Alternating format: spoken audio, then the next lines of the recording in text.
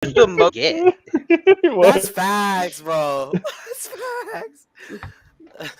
This is like typical Thursday night. No, Us typical just Thursday. roasting each other. Yeah, we do roast each other, but also typical Thursday night would be moaning Myrtle into the first part of the session. That's true. Milking, moaning, Myrtle over there. Roll for Moaning, fingering, milking Haven. Myrtle. Oh my gosh. M&M stands for milking Myrtle. Yes.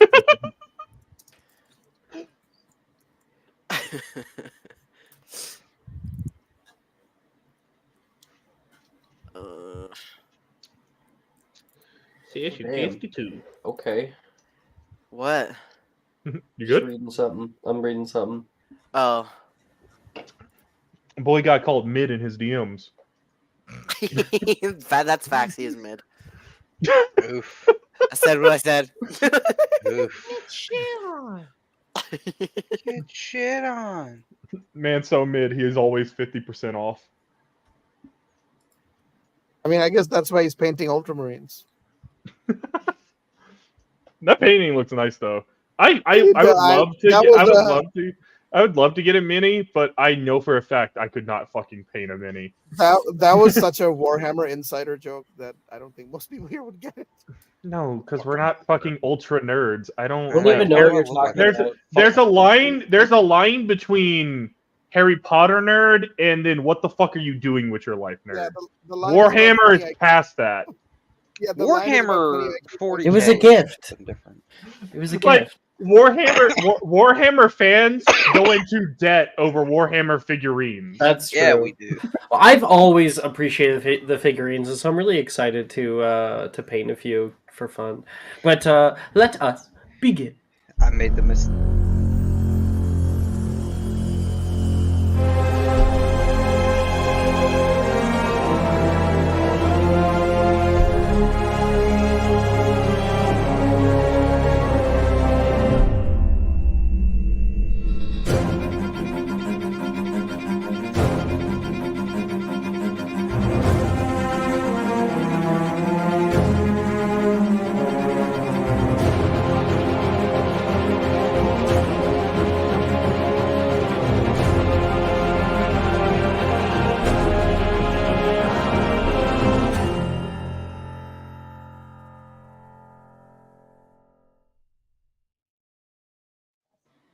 Welcome everybody to Thursday night's session 52.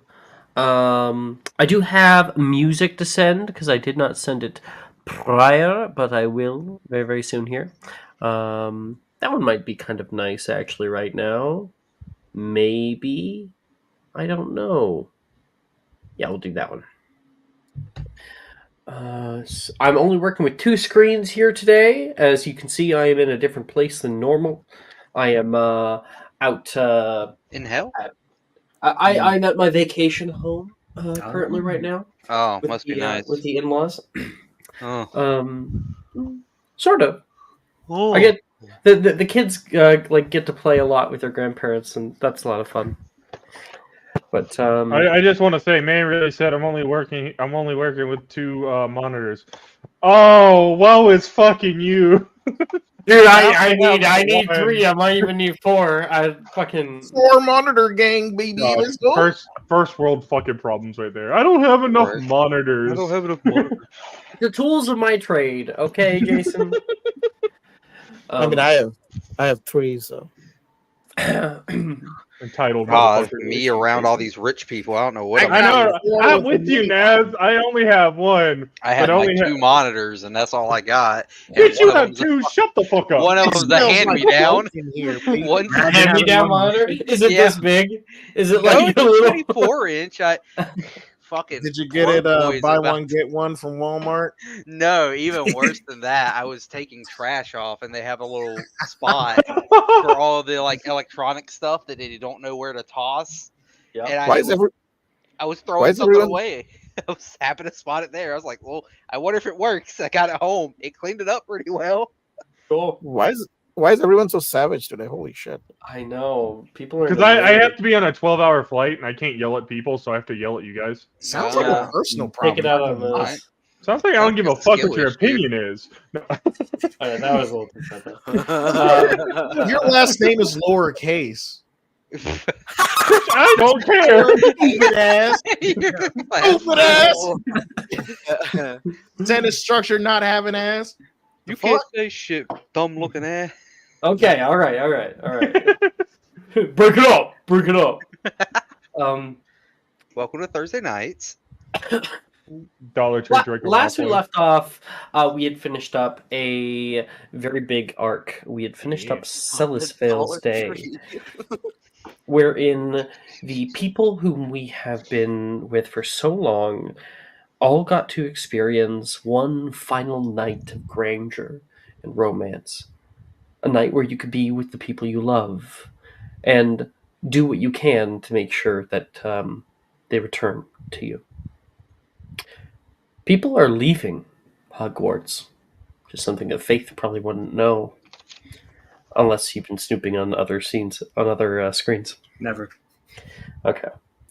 To be specific, if I pull up Thursday night, Morgan, Logan, Brett, Billy, Reese, and Saoirse, as well as Rin, have all left Hogwarts School. I can work with that list. I fucking The can't. valley has been exceptionally dangerous as of late. In fact, far past that, all out war has overtaken the valley. Walls have been erected around Hogsmeade, and currently our scene focuses down among the newly refurbished Hogwarts Express. It barrels through the night, pushing through dark, dense forests around it that have been cut down and burned away. You can see patrols of oars moving along the tree line, trying to quell the acromantula intrusions that have begun.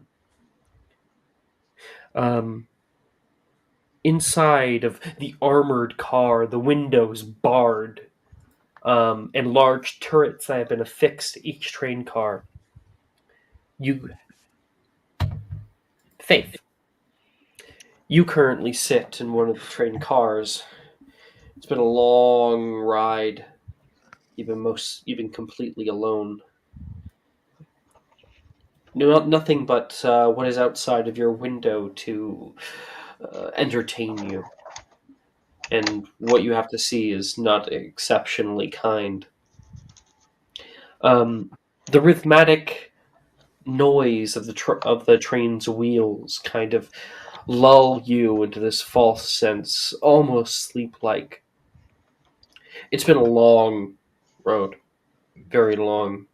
There's multiple Portkey terminal layovers, as well as this train ride. The train has stopped in a few different small places. You could see other people get on and see people pass in the hallway, but most people left you to your train car. Which is when the door to your train car opens. You can hear it just down the way. Not your compartment, but your train car. There is that kind of slick sound of the wind rushing in, the sound of the wheels now a little bit louder, and then it closes down. How long is this going to be? It's already been about 4 hours. You can hear a voice that is like speaking on itself constantly, whispering to what you think is itself until you can hear another one. I told you, just getting a little bit of walk in, a few steps, it'll make you feel better. I know, but it's even longer when we have to go from London. And 2 people pass through your train car. Plus, these are the student train cars, so I'm pretty sure they're mostly empty. a girl and a boy step into view. And I'll describe them in a second. Sylvie, can you please describe what these two people see? I can. Let me also put it in the art channel.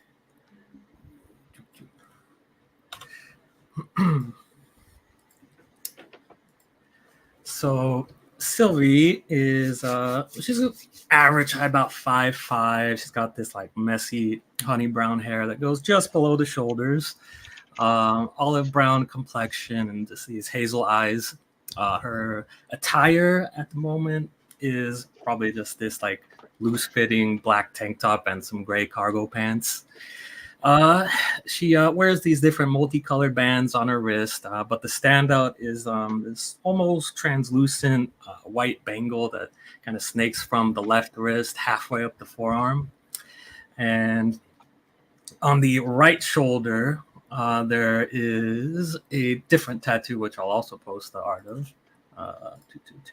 Can't quite match up the art in there.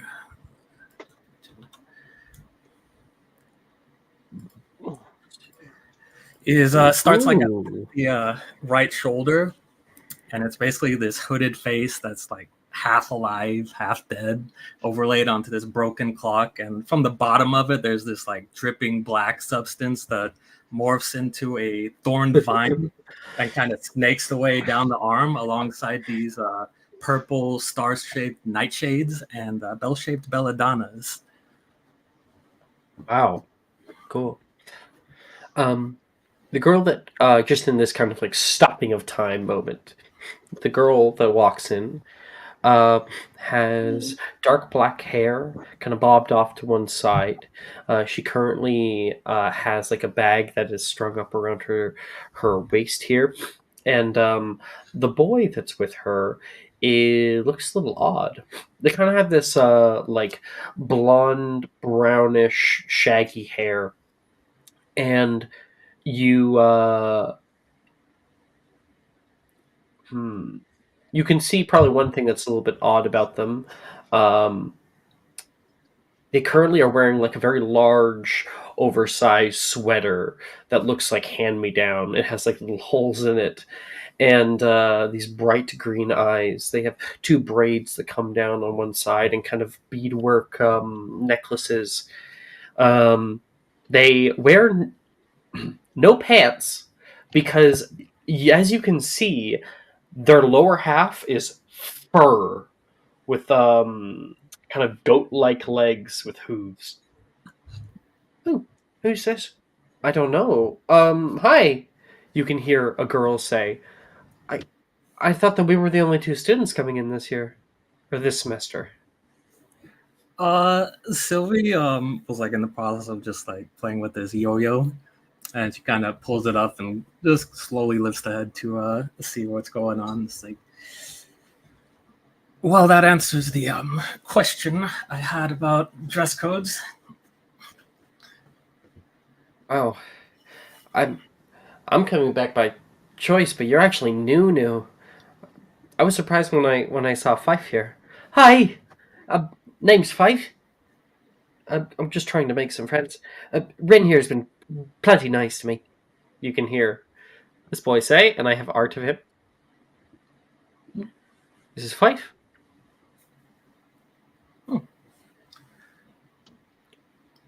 And you can see he has like two little horns at the very top.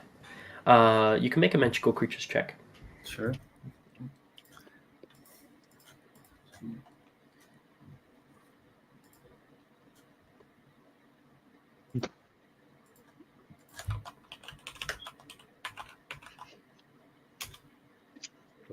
That's an 8. You've never seen anything like this person. And it makes sense from where you're from. Yep. And I'm Rin. Most people are going off to Bobatons or to even Ilvermorny. But I want you to know that you made the right choice. I've been at Hogwarts for years. I'm just kind of coming back. Right. I got it. Sylvie, by the way.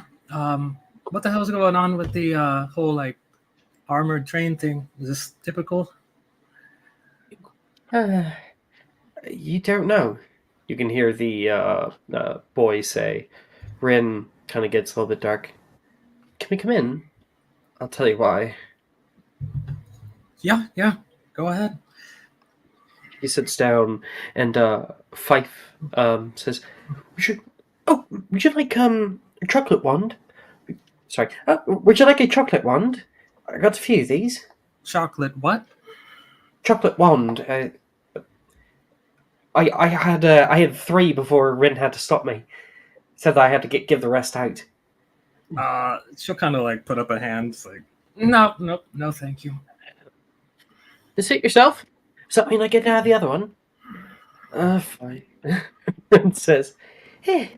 He's going to down it very quickly, kind of animalistically. Rin says, just about a month ago, maybe a month and a bit, this train was attacked. It derailed on the side of the track. They put a lot of work to make sure and maintain it.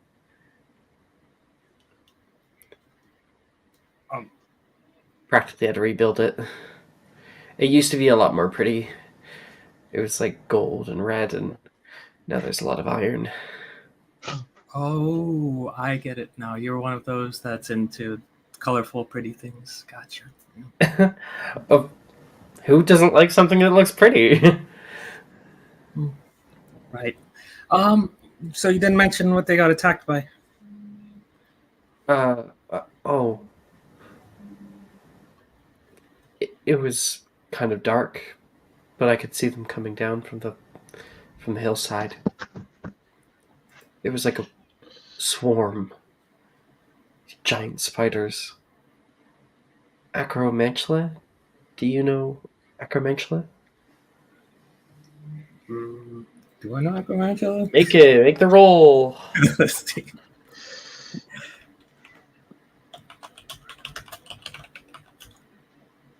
I do. Hell yeah, you do.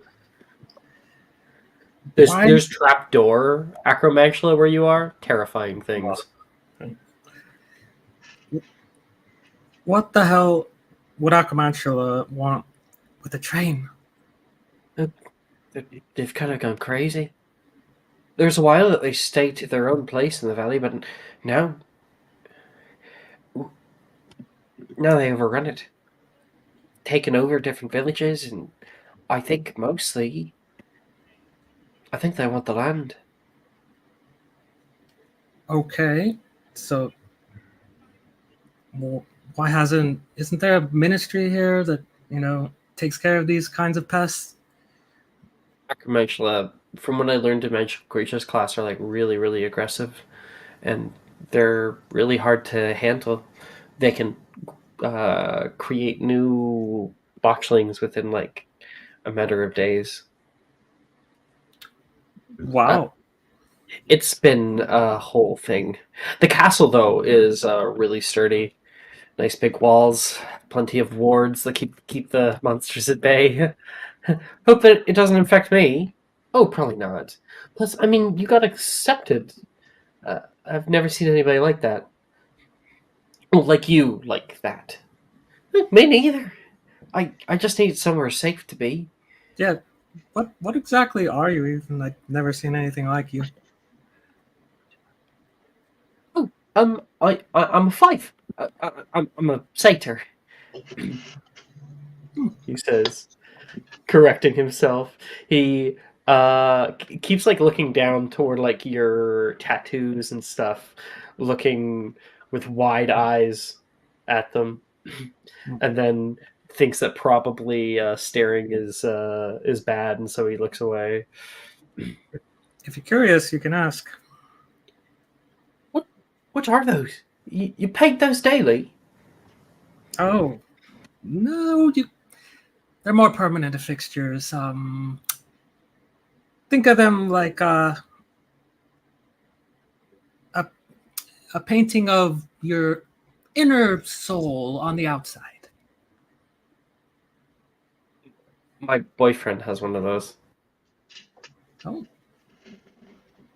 You'll probably meet him pretty soon. Have you given any thought as to like Hogwarts house? I know you don't get to pick, but it's fun to theorize at least. not a one. In fact, until you mentioned it, I didn't even know there was such a thing. Well, you don't seem like a Hufflepuff. Fife here fits the bill, she says. Like, I have no idea if that's an insult or not. Fife says. You seem kind of like standoffish, rugged. I'm gonna go Gryffindor. Do they have some kind of symbol or slogan? Oh, they're like all about like courage and stuff. And I mean, if you're coming here to Hogwarts during this time of your own free will, that's pretty courageous. I wouldn't necessarily call it that, but sure. It's, well, how would I put this? Suppose you could say it's an act of well, it's my only choice left. I suppose the two of us are in the same boat. You'd hear Fife say. I'm sorry for intruding. We weren't expecting anybody to be in this car. Yeah, I'm starting to understand why. What did you say your name was? Sylvie. Sylvie. Rin, again. I'll see you when we get there. All right. See you there. And the two of them keep walking. Let's put those hooves to use, she says. And they go for a walk. These hooves were made for walking. That's just what they'll do. One of these days, these hooves are gonna walk all over you. We cut to the Hogwarts Great Hall that you guys have all shown up for dinner today. It's getting a little bit darker nowadays, much darker. The headmistress is currently talking with Madame Pomfrey off to the side as the hall starts to fill. People go to take their seats, and you are instructed to go to your house specifically. The doors close and everyone sits down. You can see Wilfred go like, "Where's the food?" Thank you everyone for coming today. We have a few orders of business. She goes over a few things, making sure to have the safety measures and precautions that are in place properly stated. Yeah, I'll do that later. And she says, "We have a few new students coming. Some that you may have already known, and others. Professor Flitwick will be bringing them in shortly. I know with everything that's gone on, the times can look bleak, but let these students know that you have their backs. Let them know that they can be a part of this community. Without further ado, I welcome our newest students," she says, putting her hand out toward the back, and the door magically opens. And walking in is Professor Flitwick with Miss Sylvie Quintana. You can hear a few people kind of like whisper about her. You guys are wearing the regular robes. Fife, who also is wearing like that plain robe, but people really are murmuring about the like little horns he has. Oh my god! I didn't people know notice. Disneyland was going to be here. I gotta get an autograph. First, God damn it. opening line: racism. Yeah. Love it. Love it. She's American. Of course she does. I mean, at least Yeah. it wasn't like Nolan's first line with the fucking, can you see this? Come on, I'll show you to it. It's like, what the fuck did you just say to me? And then they dated.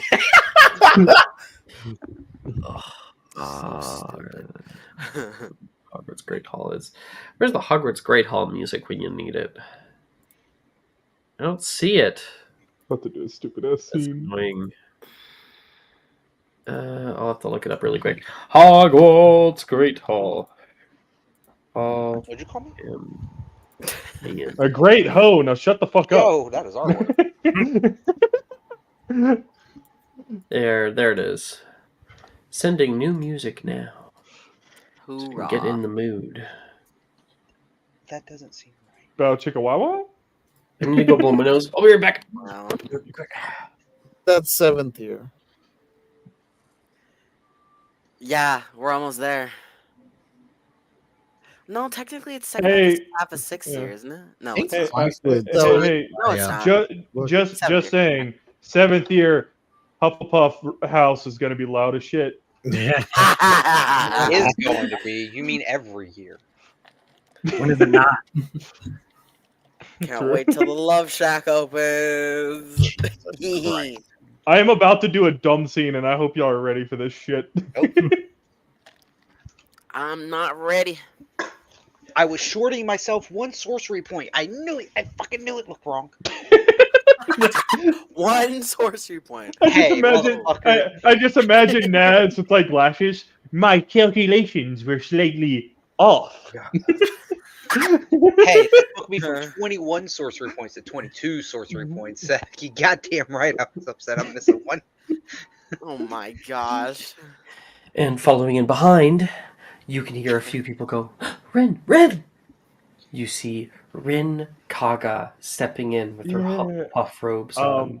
Yeah. As soon as Rin walks in, Haven's gonna get up and go, Wilfred, depulso me. Wilfred immediately gets up, but I think the person who stops that is Gildero. But hey,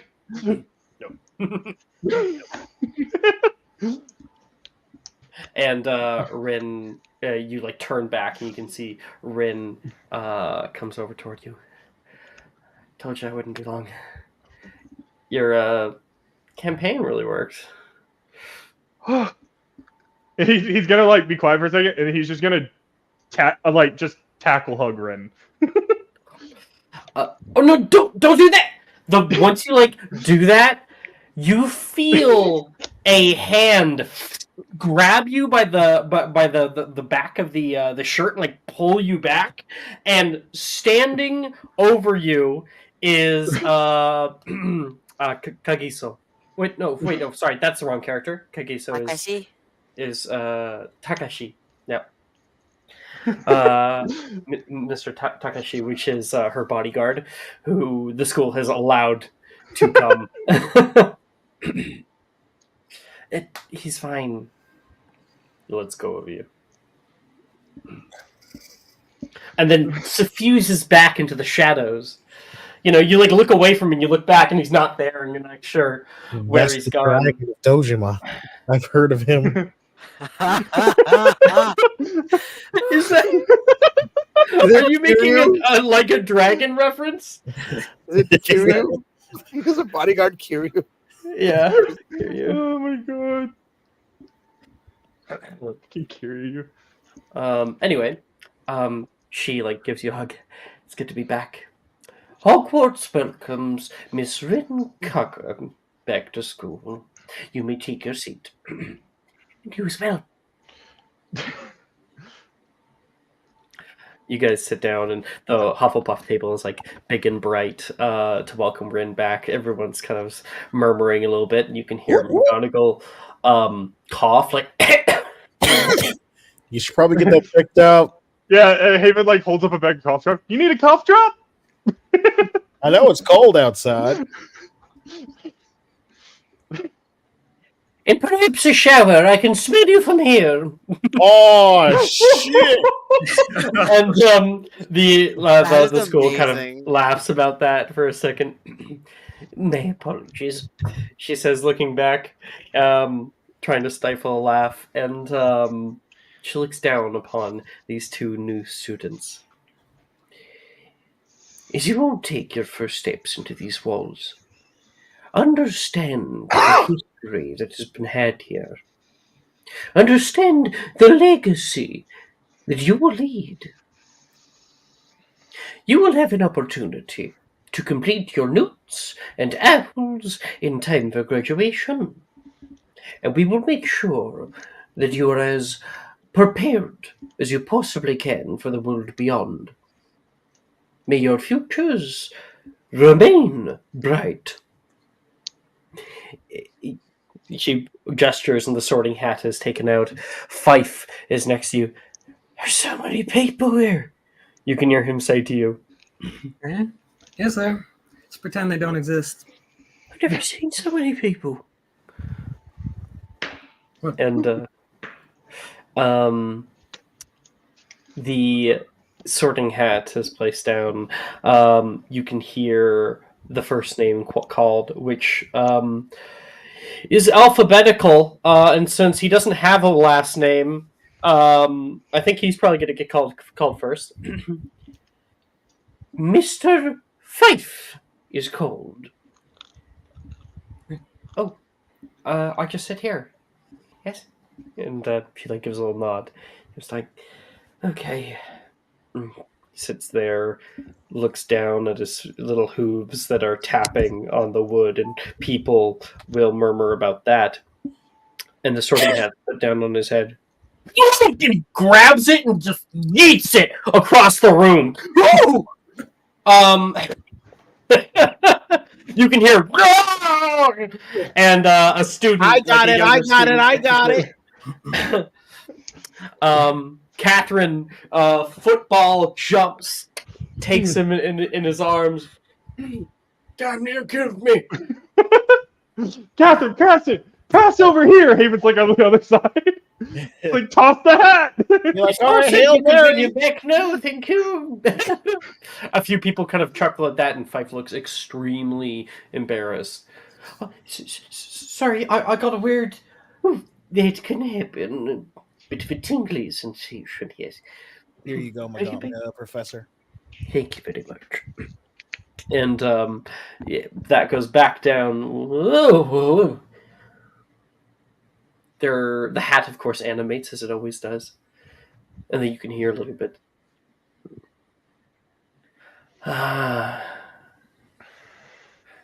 Unique, quite unique indeed. Without a single thought, I know where to put you. Hufflepuff! calls Let's out. fucking go, dude. Woo! And Fife is placed into Hufflepuff. Whew, that's a good thing, right? You can hear Rin go, woo! Like yelling out for this new friend that she's made. I met him on the train, she says to Haven. Oh, he is cute. Always welcome the cute ones in this house. And Wilfred kind of nods. Why is Catherine there then? I'm gonna punch the shit out of you, man. Wilfred whips a bread roll at Naz's head. I don't have any. I just realized I don't have my dice. Wilfred goes to whip the bread roll, and as he does that, Haven's gonna put his spider on it. So when the hits Naz, the spider's also gonna jump on He Naz. missed. So. Anyway, Fife is sort of into that house, and she says, and without further ado, please everybody welcome to the stand, Miss Sylvie Quintana. She'll get up and just do like one of those like half salutes and casually walk to that. You can feel kind of like a grimace come from your full name being called. And you do, that little, all right, head up, sit down, sorting hat. placed down upon your head. You really are kind of scared. You feel like it's going to be like bad. Where you come from, they didn't even have sorting ceremonies like this. They don't do that kind of system. Well, But this hat protrudes down into your brain, massaging the memories out, and everything kind of floods to the surface. Ooh, all right, do your worst, Mr. Hat. I would, if someone else hadn't already beaten me to it. You've already seen so much. A young woman such as you should not be subject to things like this. My condolences. Sometimes life deals you a shitty hand, you just deal with it.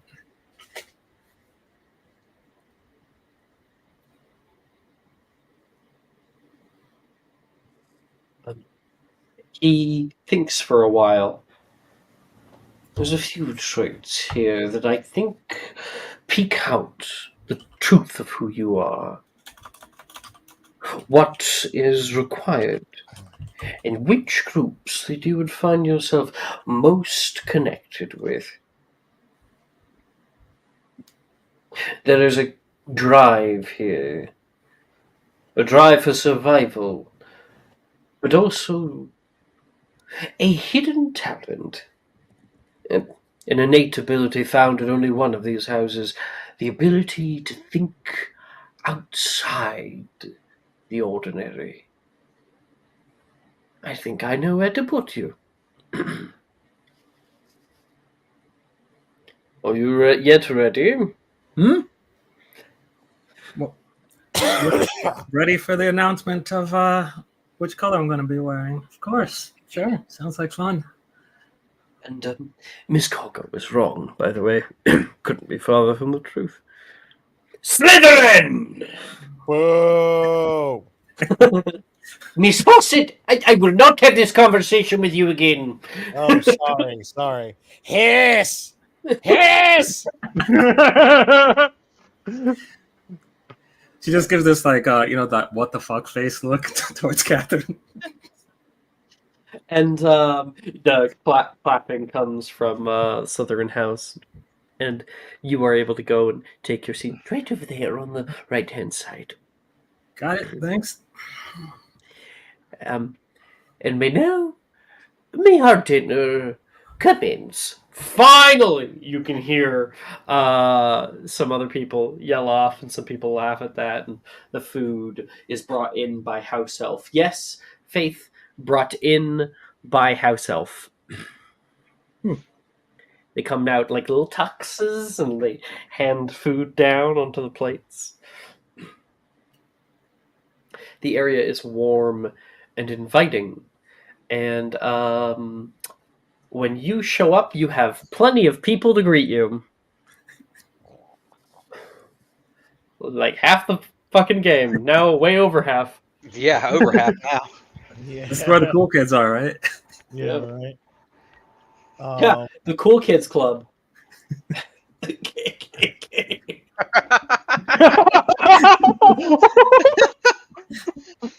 I guess I'll go first. You're in What? it, Slytherin. You're No, okay. Slytherin. I okay. Fucking Sylvie went to her seat, and there's plenty of people to greet you. I got it. I open the floor. both of them are muted. Damn. Like, hell, yeah, Naz, I guess falls on you. I just got back. Are you talking to me? Oh, Yeah, Oh, I had to put my sort kid of. to bed. What just happened? Oh, okay. Sylvie got put into Slytherin House. She just came and Right. sat down. The food just appeared. Gotcha. And people began eating.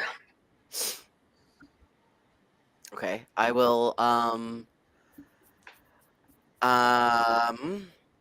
I will like lean over at the table when she like sits down or whatever, and like give a little wave. Hi, Sylvie. I mysterious stranger leaning halfway over a table meant to eat on. Hogarth, we talked about this. Manners. Well, it's not my fault. I don't know who she is. What do you want me to do? Hands off the table, at least, please. Sorry about him. God, I'm gonna I'm take my plate and Gemma. I'm gonna stand up and I'm gonna go over to where Sylvie is and sit beside her with my I'm- stuff.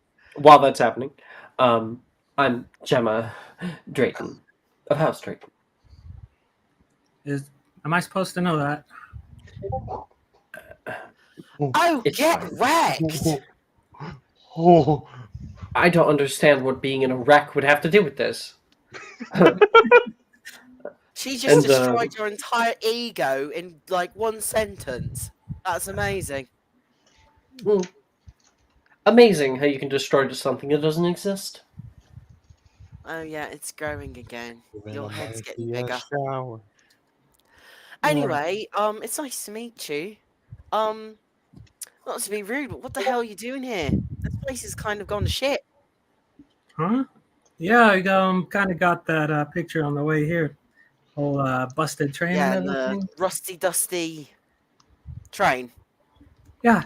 What am I doing here? Well, this is a school, isn't it? So They it'll should learn just something to invest in do. an airport, Levi says. What did he say? They should just invest in an airport. You know, honestly, that would be so much more convenient. Or a port key, for Pete's sakes. That would have been much more convenient. It's Yeah, a bit you of a would bumpy think. ride. Yeah. But I'm a transfer from. You ever heard of Ouagadougou? Oh, is that the one in Africa? That's right. Yeah, that real big one. Apparently, it's massive. Yeah, yeah. I could say Interesting. that. Never been there. Never been anywhere outside the UK or France. That Actually. sounds. It's bullshit. Pretty boring. Yeah. Yeah.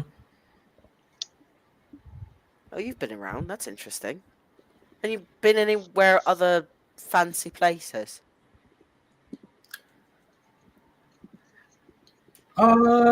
She looks like she thinks for a second. Oh, she's thinking? mhm. Okay. Really? Uh-huh. Get on. Are you doing it? Are you doing it?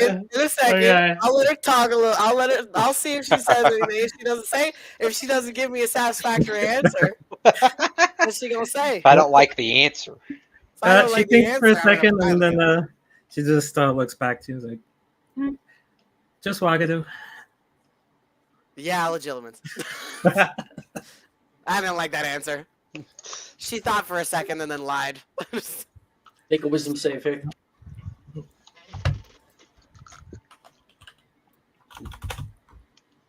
I remember dueling a person from that school once. They were a lot more of a challenge than the people from Bobaton's was. Ooh, What'd you get? that's a 7.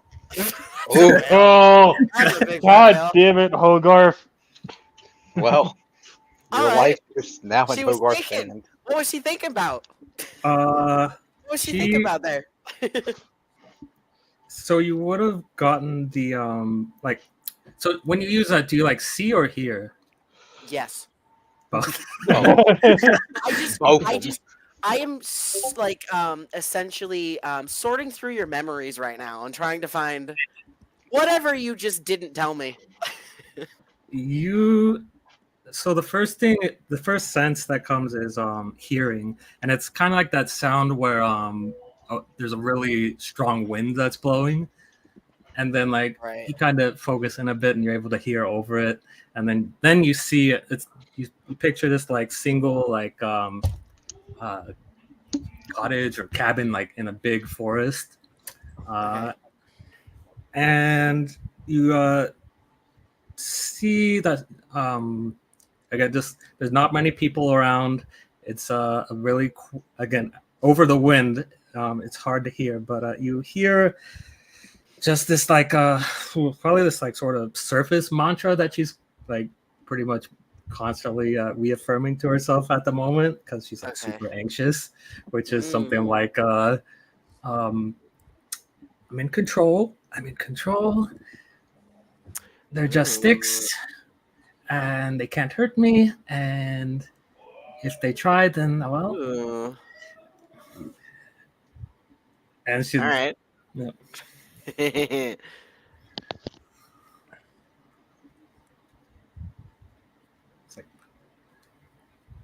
All right. So what are you staring at? You. He Your just eyes, senses your eyes that. are lovely, and I like your tattoos. Oh, okay. Thanks, I guess. Welcome. Yeah.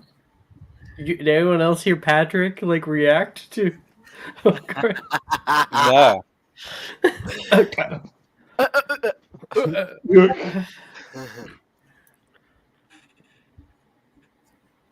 I thought I So- got an out. I don't think I ever got your name, mystery boy. Oh, sorry. My name's Hogarth Flynn. Oh, God, It's lovely Flynn. to meet you. Right. I'll reserve judgment on that part till I get to know you a little more, I guess. Reserve judgment about what? Yeah, be careful. There's not much to notice. Well, You whether know, it's- that is true. A girl I kinda just, say, you know, it's Ernesia. all out in the open. I'm Ernesia, by the way. She's not going to introduce herself, so this is Taylor. I can introduce myself. I just don't want to. Hi. What's up? And oh shit, got that wrong. Oh, what's happening? I think fucked up. Yeah, I'm getting it. I am hearing. The noise. Discord thing? Yep. Who is that? That's not me. I'm not getting any ad. I'm not doing anything. Do you feel left out? I can at you if you want. I don't know where that sound's coming from.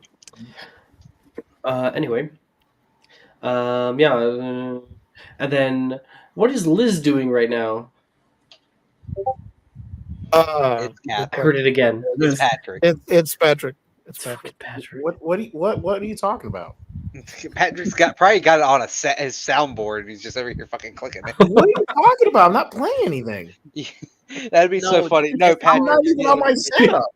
You better not be.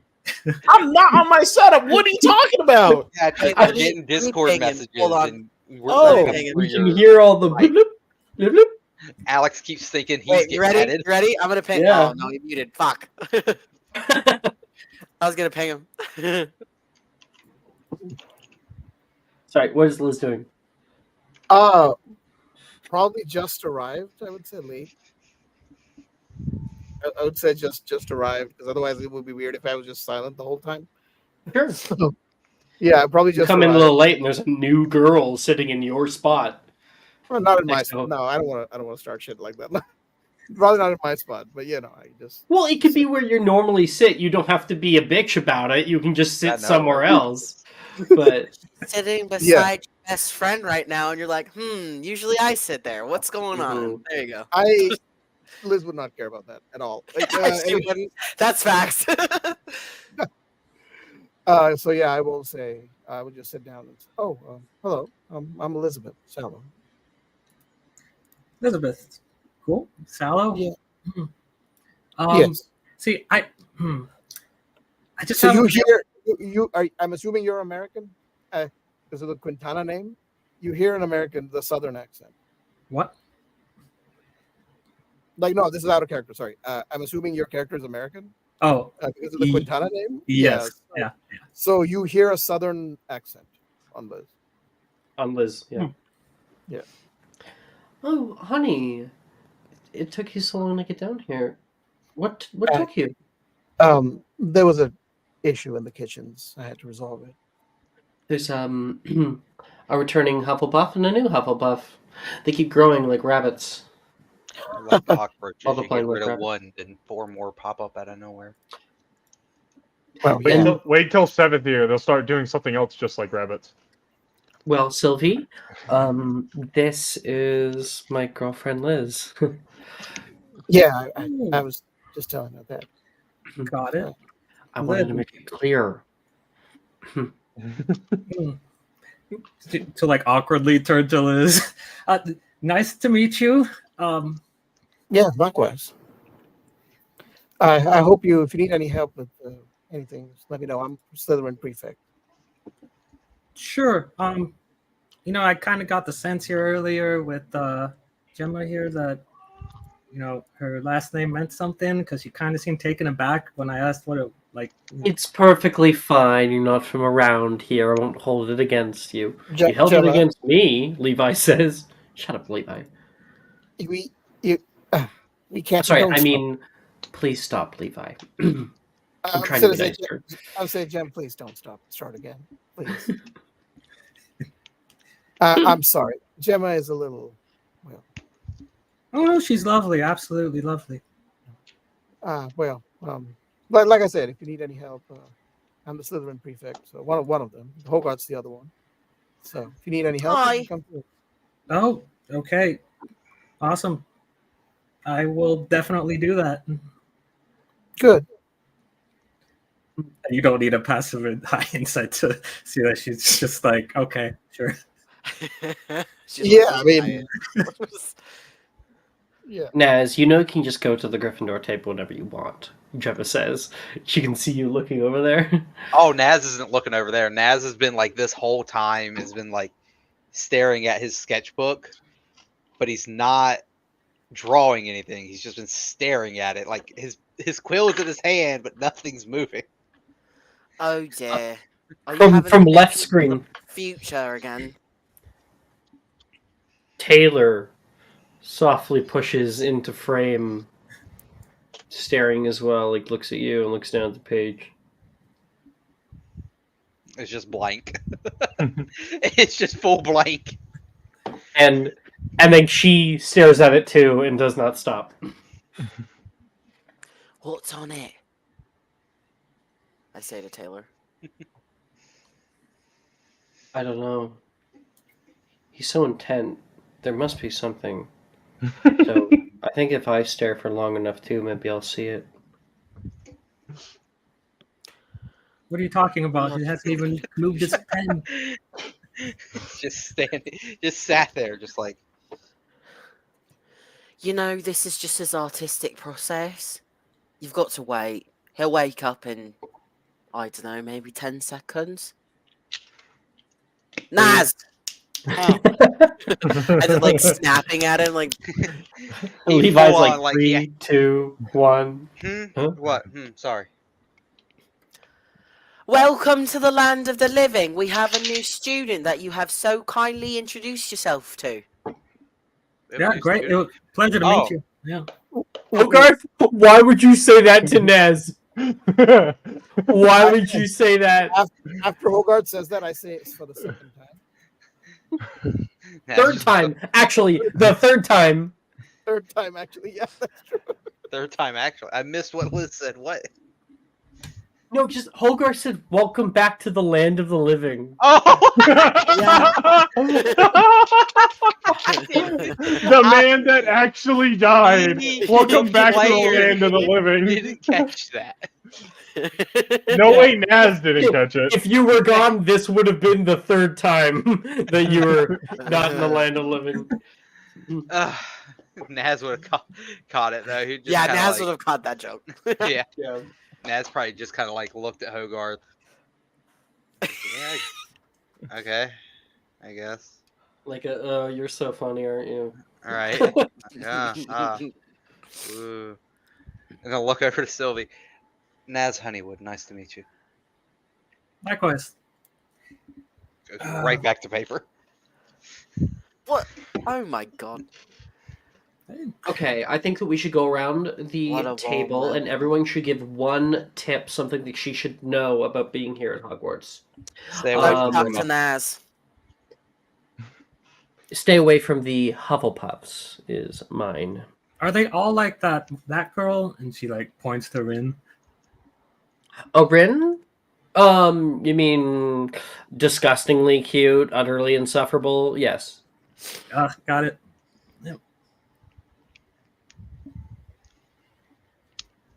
That is kind of true. They are Oh, like that. When you think about it. Woo, I am so hot. That would be Catherine. I would avoid that one at all cost. She has her good points, you know. Oh, I'm sure she has plenty of good points. Why don't you tell us all about them? Ernisia says. I'm gonna like death glare at Ernesia. How about you tell us the finer points of Macy? Ooh. Oh, Her thighs are really soft. I think she said fine points, not soft points. Thank you, Sylvie. So, Liz, Hogarth, and Naz, you must all give a recommendation to Sylvie, a tip of how to survive here at Hogwarts. Don't operate. You don't even know, Fade.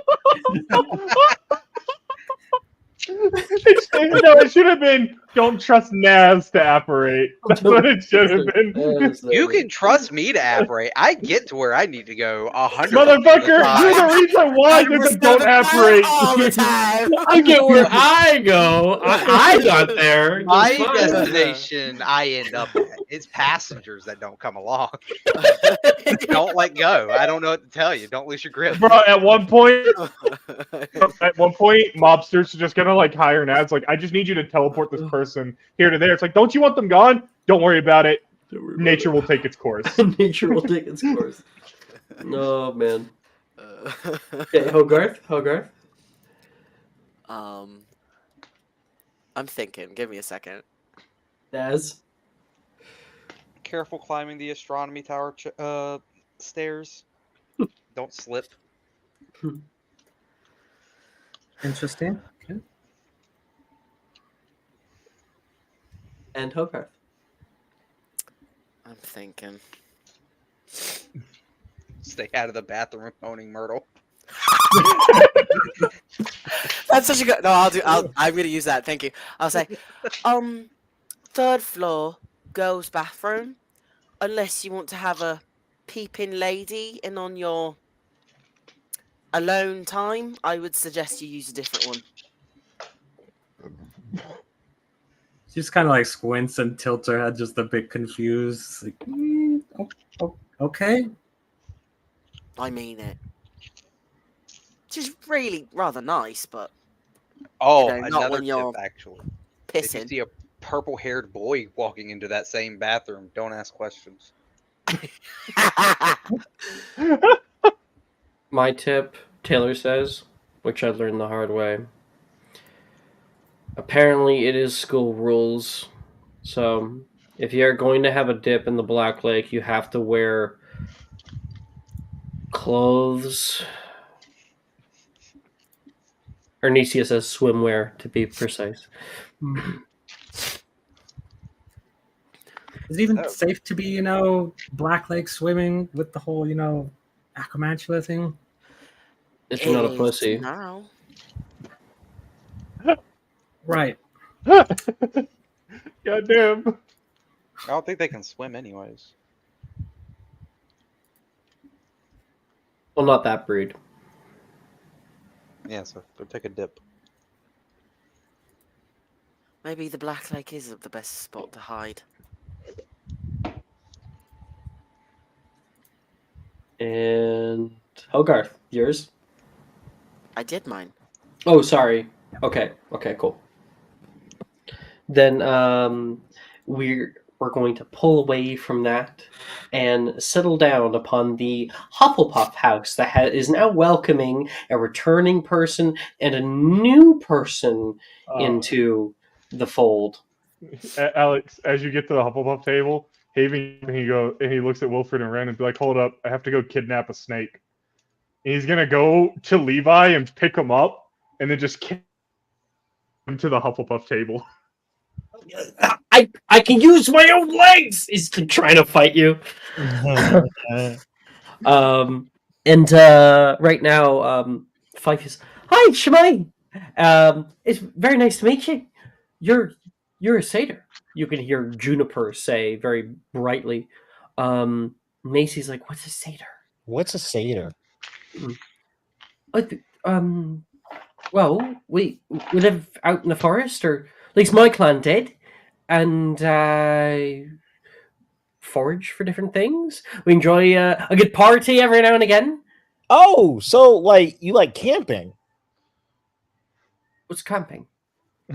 What you just said? Like you sleep out in tents and stuff. Macy Yeah. says, "Yeah." Oh, yeah. Plenty comfortable though. Lived in one all my life. We kind of roam around place to place. Oh, that's super cool. Haven like walks up to Fife and goes, "I hear you like partying." Indeed. my granddad used to make some pretty strong moonshine. Oh, your granddad would get along with my dad Gideon. That man can down anything. I'm Haven. I heard you're a satyr. It's nice to meet another non-full wizard. I'm a siren. Oh, hey, I actually, I didn't know precisely that I was like this. I just came down into the valley, you see, and things got a little hairy. He says quietly, and he says, "I was Like placed on into the you, custody or of some wizards, and look, this is fur, a little bit different than hair. I guess it's kind of the same thing, fingers and toes, but it's a lot thicker, very warm." and oh, I'm sorry. I don't want to be rude. Catherine puts her hand out. Catherine Fawcett. 5. Catherine here is probably the best player in Hufflepuff at Quidditch. Rin Probably. says. You mean the best player? Second best, Delilah says.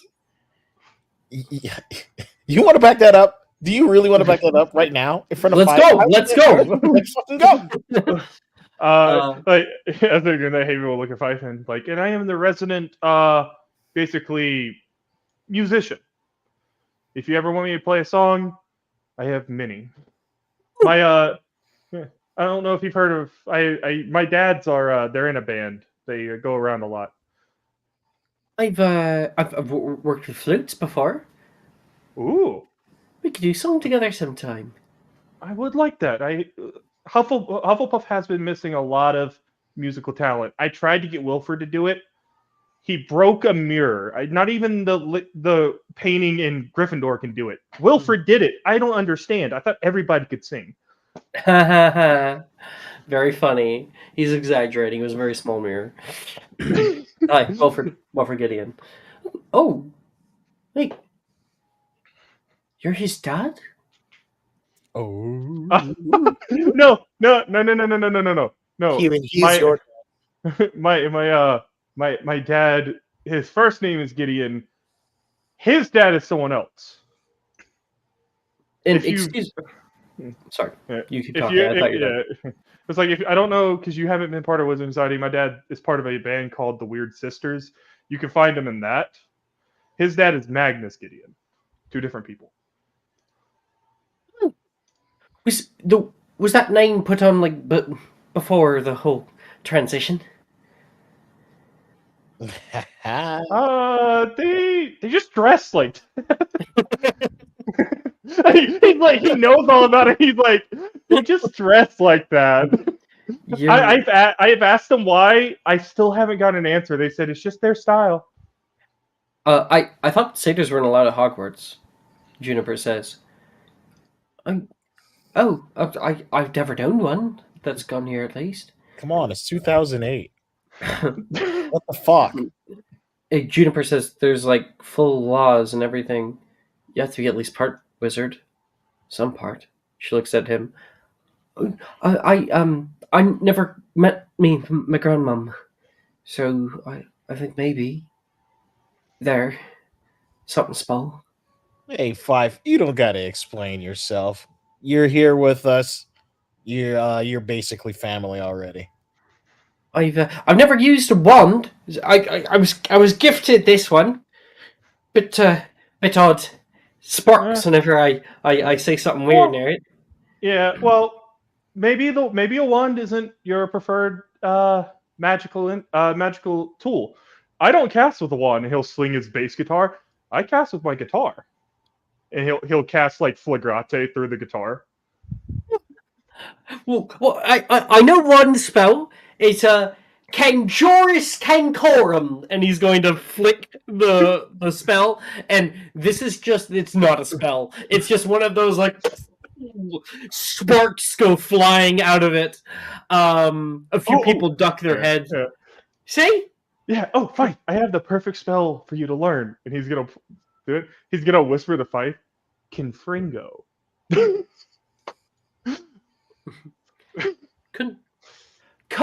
And when he goes to cast that, I think probably Juniper's going to jump forward. Maybe not at the table. Not at the fucking table. I haven't eaten all day. Oh man, that would have been fun to see. Can wait when Juniper goes to do it? Can Haven pocket spider to stop her? No, or enough. But currently, Rin stops by Catherine and says, "Hey, Catherine, it's good to see you again. Ren, it's amazing to see you. You're back. Your name's actually kind of had a pull with my dad, surprisingly. I didn't know you were like, someone big. That's rude. I mean, I try to make weight, but yeah, that was kind of rude. I just wanted to say thank you. Thank No you, problem. everybody. I wouldn't be able to be here without you. No problem. Like, you're the heart of us. You're the heart of Hufflepuff, and it would have been really weird not to see you here. Yeah, Rin. Wilfred was moping for like 2 weeks. No, it wasn't. It was perfectly fine. Levi kind of puts an arm around Wilfred. He was inconsolable. And kind of pats the side of his head. But I want to continue the festivities. As Catherine places a box on the table. I got a package from my dad. Whoa! What? Yeah, It's not another bus, is it? No, that thing was awesome. No, actually, I have no idea what this is. Is it edible? I have no idea. You guys want to see it? I mean, you can't tell us. You can't tell us you have a surprise and then not show us a surprise, Catherine. That's just torture. Catherine is going to. I don't know about all you, but I don't want to see Catherine's dad's package. Wilfred. No. Levi smacks him. Thank you, Levi. Gonna rip open the box. Okay.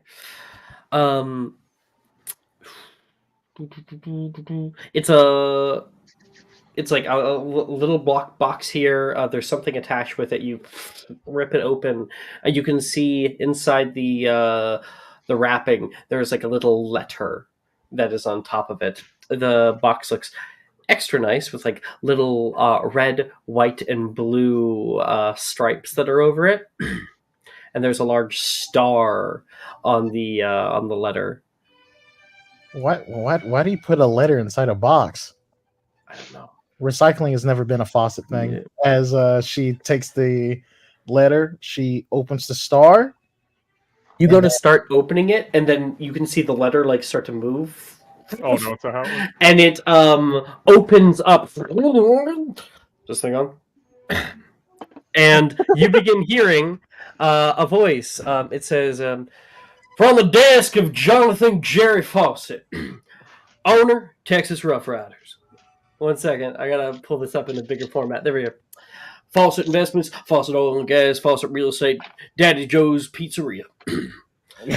Dear Catherine and Catherine's friends. You can see like the thing like turns toward other people.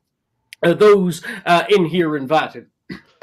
I am thrilled to extend an exclusive invitation to you for a remarkable experience. Join me in my luxurious New York City penthouse to witness the spectacle of the 2008 Quidditch World Cup.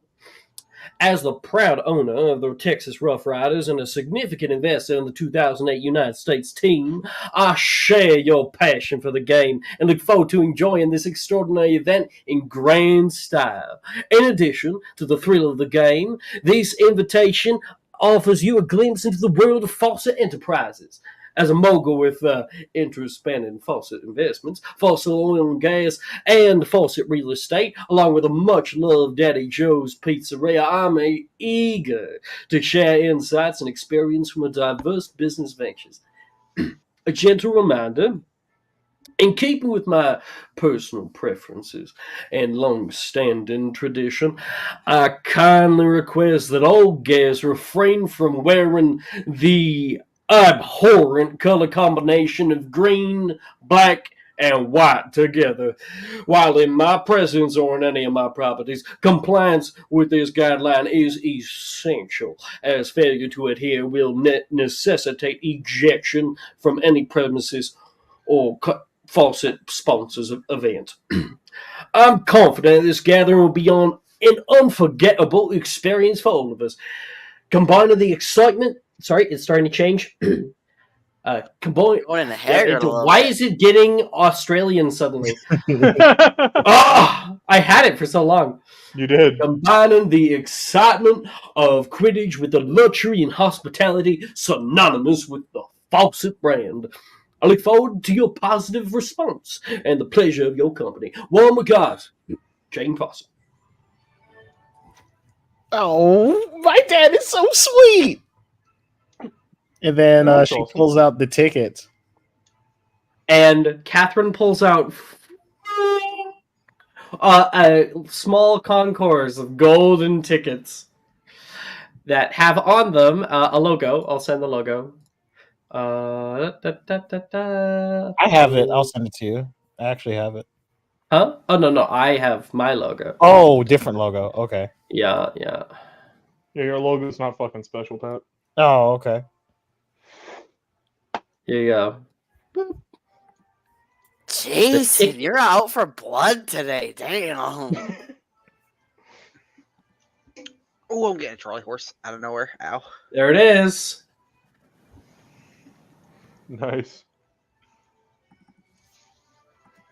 Well, don't know much about Quidditch, but that sounds like it could be fun.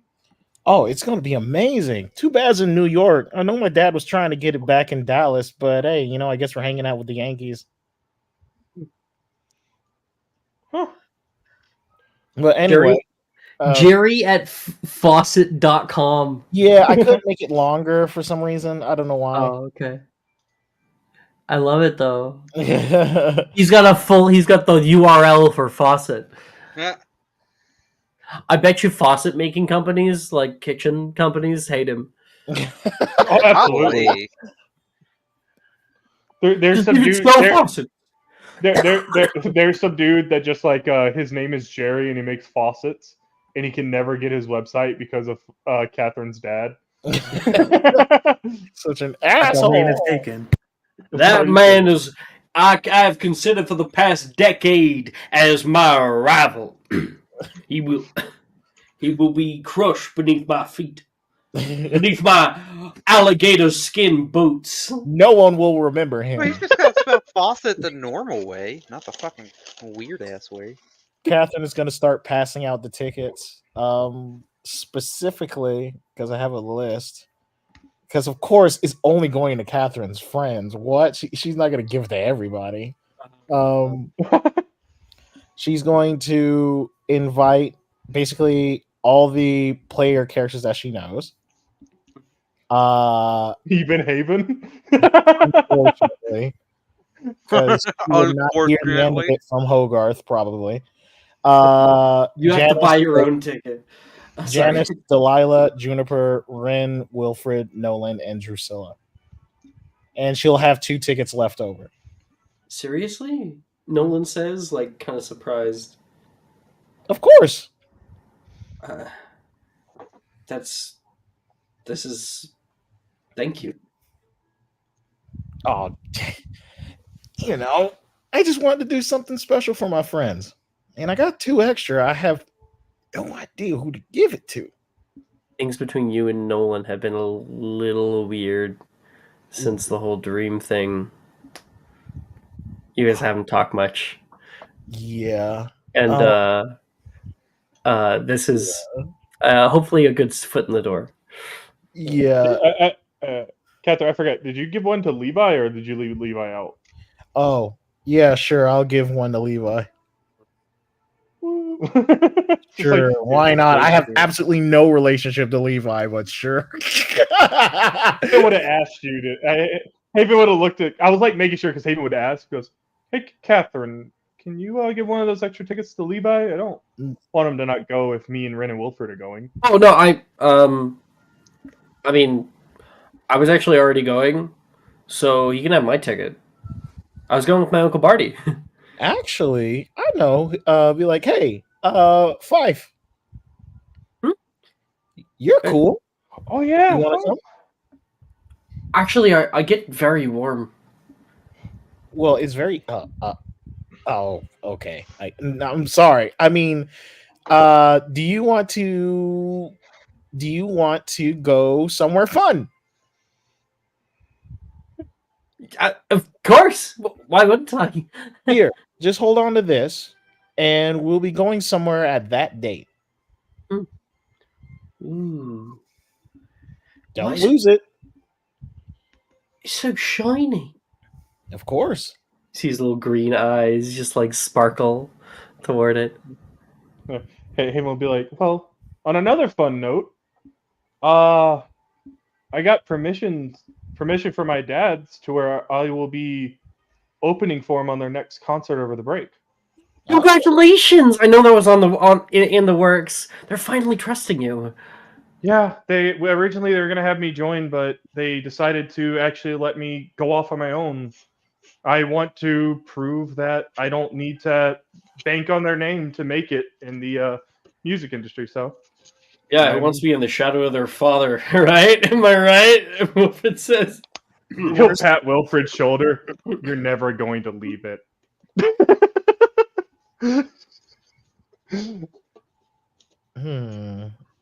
I think I know who to give this ticket to. And she's gonna get up and she's gonna go to the Slytherin table. Oh damn! Oh damn! Well, you have the tickets to hand out to your friends at Slytherin, so we can definitely roleplay that. Mhm. You head over to Slytherin table, and Holgarth, you see your woman appearing. Oh, Catherine. there she is. There she goes. Hey, Flinny Winnie. Oh please! Please Oh, don't. I, Oh my god. it's like half the table. Oh, Oh my Wretch. god. Naz dies Stupefy for a on third stealth. time. I'm sure you guys heard the letter. Yeah, that sounds exciting. Going to the Read letters, Oh. Catherine. You don't hear them. Oh my god. I can rip this costs 10,000, like this little letter here, and I will rip it in front of you and feel no shame. don't do that. Taylor says. I will literally cry. Please don't. Don't do that. You guys are my OTP. You guys can't break up. What? What? Who's your OTP? The hell is an You two. OTP? Me and Catherine. Oh, Has that's been actually since third year. nice. That's Oh. nice of you. Thank you. I didn't expect that. I've been silently rooting for you for a very long time. Really? Oh my gosh. That's so sweet. That I is didn't- actually extremely sweet. Thank you. Really? Thank you. Hey, stop perceiving me, please. Okay. Then she's gonna pass the tickets out, and then she's gonna have one left over. And Catherine is going to say, "Oh, new kid, Catherine Hey. Fawcett. Nice to meet you." Cat. Cat for short. Anicia says, "Don't look her directly in the eyes." You want to swing about it again? And If they did Quidditch this year, absolutely. oh, you said that last year, and the year before that, and the year before that. We were playing the year before that, so. As Catherine says, and what is your? Well, actually, I already know your name. Actually, your name doesn't sound like from around here. Are you from the land of freedom, the home of the brave? Oh my gosh. Oh, So she's just kind of like look up Back it toward Catherine and it's like a bit of a. She like feigns confusion.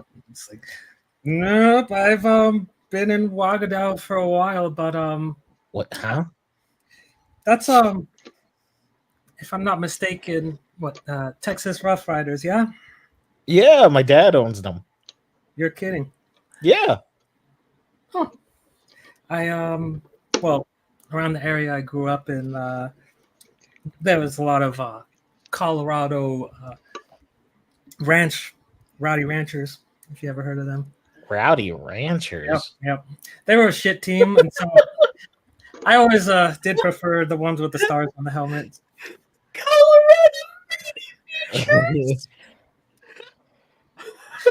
I am so happy that there's someone else that has watched the greatest sport on earth. I Football? wouldn't say I'm like a super fan or anything, but yeah, I know of it. I mean, hey, it's more than anyone that's around here. Trust me. As Catherine pulls out the ticket, says, "Here, Oh. you can come with." You two like gobstones too? What? Huh? Huh? Oh, never mind. Who said that? Who said that? Taylor? Taylor? Well, thanks. Sounds pretty cool. Did I hear correctly? You play on the Quidditch team here. I do. Yes, I do. I am the future captain, yelling it toward Delilah, of the Hufflepuff Quidditch team. And also, Captain.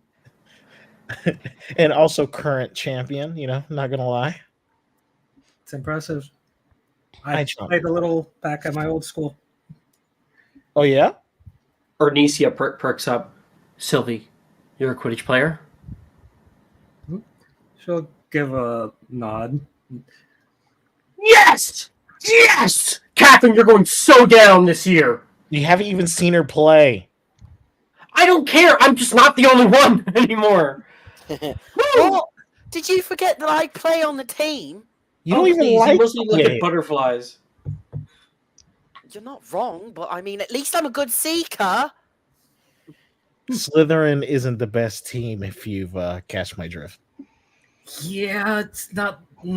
Their trophy case is kind of We don't listen to her. empty. Have some solidarity. This is the snake pit. We bite the ankles of people like Catherine who show up. Oh, sure. Snake pit. Ooh, bunch of noodles. We're gonna need to work on that. We'll workshop it later, though, Ernest. Anyway, Sylvie, glad to see you. Hope to see you there. And go Rough Riders. Yeah. Thanks, Kat. As she's going to walk back to the Hufflepuff table. Also, just a reminder, he's mine and only mine. Points to Hogarth. And then walks off. My camera just stopped working. I don't know. I don't know why. Oh my God, Pat. The person has barely been here, and it's look like over at Catherine and then look mine. at Sylvie and like mouth to her. I'm so sorry for her. What do you mean?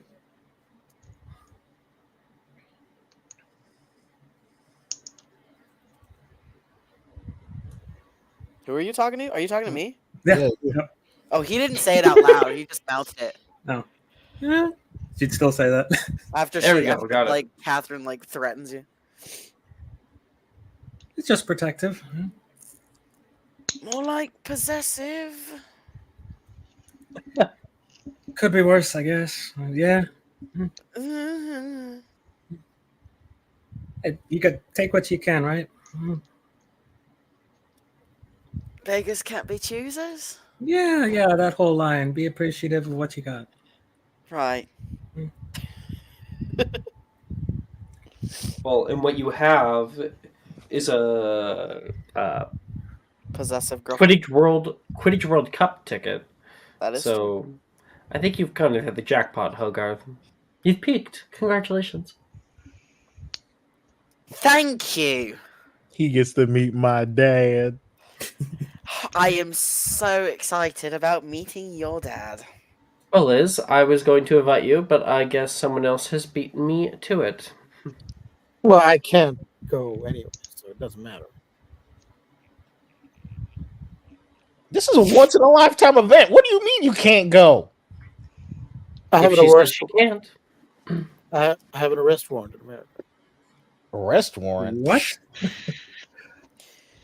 That's all she'll say. You didn't know this? No. Did I? I would Sylvie know that. What? No, didn't Catherine Liz say that? hasn't- Or am I I tripping? had no idea that she had an arrest warrant. Liz hasn't Yeah. really You- been too you- open you- about that type You of thing. would have known. Yeah, you would have known. I would have? I've Yeah. known about your girlfriend, and I've known that. Oh, wait, I knew you were on a run, huh? Yeah. Well, I do think it's funny that there's two people in this party there. Catherine's wanted going to in say, America. "Well, you're not the you're not the only one that's dealing with that. My dad's dealt with visa issues. We can kind of come up with."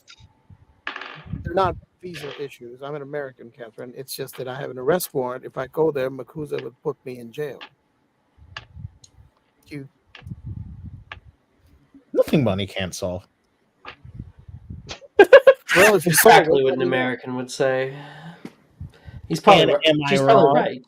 She's probably right. As much as those words burn coming out. Manifest destiny, baby. That was done via money and war.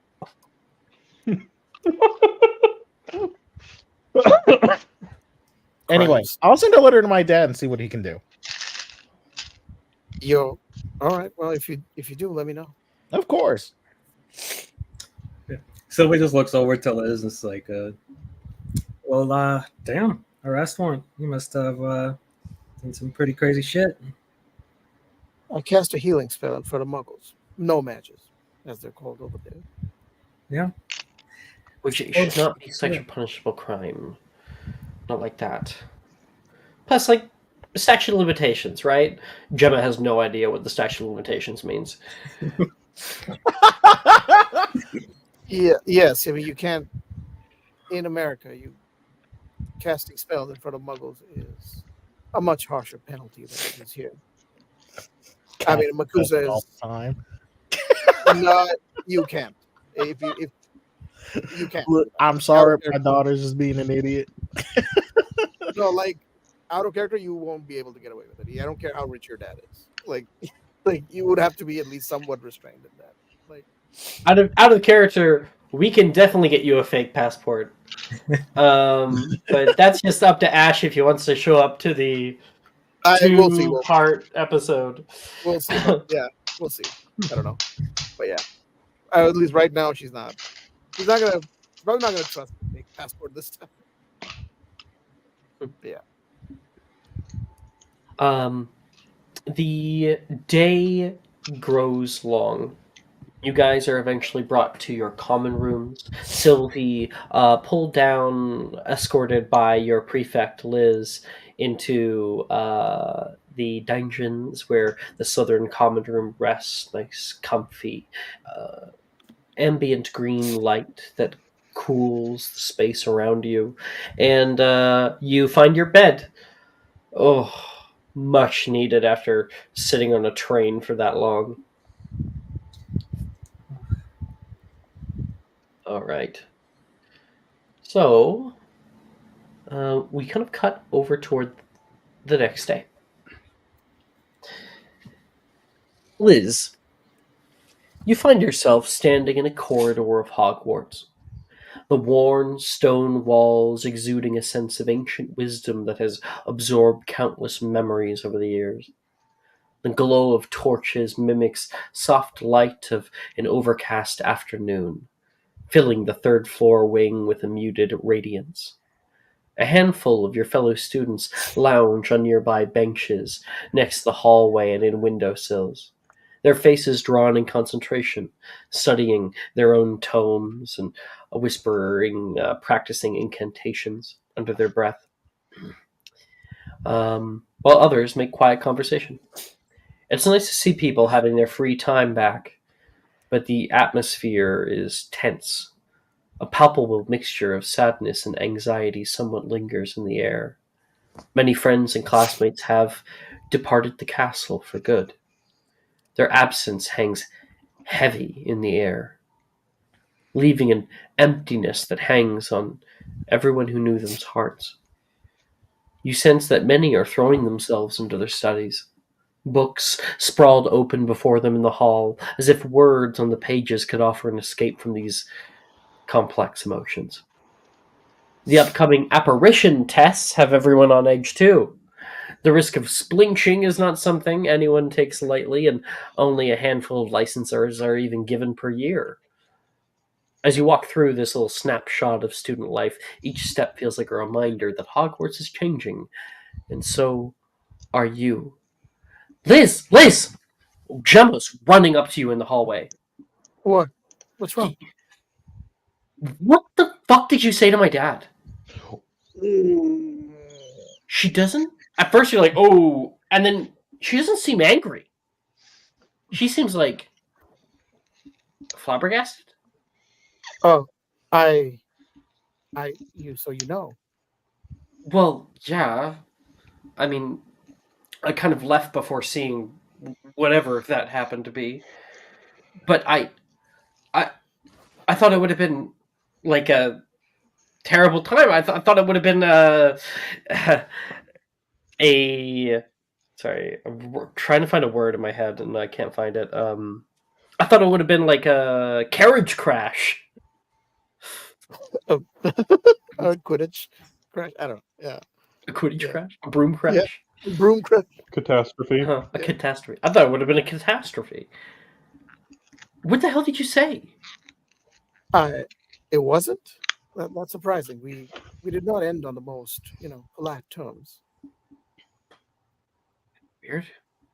I Graydon just talked to me. I just saw him this morning. He told me that Dad wanted to talk to him about something good, something important. He seemed really happy.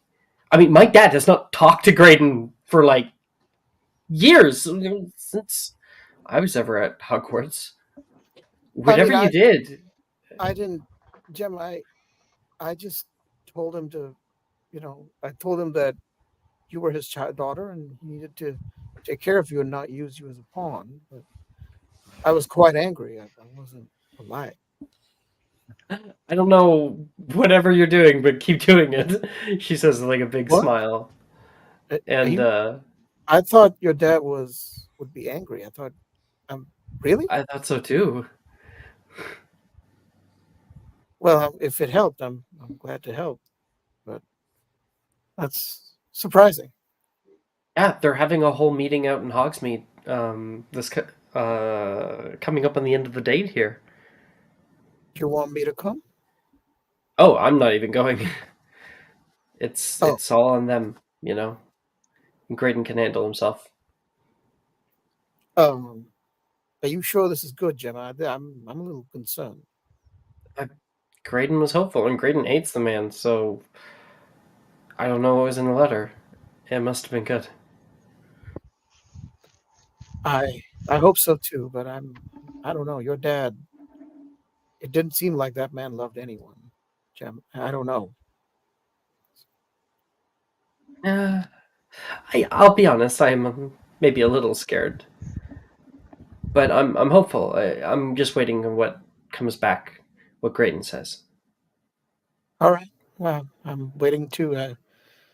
I hope family is important. I hope you can reconcile, and I hope your dad sees the error of his ways. But I wouldn't count on it, to be honest. And she says, "Come and transfig." Oh yeah, right this way. Come on. Okay.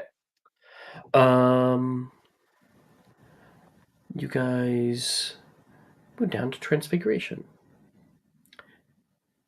The Transfiguration classroom sits in hushed obedience. While Magnus's tenure was short, it has left its mark. Wooden desks and students sit in neatly aligned rows facing the grand blackboard at the front, a blank canvas awaiting magical equations and spell incantations. The room itself is a blend of the archaic and the scholarly, with stone walls adorned by portraits of transfiguration masters of old, their eyes animated but contemplative. Shelves filled with various oddities and artifacts. One shelf holds miniature creatures frozen mid-transfiguration.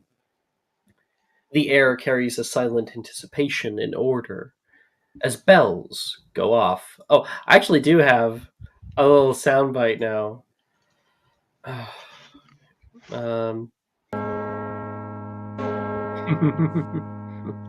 I need to make sure it's not on loop. Good. Awesome.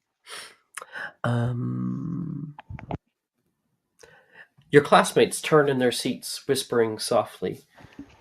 Where your teacher has gone, it's not like McGonagall to be late.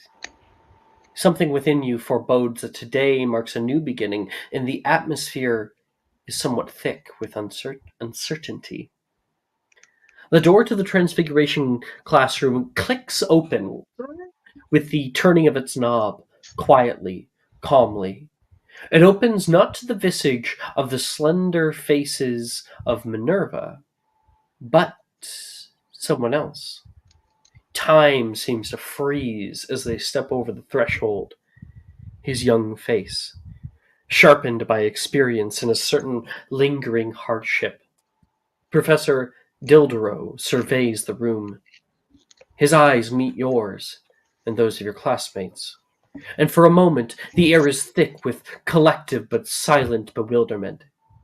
He was never the most affable professor, always angry. Always quick to annoyance. But the tales of his close brush with death have somehow turned his gruff exterior into something else. Gone for a time, but not forgotten, Darius Dildero steps into the room, and he seems different. His face does not hold its usual tension, but instead looks kinder, softer, humble. Well, I see my class went to shambles while I've been gone, hasn't it? He says sarcastically. The class erupts with frenzied voices. You're back?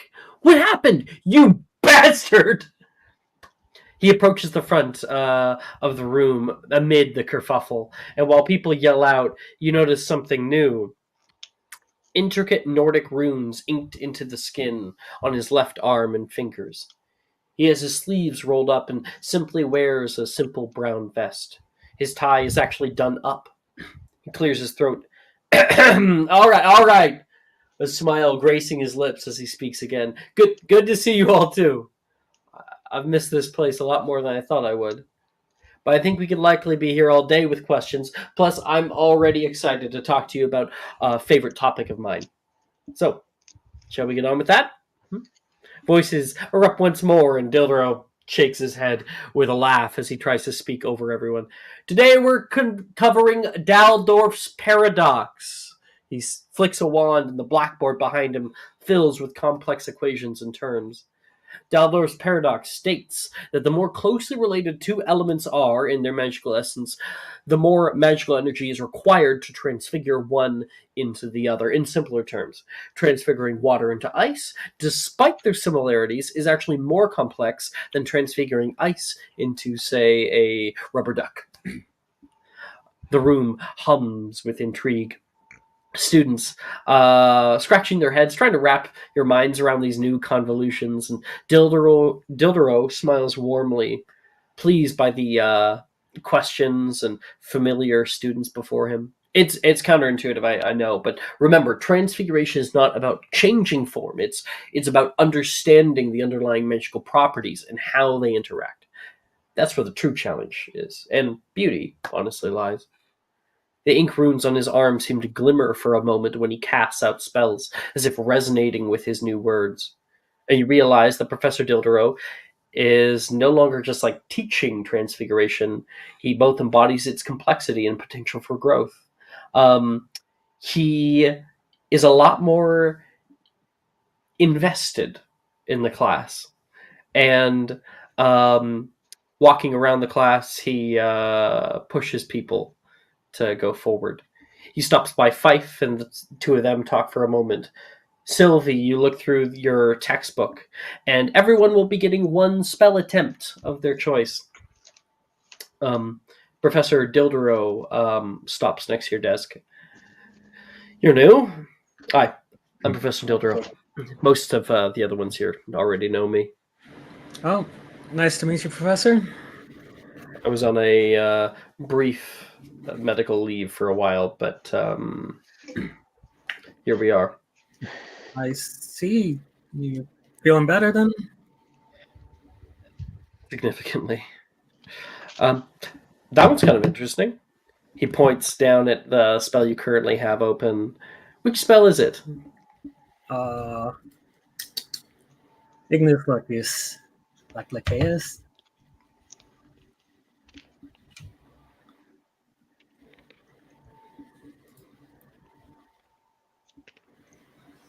Sorry, Igneous Laqueus.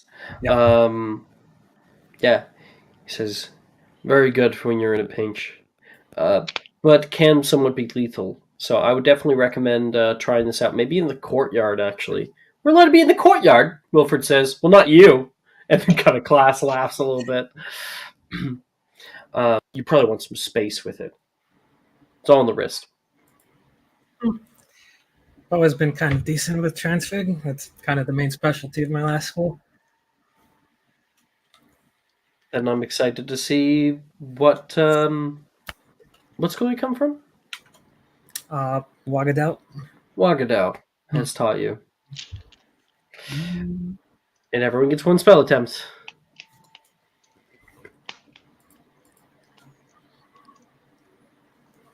I'm I ready. have a rules question real fast. Yeah. Reliable talent works for ability checks. Does spellcast? That's your- spell? That you're proficient in. Well, that's what. technically. Well, it doesn't say you're proficient in. It just says that you add your proficiency to. You don't Reliable add your talent? proficiency to a spell. Well, to a spell, but to a spell attempt. Because we add, aren't we adding? You don't add proficiency to a spell. Okay, just double checking. No ability will allow you to do that. Spell attempts are like special rolls in terms of the rules of Magic and Mysterium.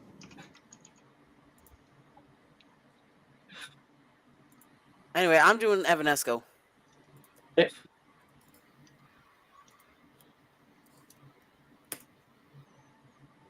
Womp womp. 18.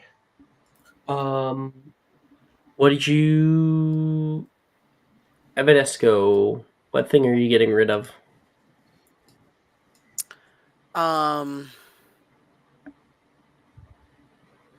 Wilfred's glasses.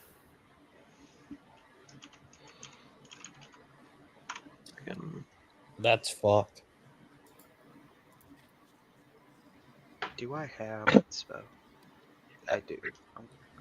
Hallelujah. That was an awful roll. There would actually be a limitation on this spell. So it is on another person in the like fucking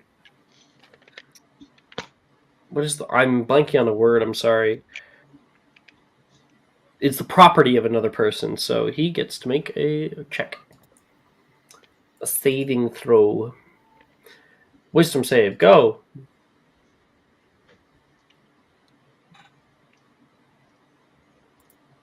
$23. Okay. So when you cast out Evanesco, you can see his glasses like blink out of existence for a moment. Huh? I can't see. And then they're back. Takes them off and looks at them. Ting ting. Professor Dildero comes by. You can hear a chuckle. just like in Adamas Conjurus, it's difficult to rip something out of someone's grasp. Right. Thank you. This is Hogarth Flynn. I'm just adding Sylvie to the thing here. Okay. Oh my God, Mark! Holy shit! Holy shit! Poor Mark. Hashtag get fucked.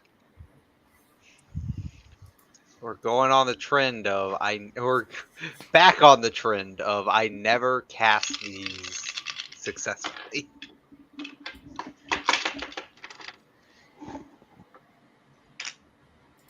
Okay, who wants to go next?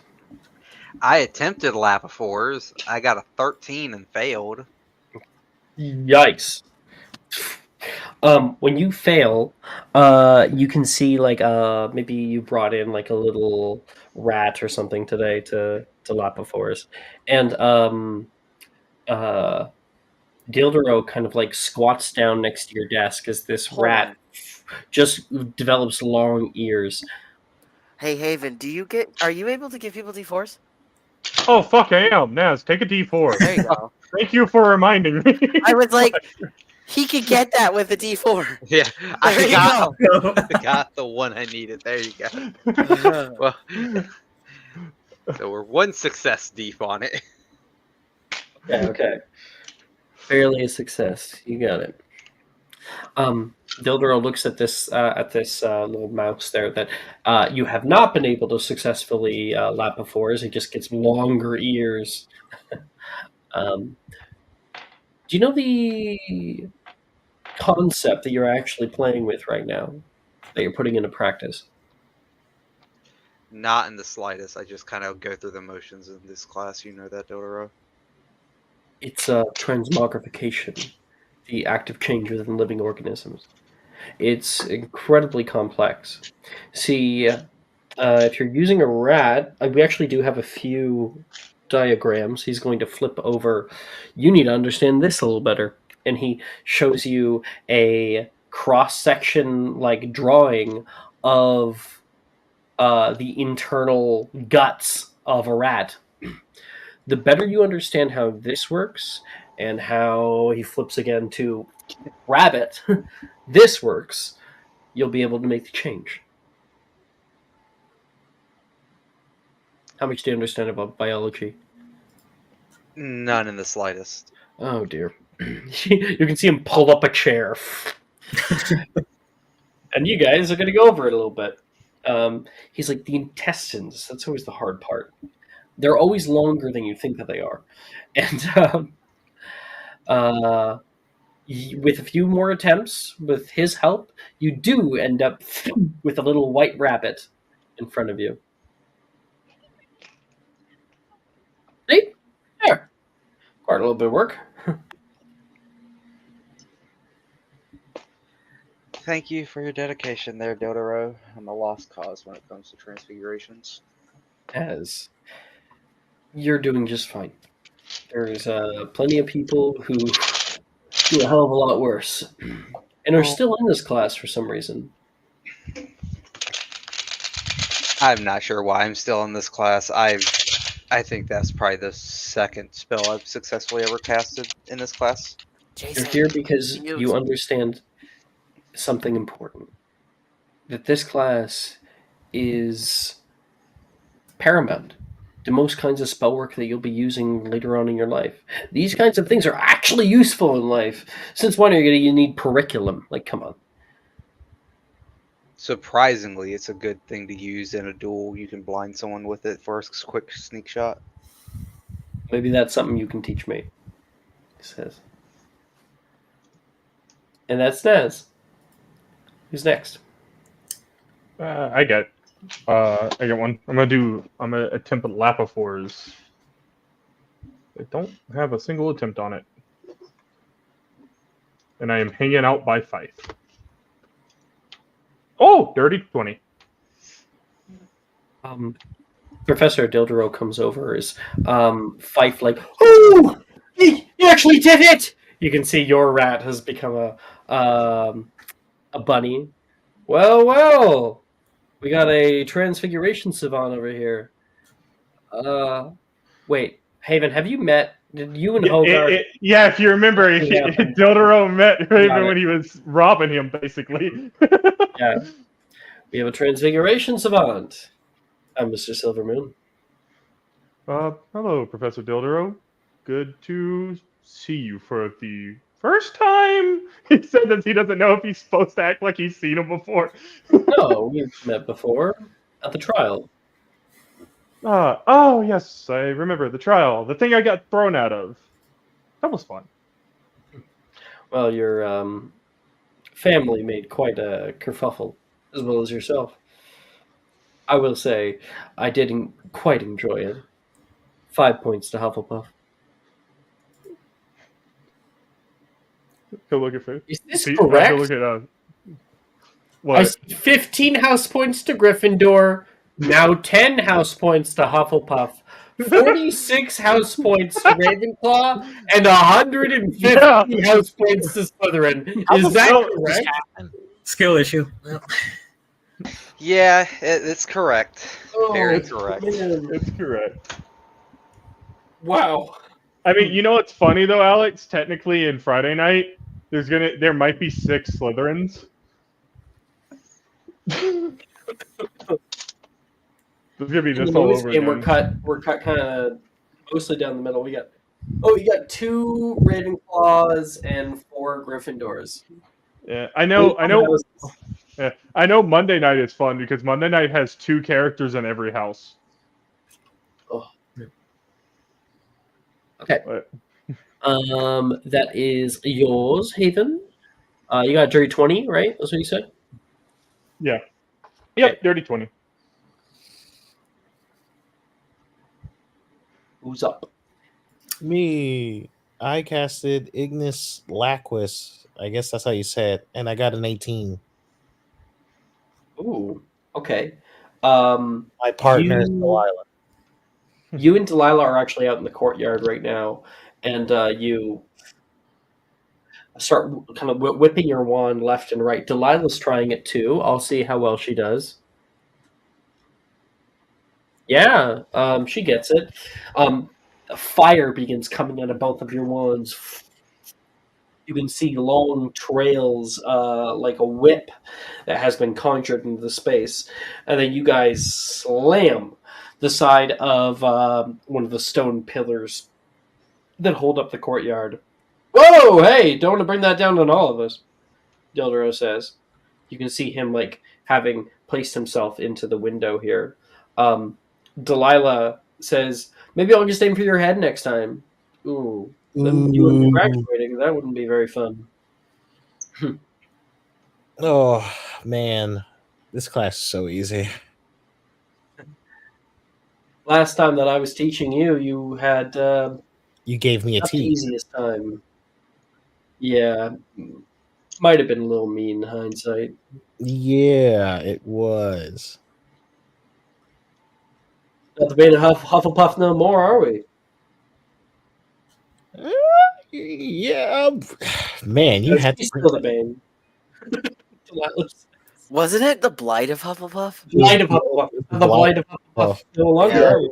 Yeah, She's- Catherine's going to like freaking wince at Delilah. Like, I'm not a Bane or Blight or whatever. I was prefect for a couple of weeks. Okay, well, no one's spitting in your bean curd. So, as Catherine kind of like looks at her wand, did I get a good grade today, or? I guess we'll find out, won't we? Okay, yeah. I have another person thrown here. Sylvie, Alex. What the shit? Yes, Mike. Mike! Woo! Oh. It's been 10 years, Mike. Holy. Where have you been? It's been 84 years. It's been 84 years. Well, as a disgraced prefect, I'm sure you know how to supervise 2 kids. Disgrace is a bit of a harsh word, but whatever. Supervision. Yeah, someone has to be the adult around here, Alex. Wait, and they're letting it be you? Of course. We're currently in the Transfiguration Courtyard, and Dildero is back, and he's teaching class, and everyone gets 1 spell attempt, and you and the new kid are being thrown out into the courtyard so you guys can try out spells. But Professor Dildero, have you been confunded? Giving her responsibilities? Looks like she can handle them. If you say so. I'm not the one making out in the library. Ooh! Nice. Alex? We don't kiss in the library. You should know better. I didn't say anything about we. Holy place. You know what? You know what? It was one time. That book was wonderful. I'm glad you got the joke. I thought you didn't get the joke. Wow. Sorry about that. He turns towards Sylvie, and since Alex wasn't here, we'll just show your art instead. I won't make you describe your character again unless you want to. Oh, that's all right. Okay, show it up. Just don't wear flip-flops. Character Sylvie Slytherin, by the way, Slytherin, and arm tattoo, shoulder tattoo. Ooh. Yeah. Nice tats, by the way. He says, kind of showing his. Mine are a little more like prosthesis, but. Oh, all right. I suppose that's a story for another day. She's gonna look over to Alex, and then she starts scanning the room, like looking for something, and then her eyes settle on the rabbit in front of Naz. And she goes to attempt Ignis Lacus, 17, but instead of the whip coming out from the wand, she manifests it like in front of her and grabs her end, and then goes out to strike at the rabbit. Damn.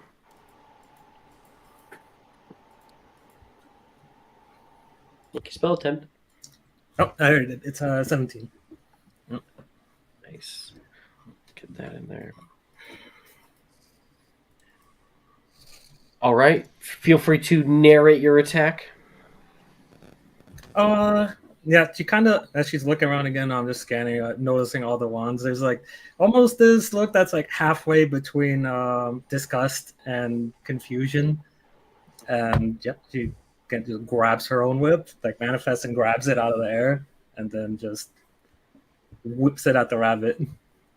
And you can see the moment that it hits, it slams into the rabbit. There's a little squeak, and then you can see the rabbit is transformed into like a little mouse that immediately runs off because all of its like temporary hit points were taken up. Oh, I think that's a better look for it. That's one way to cast Repair a Forge.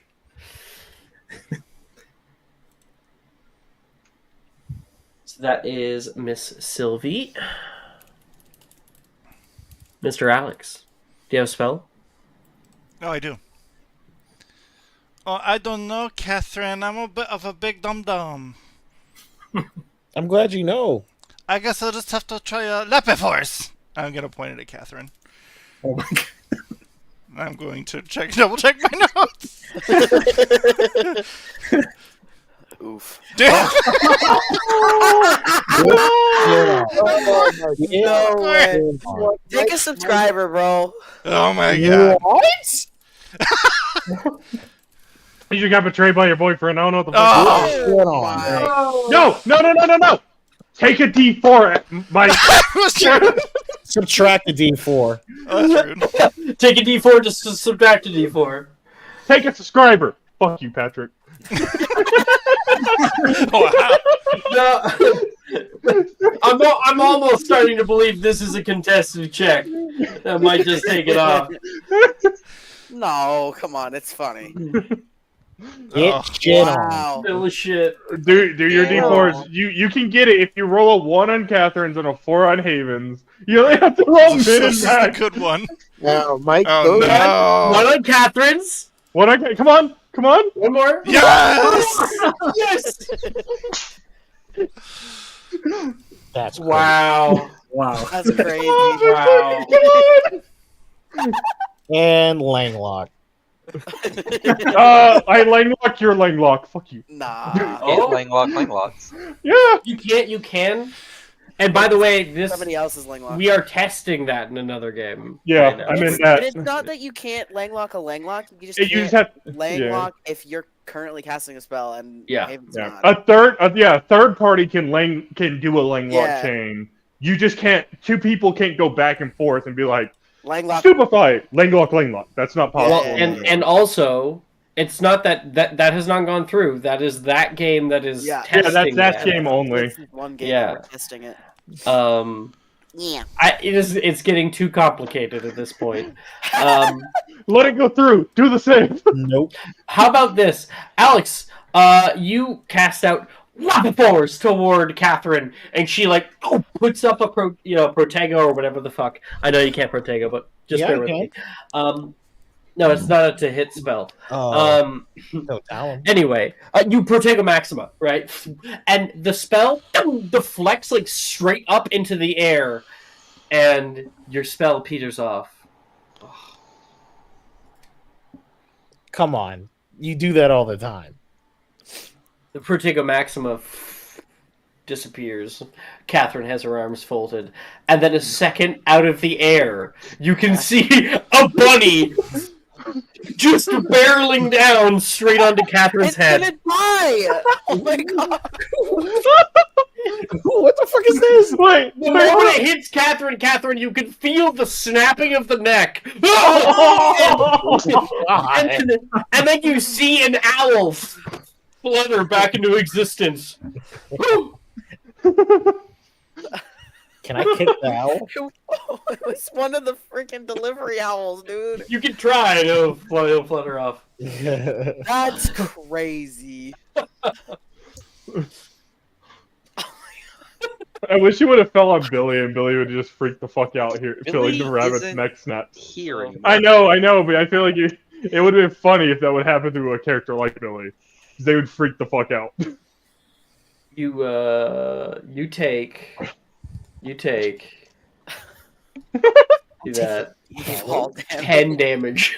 Oh my god. The fall damage from the owl From the dying bunny. on your shoulder. Oh my Oh. god. Karma faucet. He'll say, Karma? he'll say as he just walks off. I'm gonna take away Janice's flip flops. I'm gonna hide them all. I mean, if you want to punish He wears Janice, Crocs. If you want to Okay. punish Janice, you go. I am sure that will do nothing but endear yourself to her. I Catherine, mean, oh no, Catherine, don't do it. What did you get for your spell? 18. 18, right. There, just putting your grade in. Okay. Elizabeth, you're last. I got 18 on Finestra. Finestra. Oh, okay. Yeah. You are able to revert to a little glass pane. Holding in your hand, you cast out Finestra with a little swish. And when you tap the glass, it turns into just kind of powdered dust through your hands. As long as you're not using that at my office windows, I'm happy. Oh, Somebody else did. who? Don't worry about it. All right.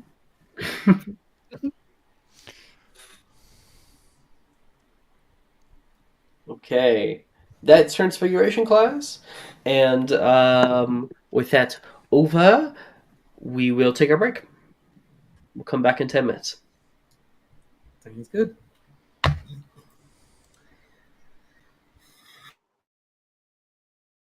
Are you looking for that perfect gift for that tabletop role player in your life? For that podcaster? For that little sister that keeps going on and on about shiny math rocks? Well, look no further. OBP Musical has you covered. Original theme music for your characters, worlds, podcasts, and more. Has your bard written lyrics about a party member's tragic demise? Let us compose to them. Or better yet, let us write those lyrics for you.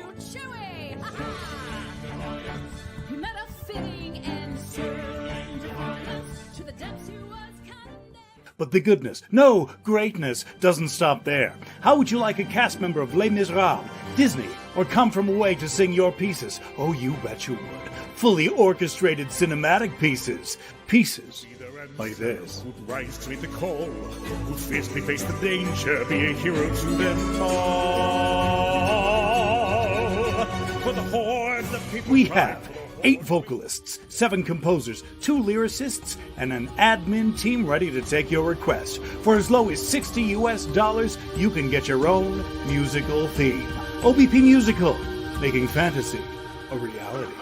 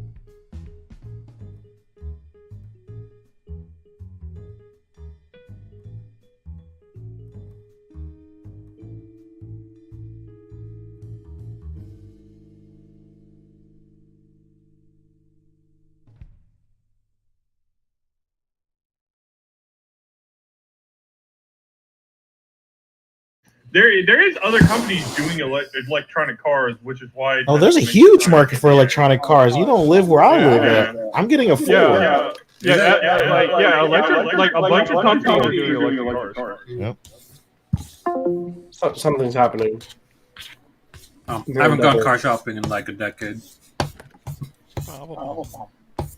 Someone's. Is anyone else hearing a double?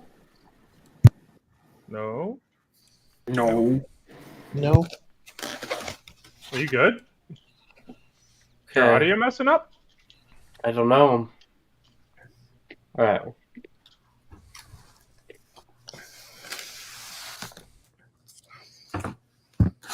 Where is... Yeah. Okay. Our next class for the day is Charms. Sylvie, you gather your books after Transfiguration class. It seems like it's mostly kind of laid back. The spells you're practicing are definitely advanced, but they should be for where you're at. Charms hopefully should pose a similar distraction. You make your way to the Charms classroom, and the wooden door creaks open to reveal a sea of desks facing the front, where Professor Flitwick stands. His eyes twinkle as he clears his throat, taking a moment to scan the room. Hello, Miss Quintana. Very good to meet you. Take a seat wherever you'd like. Thank you, Professor.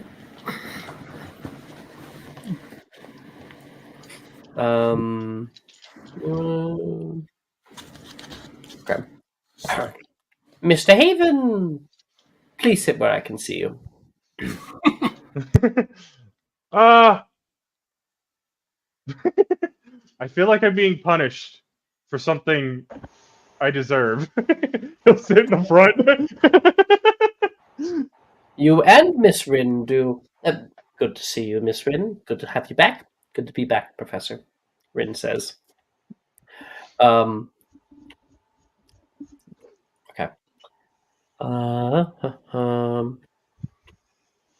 His eyes twinkle as he clears his throat, taking a moment. Today, class, we delve into a delicate and ethically complex charm. The memory alteration spell. Take out your wands, and please, everyone, listen closely, as this is not a subject to be taken lightly. Professor Flitwick flicks his wand, and the word Obliviate appears on the blackboard. This memory alteration charm is commonly employed by the Ministry of Magic, particularly within the Obliviator department, to ensure the secrecy of the Wizarding World. Now, Obliviate erases specific memories from a person's mind, a valuable tool for keeping muggles unaware of our existence. However, he pauses, letting his words hang in the air. The spell is incredibly delicate. An improper incantation or wand movement can unravel the very fabric of one's mind. The room kind of goes quiet. Alex, your eyes dart just a little bit up toward Catherine. Haven thinks of the 3 ors he obliviated. Therefore, it is crucial to understand that overuse or incorrect application of this charm can wreak havoc on someone's life. Memories, after all, form the basis of who we are. Remove or alter them recklessly, and you risk causing irreversible psychological damage. Haven will look at Wilfred. Hey, how is Benjamin doing? I know I hit him like 5 times. Who's Benjamin? The one that was watching you? He doesn't remember. I don't remember who Benjamin is. The aura that was watching Wilfred that he was annoying the shit out of. Right. That Haven stupefied and obliviated Benjamin. on more than one occasion. He said, now that I think about it, he has kind of gotten into gambling. Last I heard. A secret I'm retakes more sure it grave. wasn't you. I don't know. I was. Maybe I should have been careful with what memories I took. I just ripped out everything that I could. Oh. I'll say this once more. Obliviate is not a spell to experiment with.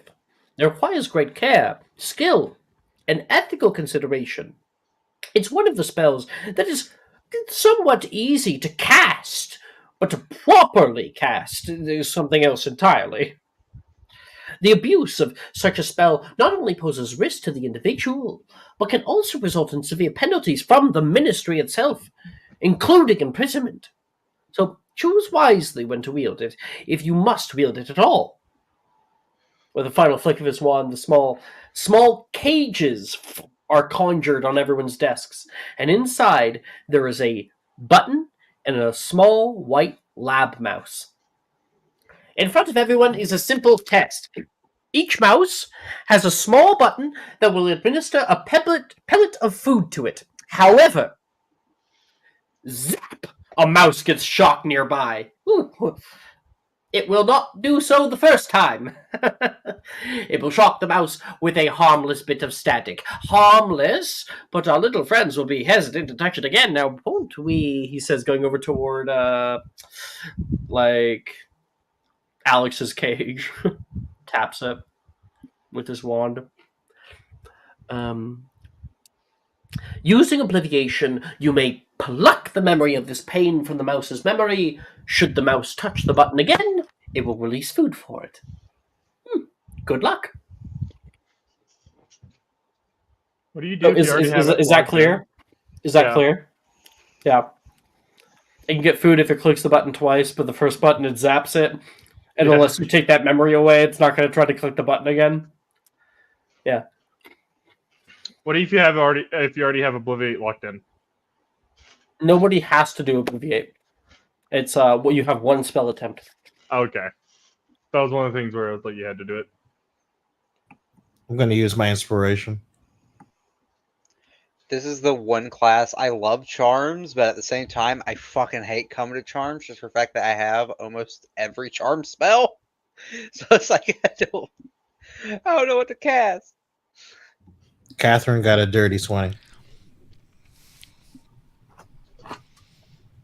Ooh, nice. Sorry, which spell though? Obliviate. Obliviate. With a dirty 20.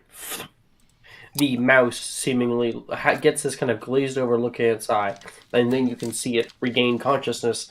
It looks around and sees this button. Inquisitively, it clicks it. A little pellet comes out. This spell's kind of fucked, Professor Flitwick. I agree. Many spells that we learn here have various types of applications. They can be used for nefarious purposes. Indeed, it is what makes a dark wizard. But I don't assume you're dark, right? So we'll be using it for ethical applications. Okay.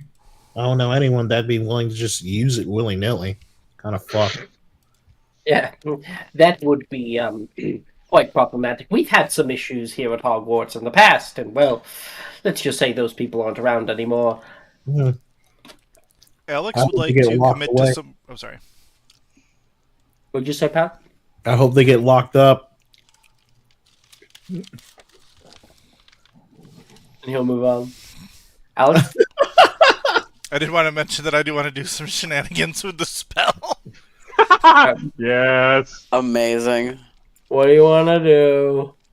I want the mouse to remember that when it presses the button the second time, that treats spill out over underneath Hogarth's pant leg. Wow. You're not able to affect memories that haven't happened yet. Oh. Oh. Well, then I'll let it fail. I'll let it click the button and pain happens, and then I'll modify the memory so that it clicks the button and then treats appear down his There we pant go. leg. There we go. Okay. Okay. Roll to cast, unless you already have it locked in. It is locked I in. think you do. Okay. So yeah, you're able to pull that and kind of warp it and put it back in. And you can see the mouse is like trying desperately to find whichever pellet went down. It wants the food, and it's up against the like the railing of the cage, and you could unlock the cage for it. Oops. Click. Your little mouse. Fuck you. That'll affect Helgar's rolls in a second. Oh, will it? I already rolled. Oh, we might be rolling again. Okay. Okay, what's your spell though? My real attempt is going to be Silencio Balenciaga? with 24. Silencio with a 24. Okay. And so we have Alex, we have Catherine. Who's next? Can I do Carpe Retractum instead? No. No. Yeah, you've never learned that fucking spell, bro. That's What why I was the asking. You can't do Carpe Retractum. It's in DADA. Oh yeah. Oh, is that the ADA? Oh, Mhm. Yeah. charts. Okay, my bad. I guess I'll just do the Obliviate then, because I only have it one time.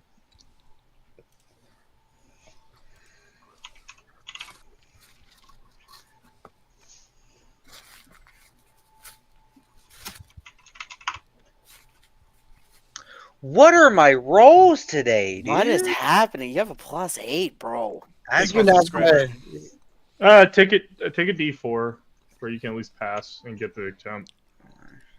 That's crazy. So 16. Better. It's at least an E.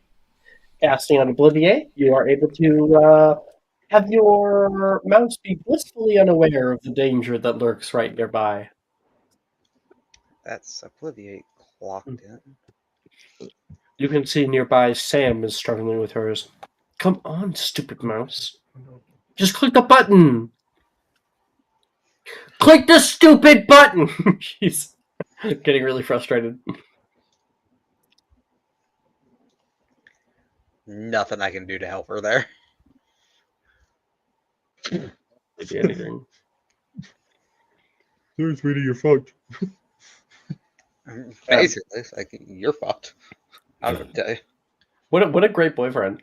I know, right? All right. Meanwhile, Hogart, you're casting yours, right?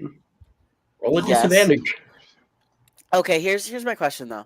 I used an inspo to re-roll because I rolled really bad. So if I did it with disadvantage, it would be disadvantage on the first one, and then I would have inspoed anyway. So do I need to roll again? It would have been disadvantaged on the first one, And then I would have inspoed. which would have And then made it the first roll. Yeah, Alex does do that where if it's inspo, it's first roll. Whatever. Super disadvantage. Triple disadvantage. So what did you get, Hogra? Well, I have to roll another one. So just wait. You have to roll another one? Well, yeah, 'cause Aren't we you- using the 'cause previous roll? The first roll. Well, I have to do a second roll for the disadvantage roll. Don't I? No, No. so basically how it works is the inspo gives you advantage, so it just makes the disadvantage a normal Disappear. roll, and so the So first essentially roll you're would just be bad. making me waste my inspo? You can not do your inspo if you wanted. Yeah, I think that's what Alex is saying. Like, if you inspo, you take the first roll, so you could choose not to do the inspo. And maybe roll worse. Well, no, they already I'm not Jordan gonna lie, already this rolled. is- If this you is didn't do making the me inspo, upset. then you have to roll again. Well, yeah. All right. Are we just gonna yellow card? Yeah, I'm not like You got I'm it. cool with like having a role play thing where it's funny, but like fucking up my stuff. What did you roll, cool. Jordan? I got a 10 for the regular one, and I got a 15 for the inspo one. All right, so you get an E. Hogarth, after successfully casting a roll, you can feel a very uncomfortable set of paws begin to climb up your leg.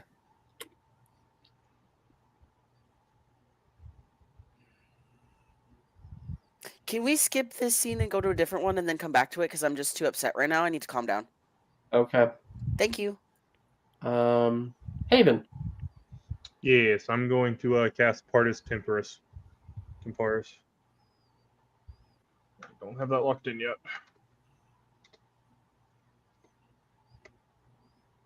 That's a 22. Nice. In the back, there's, of course, that like kind of field projector that creates a little Protego Maxima. And you spinning your wand clockwise, constantly saying, oh shit, I forgot the incantation. Partis Temporis. Partis Temporis. Partis Temporis. And you begin to feel like a hole open up and get about your size. So you can step in and turn off the field. I do want to say, because I really roleplay with him, the instruments, his spell thing, he's just playing a riff from Freebird for Partis Temporis. Ooh. Okay, sorry. I had a dissenting opinion. It's a Seven Nation Army. Hey, I'm down with that.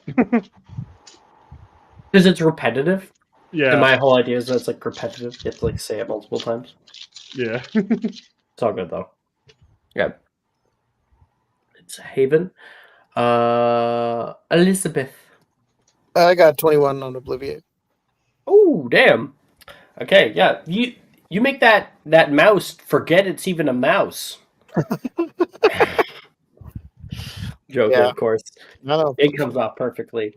Without a hitch, that your mouse seems to be a bit of an addict. He just, once the first pepplet comes out, he just keeps click, click, click, click, click, click, click, click, click. Oh my god, I caused addiction. Oh shit. Okay.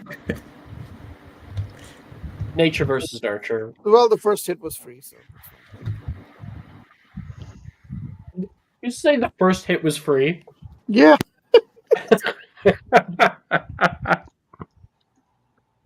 Oh man.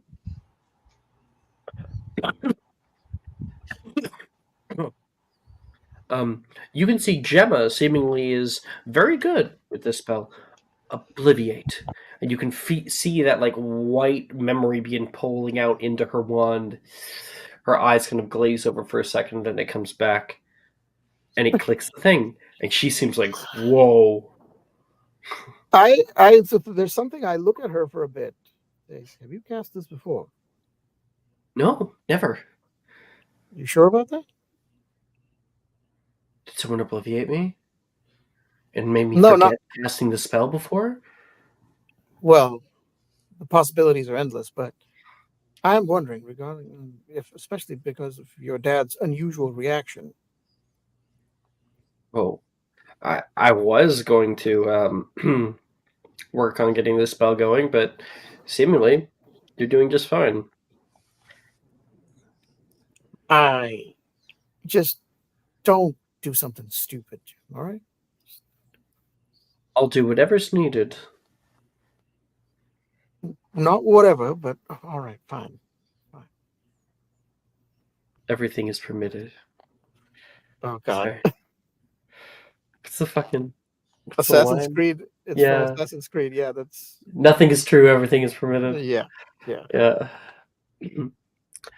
All right, Sylvie, you're last. Yep. She's gonna like try casting Obliviate a few times, and it's like, gives up on it. And instead, what did you get? Oh, check private. Oh no. Okay. And instead, she's gonna kind of like mutter down to the mouse. Well, them's the breaks, Mr. Mouse. Sometimes you just can't escape the confines of life. And we'll rather attempt the Fortissimo. You can hear the bars rattle. A little pause wrapping around it. Let me. So that's a 19 with a Fortissimum on the cage. What the fuck is this? Fortissimum.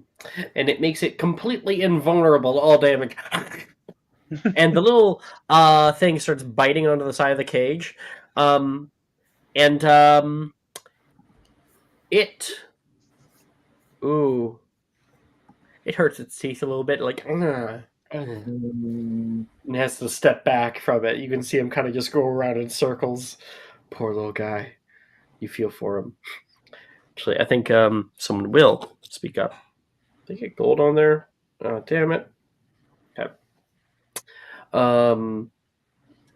Drusilla will say. Looks like he's doing a 20 to life. Yeah, he must have been caught stealing the cheese. Ah,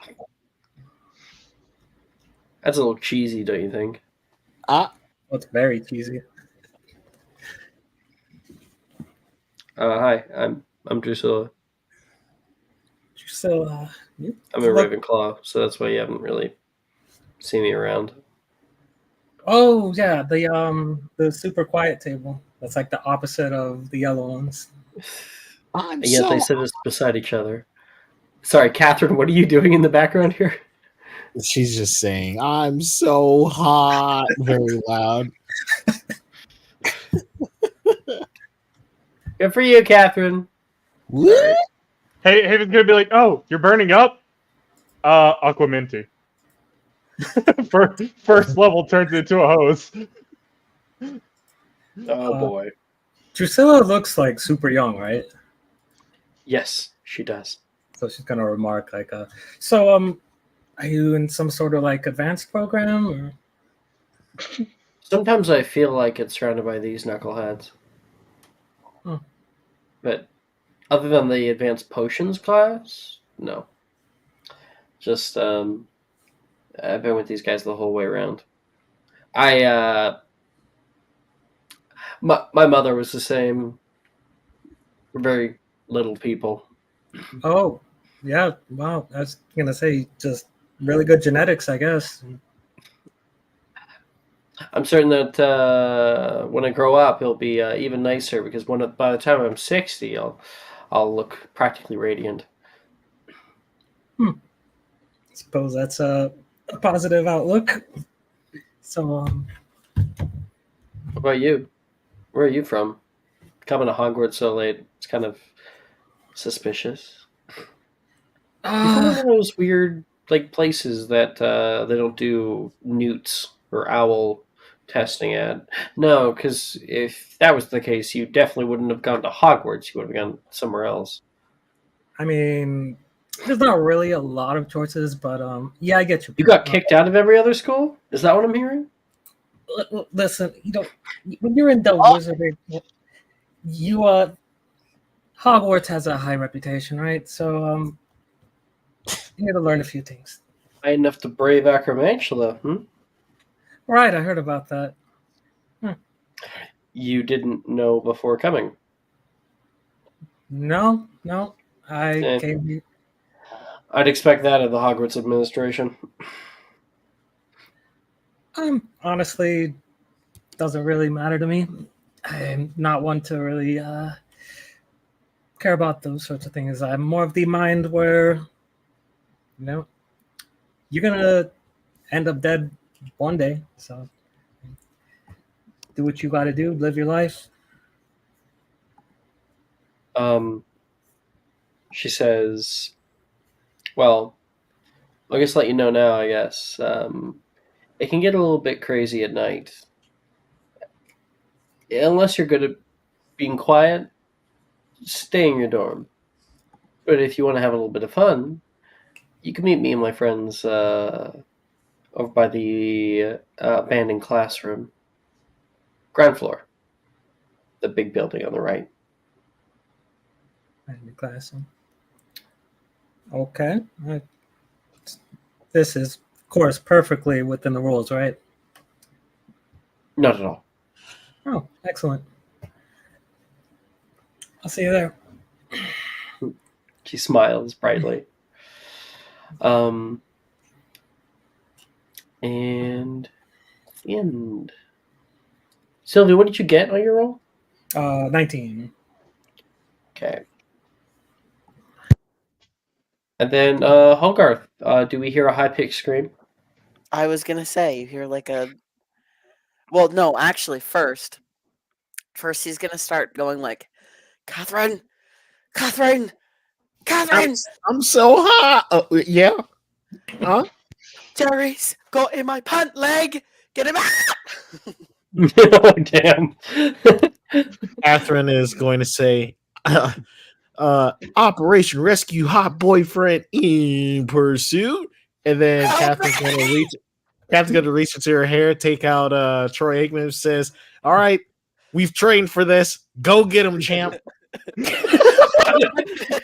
I'm gonna like take my foot and like put my foot like in her lap and be like. Troy Aikman's going to go in and get the mouse out of Suddenly, there's two mice in your. You can see the epic kung fu fight that's currently taking place. Beat his ass, Troy! Beat his ass! The fucking scene from Ratatouille where Remy gets stuck in like what's his name's shirt. Linguini. Thank you. And like the last one is just like, you know, comically when somebody's like face gets punched so hard that like causes an indent into the material or like into the wall. Huh? Yeah. An outline of their face. Yeah, That's like he hopped on me and I started petting him and he bit my hand and I'm like, all right, fucker, go. okay. And the last one kind of pushes out from the shirt, and you can see Troy Aikman pulling out of the pant leg by his teeth, a defeated foe. What? No, Troy, no.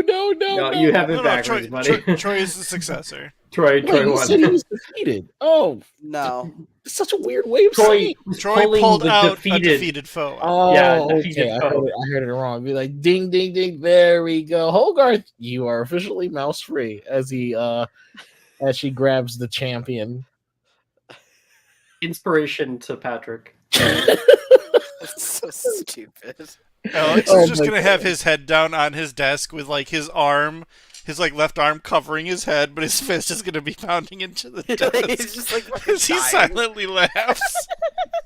Catherine literally made this a lot harder than it had to be. But the Yes, fact that she she did. trained for this is actually kind of crazy. Hogarth is currently in like a fugue state. He had like- entered panic attack and went past that into dreamland. Oh, baby, Yeah. you'll be okay. It was just a mouse. Oh, I hate rodents. let me rub your head. Let me rub your head. Come on here. My goodness. I hated it. It's not so bad. It's not so bad. You like it when I do my Mickey Mouse voice? No, I don't. I hate it. You can see Troy Aikman's ears perk up. Oh You my God. know, I forgot earlier to do character descriptions. As the bell goes off, the class is currently over. People are grabbing their stuff, and let's kind of do like a little through the halls and showing Faith what everyone's like. We'll start. We'll just go down the way. So, Patrick, I'll pull up some art of your character. You describe them for Faith. Yeah. Catherine is she's like what 5'6", 5'7". She has a very she's you can tell that she's very extroverted, I guess. And the one thing that you notice from her is her very fiery orange hair. She has pretty much a Dorito shaped body, so she's you can tell that She's quite chipper. yeah, she's very athletic. I'm not even that's what I'm referring to. All right. Athletic? Yeah, very That's how athletic. you're gonna phrase that, huh? Yeah. Okay. She's very athletic. And she's been saying it all session. She's super fucking hot. What's it called? She's built like a footballer. Like she's Yeah. As she's built like a female bodybuilder. basically, They're always Dorito shaped. we've been saying it all fucking session. She's hot. So hot. So That's hot. hot. Part Vila, baby. Let's go. I'm looking through the art channel right now, but it's fine. Haven, you're up next. Do you need his original, his 6-year art? Here's the older art. I just found it. Oh. Okay, I'm guessing you posted it, right? No, I posted. Well, the new art, that's 7th year. That's not this year. Oh, that's too bad. Okay. That's after he becomes. I look at the 7th year one. I'm like, whoop. Yeah, that's after his tour opening for his dad's. He gets more into the rock and roll aesthetic and basically makes himself look prettier to make sure he sells more. Shout out to the GIF directly under that photo. Oh yeah. Shout out to that GIF. Alex immediately closed it. Here's what I hate, because I scroll up and it's still there. Yeah, it is. Just in picture form now, baby. Yeah, it's just in picture form. But yeah, so Haven is you would notice that Haven is always with Rin, Wilfred, and Levi, and is very close to all three of them. He is very outgoing and extremely energetic, with just a smile on his face always. He has very purple, like brightish purple hair. That was a curse I brought upon Alex, and Alex has hated it since. But he has like bright purple hair, and his eyes are slit, but they are also extremely purple. He always has a necklace of a half crescent silver moon on it. And you'll notice like he has a guitar on him always, and on his shoulder as he's walking through the hall, you see a mechanical spider that is currently moving with its own will. So it's like it's just on Haven's shoulder, and Haven is like basically, if you watch closely, you can see Haven sticks it on a student and steals something from their pockets and puts it in his pocket. No. Yes. Accept the fate of Magnus and this gadflying. Accept it, Alex. One of us. One of us. Thank you very much, Jason. Yeah. Oh, you'll also see Fife, whether Fife wants to be there or not. Like, Haven has kind of adopted Fife into his group. You're like showing him around campus. Yeah, like Haven has obviously to everyone else taking a huge interest in Fife. So he's like, Fife is with them. Haven the rock star, cool. Mr. Naz. Hello.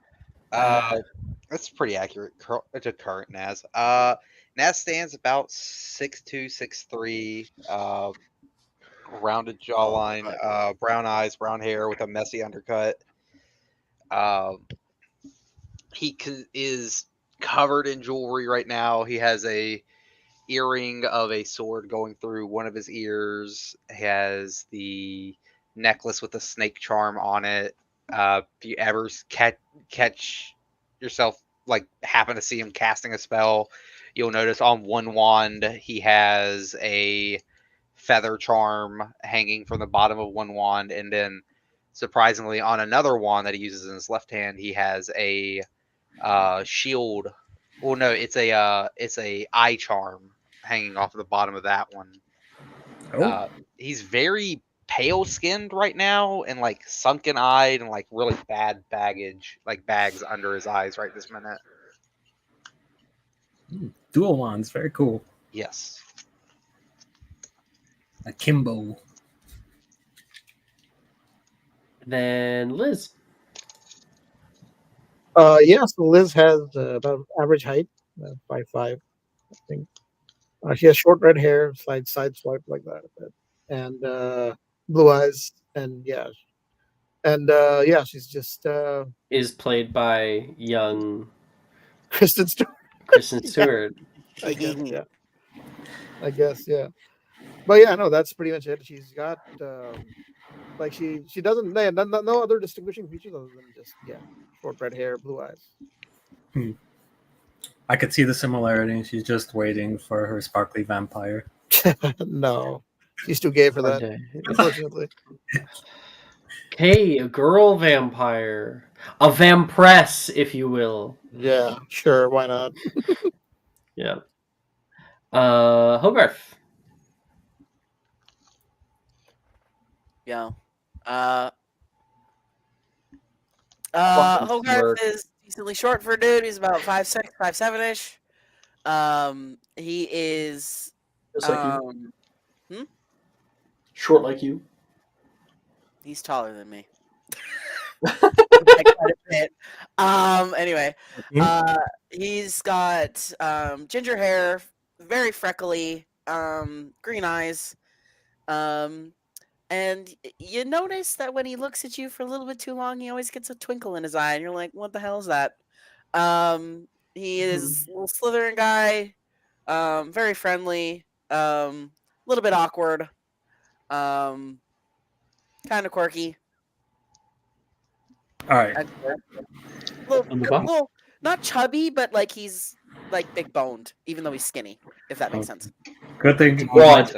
Worked up Yeah, white he's kid. like broad, but he's skinny. Yeah. What? Beer gut. No, he doesn't have. He's skinny, but he's like he's got like wide shoulders and shit. Catherine's been making him work out, so He's still skinny. You know those people who like work out for forever and like never seem to get like bigger? He's one of those people. No. Hogarth would definitely be the person that works out but doesn't do the meal plans to actually put on muscle. Yes. Like Hogarth is He always doesn't eat only enough working out. protein, so like Yeah, he's got the lean muscle, but not like the bulky muscle. did you he eat can't that get the muscle. 12-ounce steak I bought for you the other day, Hogarth? He ate like a quarter of it. That's Hogarth. Alex? Yeah, Alex is actually around like 5'9", 5'10" or so. Fairly skinny, pretty, relatively quiet and reserved. Generally hangs out with Janice. They go and have lovely little study dates in the library. Incredibly nerdy. He remembers basically everything. And yeah. Otherwise, mostly keeps to himself. Occasionally Pranker. pulls pranks. Yep. Loves pulling pranks.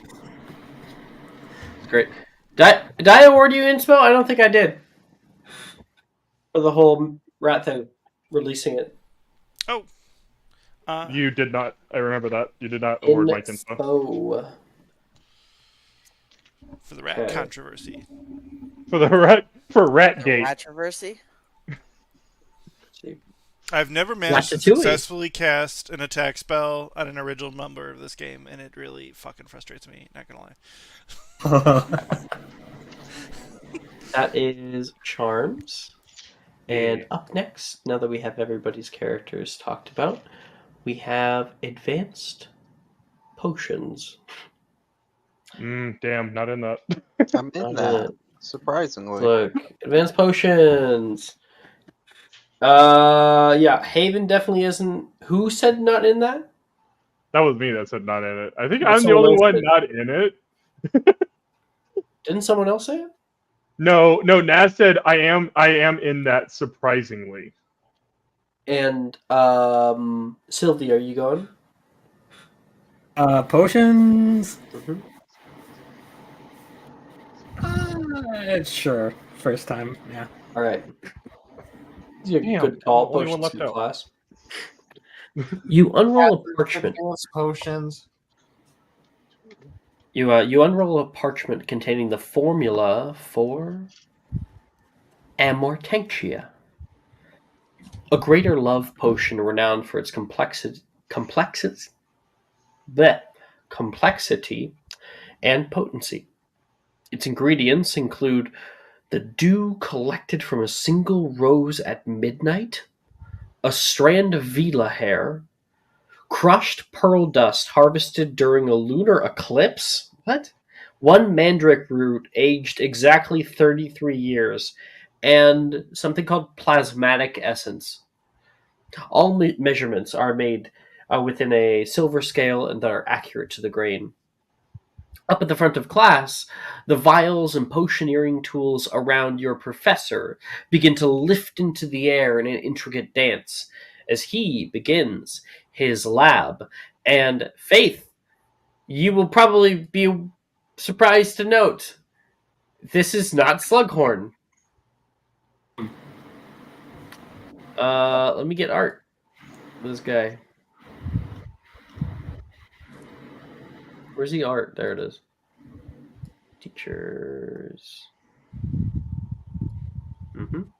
You can see a man who is like he's currently sitting in a beautiful armchair. He has like a high collared shirt on that looks comfortable. He's got these long, slender fingers that sit in front of him, and he is incredibly skinny. He is definitely wheelchair bound. And this is Professor Soyen Guase, who takes over after Slughorn retires. Okay. All right. Everyone should have their recipe cards. Oh, I would recommend keeping a close eye on what I'm about to show you, and noting every warning, because I will only be doing it once. And there are only 7 steps to this potion, so it should be simple enough for our advanced students. Firstly, we'll start with our dew base. Now, wearing gloves woven from dragon's mane, we'll measure exactly 17 milliliters of midnight rose dew into your cauldron. Heat it to 212 degrees Fahrenheit exactly, then reduce to a simmer. All of what he's saying is happening in front of you, but he's not moving a finger. Hold your wand over the cauldron and chant, and he like raises a hand just slightly. Serenium Aether, and that should stabilize the magical components. That is step 1. You guys look at each other. Oh shit. Next is the Vela hair infusion. With your silvered forceps, we will carefully lower a single strand of Vela hair into the cauldron. Stir counterclockwise 12 times using your bone, not steel rod. The steel will offset the mandrake and ruin your whole brew. Your potion should simmer momentarily while it begins to perspirate, and then ease off of rotation. I'm sorry, somebody speaking? Can I use my hair? Are you a Vela? Part. No. Damn it. I'm sorry, I suddenly got ads in my music. Like, what the fuck? Sorry, we want to use our gloves here. Mishandling Vela hair can prove extreme emotional imbalances, so we need to ensure that no skin contact occurs. Next is our Pearl Dust Edition, using a mortar and pestle made out of woven obsidian, which all of you should have. We're going to crush enough pearl dust to produce exactly 7 grams. We'll sprinkle the dust slowly into the cauldron over the course of exactly 70 seconds. I have procured you all timers. Stir 3 times clockwise and allow the potion to rest for 3 minutes, 33 seconds, before doing the same in reverse. Incorrect measurements or rapid addition may cause a volatile reaction, leading possible immolation, so take care here. Next, we will cut precisely 0.7 grams of aged mandrake root and place it in a crystal vial. Add 1 milliliter of acromantula venom and let it soak for exactly 7 minutes. Gently drop the mandrake infusion into the cauldron, ensuring no residue remains in the vial, and stir counterclockwise 21 times, each rotation completed in 2-second intervals. Now, we will extract our 4 drops of plasmatic essence using a pipette pipette of elderwood. Add these to the cauldron and stir clockwise 13 times, and you should see the potion start to emit a milky pink steam.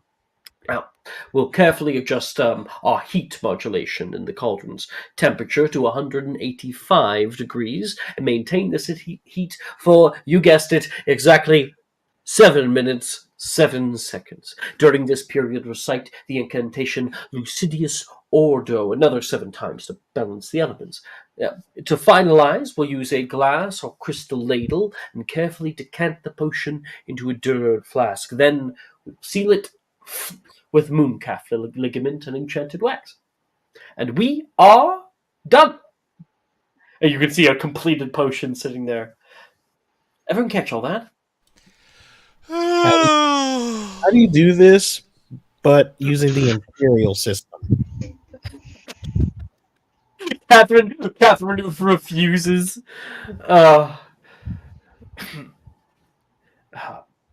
If you wish to use your own measurement tools, be my guest. Just don't be surprised when it blows up in your face. 7 grams is 0.014324 pounds. How efficient.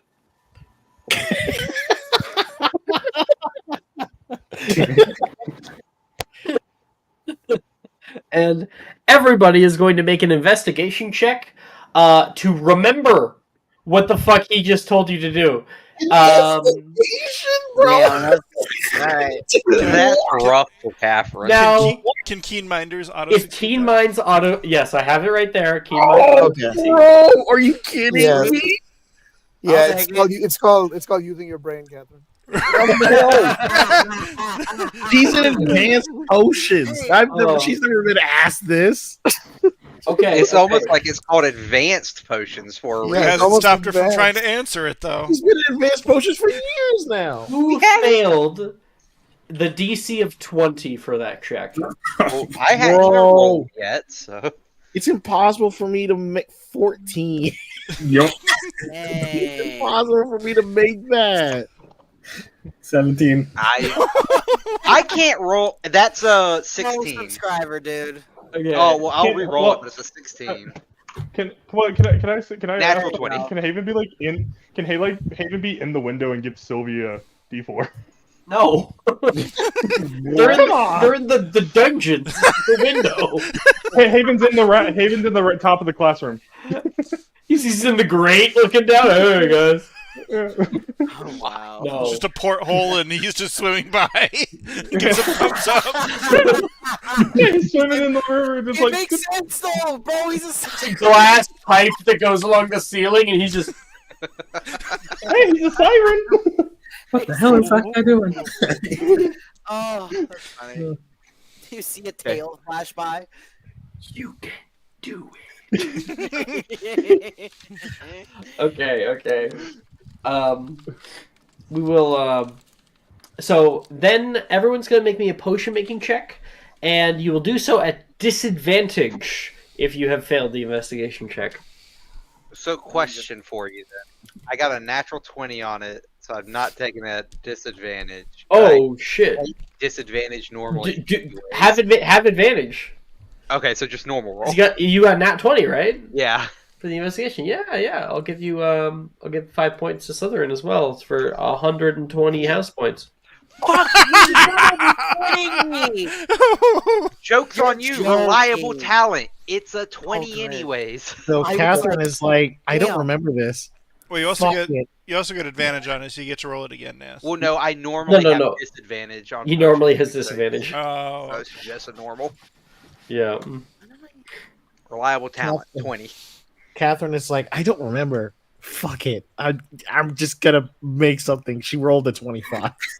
Oh, Not one for Hey. a 0. Nice. We're not going to be staying in this class. Sylvie. How many classes? How many more classes are there on this day? 1. Okay, cool. Okay. Where were we? So Bitty bum bum, bibbidi everyone bum. have rolled their potion making. Okay. Everyone just announce. I'll go down the way. Catherine, You got the 25. 25. Very nice. You have an exceptional amortentia. Love potion. Ooh, okay. Mm-hmm. Alex, 32. Jesus. you are 3 away from getting superior. Alex, please. Let me get him superior. Come on. Nobody here has Come a on. D4 for him. I have a D4. Alex. High or low? Fuck. Let's roll That high. high or low for me? Okay, that's for. Like, High or low, Jason? oh, that's for me. Fuck. I'll go with that. I'll go with Mike's high. That's a 2. Oof. Low, so you're not a D4 able to. the roll. Alex, A D4 the roll. I make it a 3. D4 the roll. Yeah. Yeah, we'll make it. Weirdly, it subtracted 4 to be a -2. I don't know what happened. Felt even harder. And so, Alex, you get an exceptional as well. What would I do with a superior love potion? Who knows? Sylvie. 0. I'm sorry? I'm sorry. This is advanced potions class. You just made a big oopsie. Oh shit, I have a whole thing for you then. Oh, We will Lord. come back to you. Wait, what was the roll? Oh my god. Yeah. Elizabeth. A 23. Okay, so you get a regular one. Okay. And Hogarth. I'm gonna important roll my 9 to make it a 15, which makes it a 25. Okay. Which makes it an exceptional. Yeah. Naz. 20. Regular. Okay. Catherine used her hair.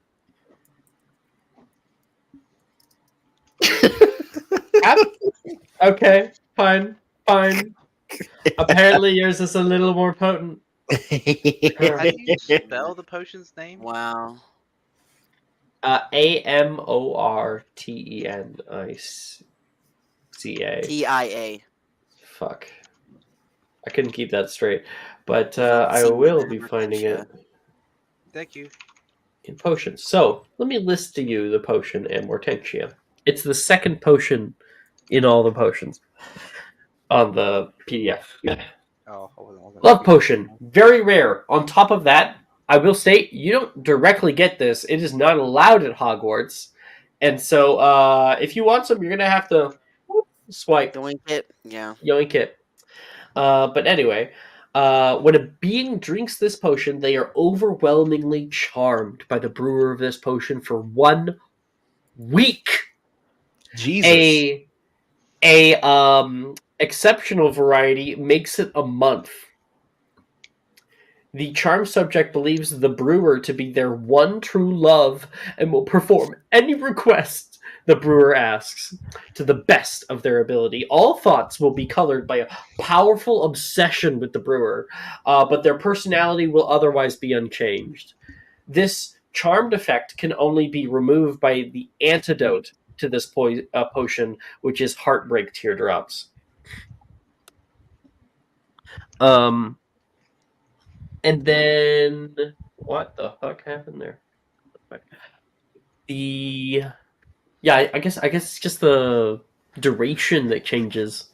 A superior quality would be a year. Oh my god.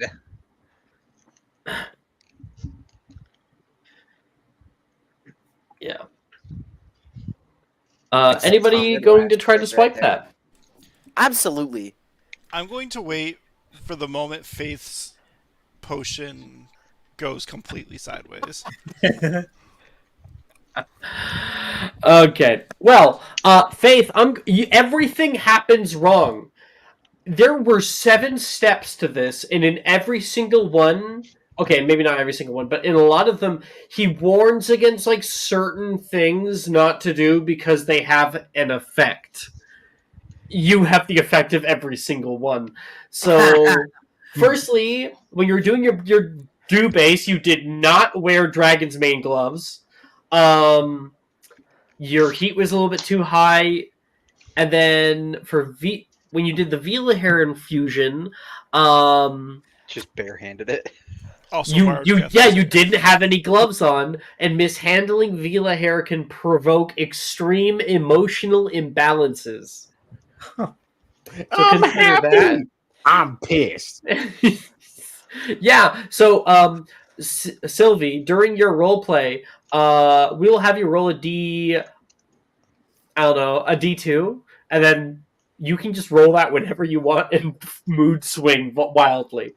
Hot and cold, hot and cold. And then we have the Pearl Dust edition. We'll get to that, I guess. Oh no. Okay, that was actually the last one. So already you're getting that extreme emotional imbalance, and then you do not properly do the pearl dust. It's supposed to be slowly like sprinkled in over 70 seconds. You just throw the whole fucking thing in there, and the entire She has a mood entire swing, cauldron. It's off and throws it in there. Oh, come on. And Potion. it explodes outward with nothing but green flame. And Oh shit, yeah. it said may cause a volatile reaction leading to possible immolation. Oh my god. You are engulfed in flame. Oh, no. Sylvie kills herself in advanced potions on her first day. Put her out! Put her out!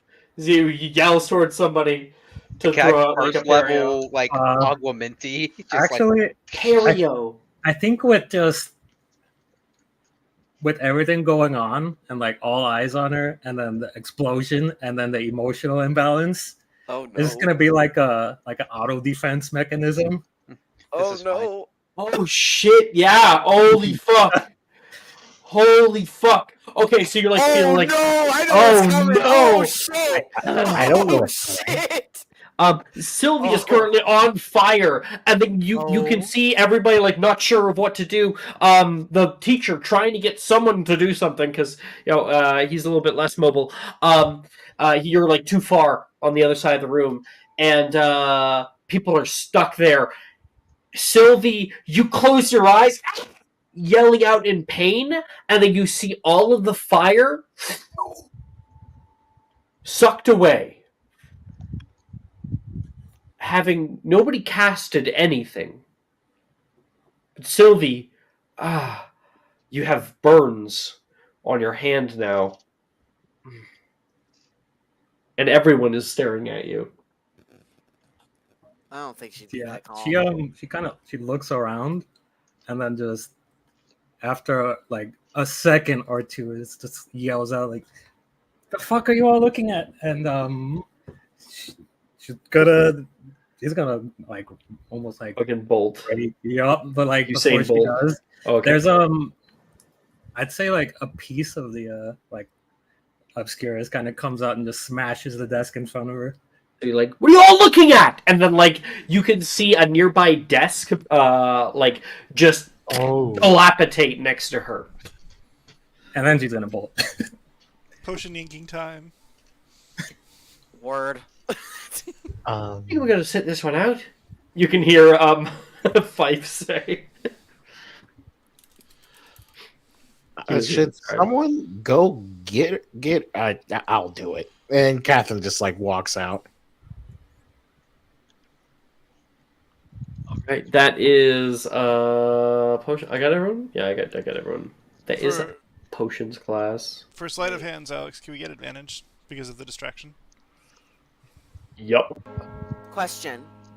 Since Catherine left, can I yoink some of my potion and then yoink a little bit extra for her? Yeah, you just have to make 2. Do I get advantage on both? Just the first one. Advantage on the first one. Okay. Is this a sleight of hand check? Okay. Okay. And then the second one. Oh, you get yours. Okay. You don't get yours. Hey, hey, Jordan, take a subscriber. I have a important He's dude. important. He's Oh, good. okay. Keep your subscriber friend. What's important?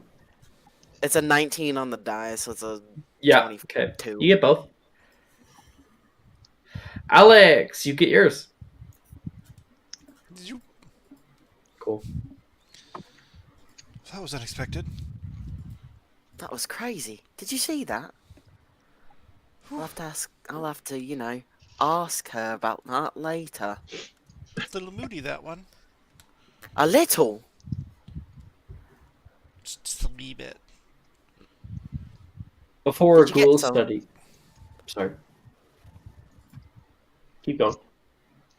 I'm looking at Alex and looking at his hands. Did you get some? I don't know what you're talking about, Mr. Flynn. Hogarth's gonna flash 2 vials. I don't know what you're talking about either. Put it in his pocket. He's gonna raise a hand. Mm.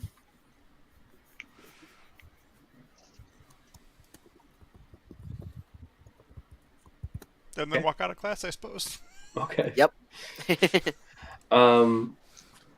The in between this class and next class, Catherine pushes into the hall. Sylvie kind of running, trying to catch her breath. Sylvie, you don't get very far.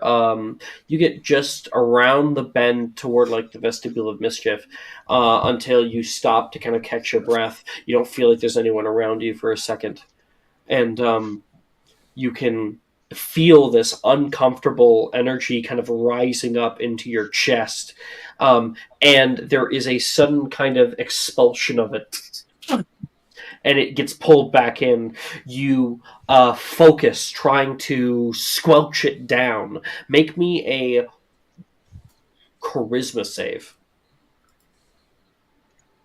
That I could do. Willpower, baby. Willpower.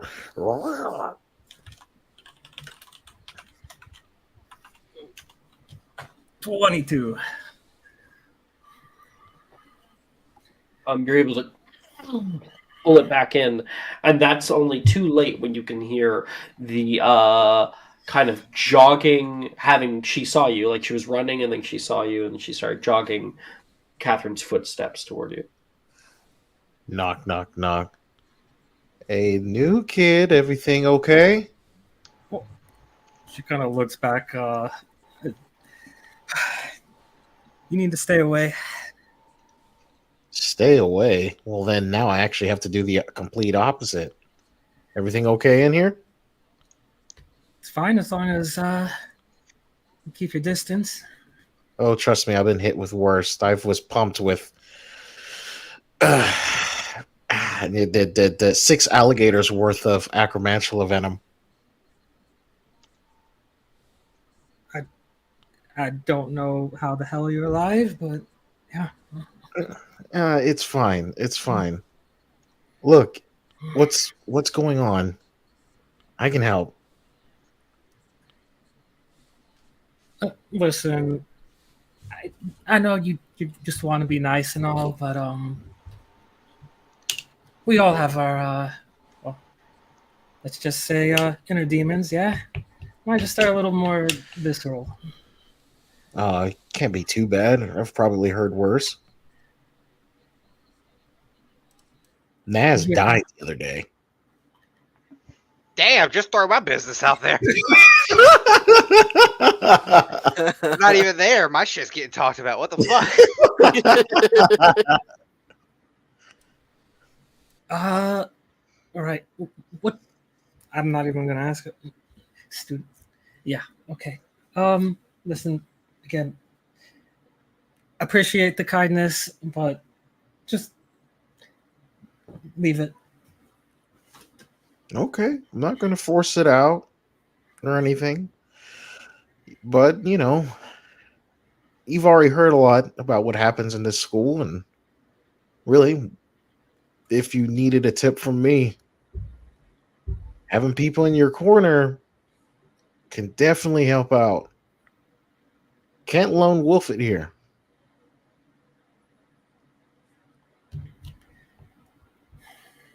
Right. Well, that's kind of never worked out for me in the past, so I think I'm gonna kind of trust my gut on this one, if you don't mind. Well, if you feel like your gut is wrong, you hit me up anytime.